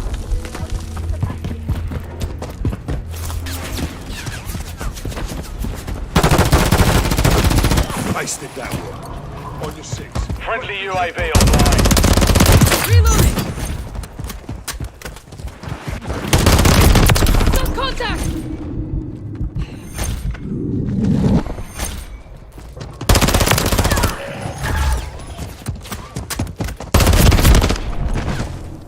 One minute remaining.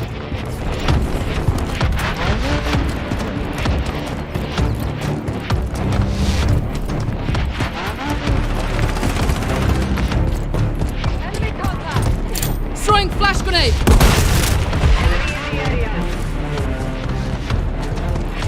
Thermal grenade out!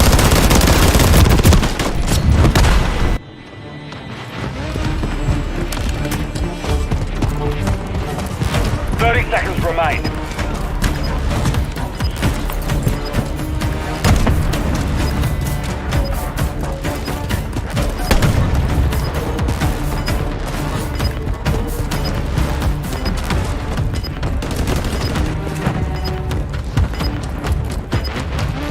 Seconds remaining. Friendly UAV on station.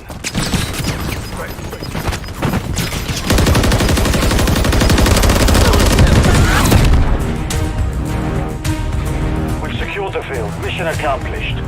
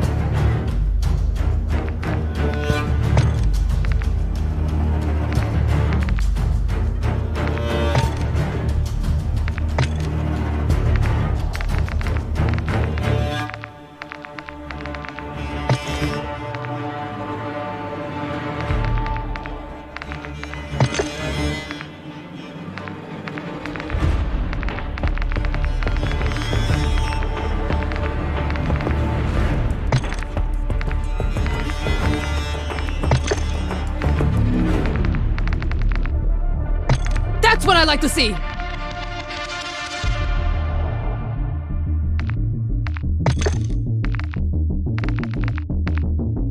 Yeah, you got this!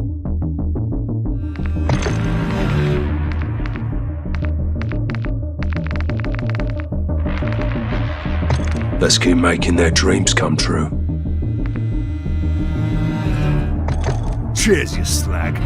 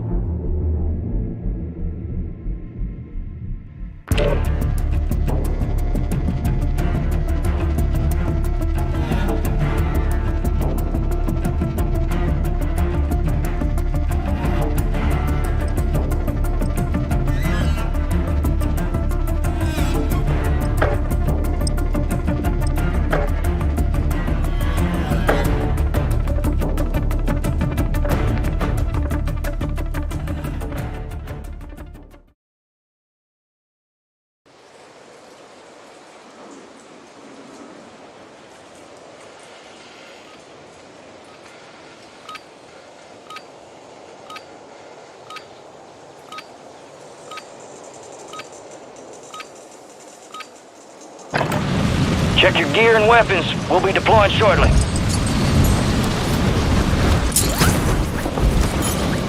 Enemy soldier incoming.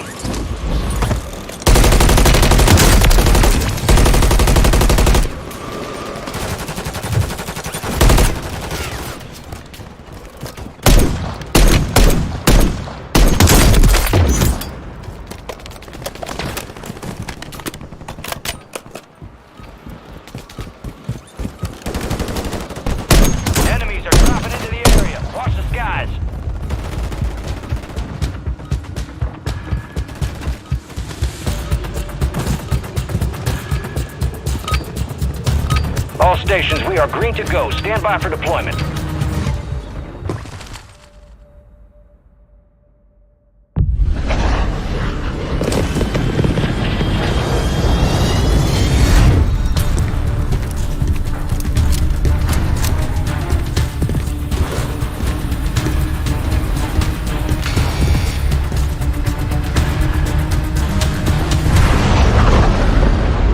Resurgence. You stay alive till time expires, you've secured redeployment. The more points you earn, the faster that clock's gonna tick.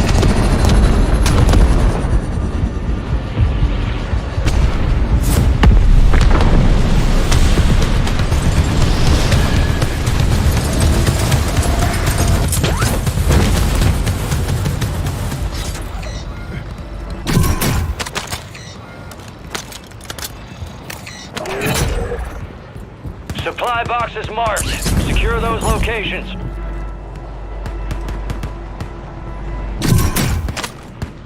Enemies dropping into the AO.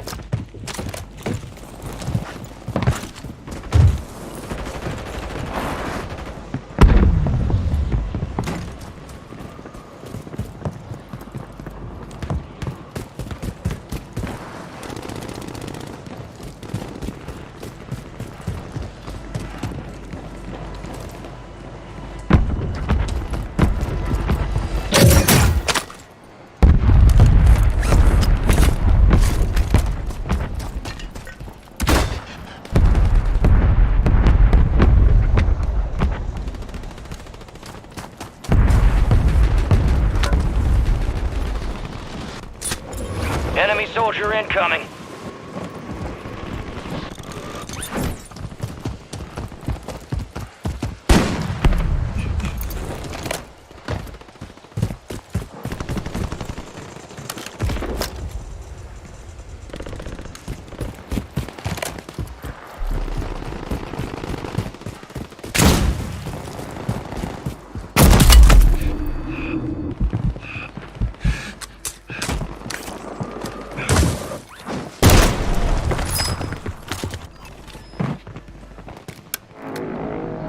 Get ready. You're redeploying.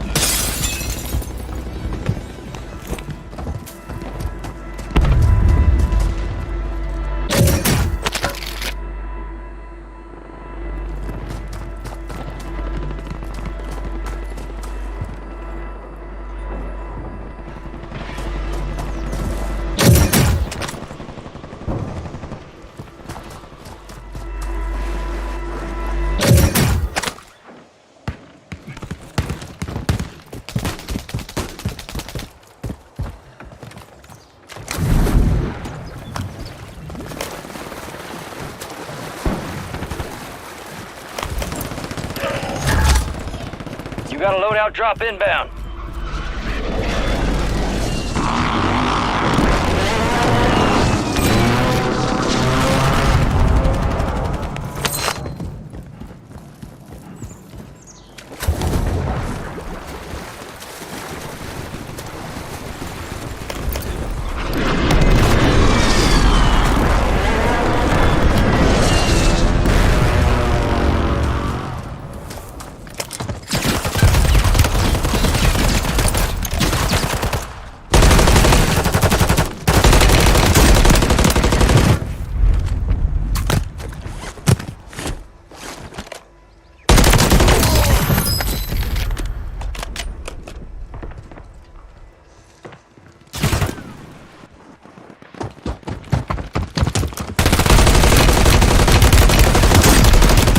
Dropping into the AO.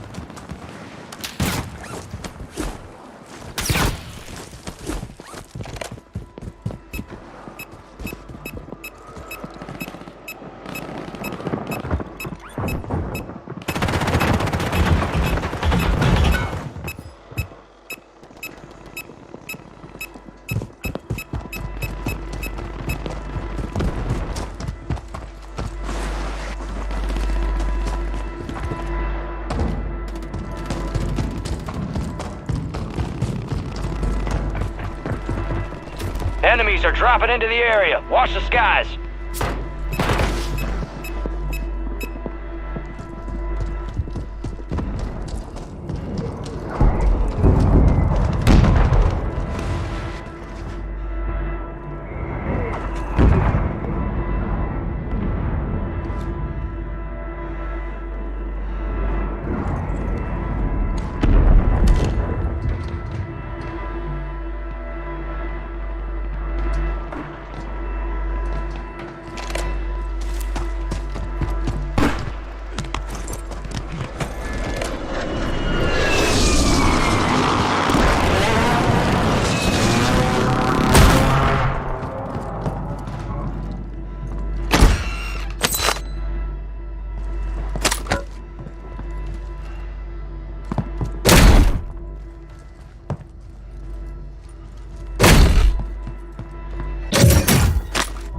Gas is inbound.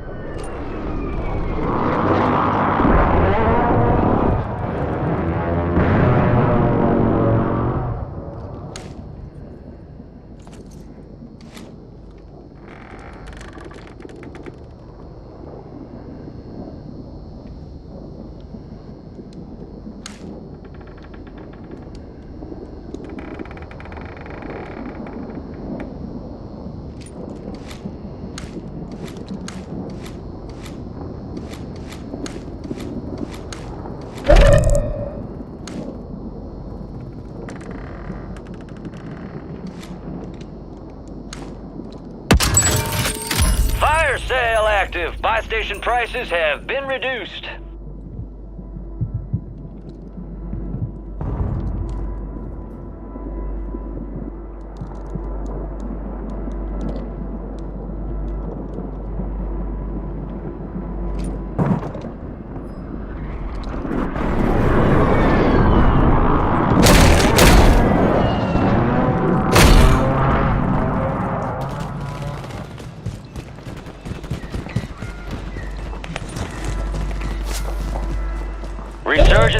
is ending. Watch your 6.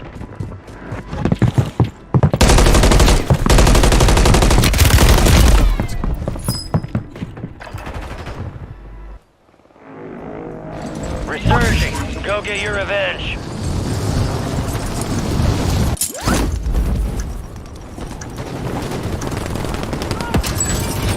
Fire sale's over. Adjusting prices. Failure ain't fatal. It's just an opportunity to do better.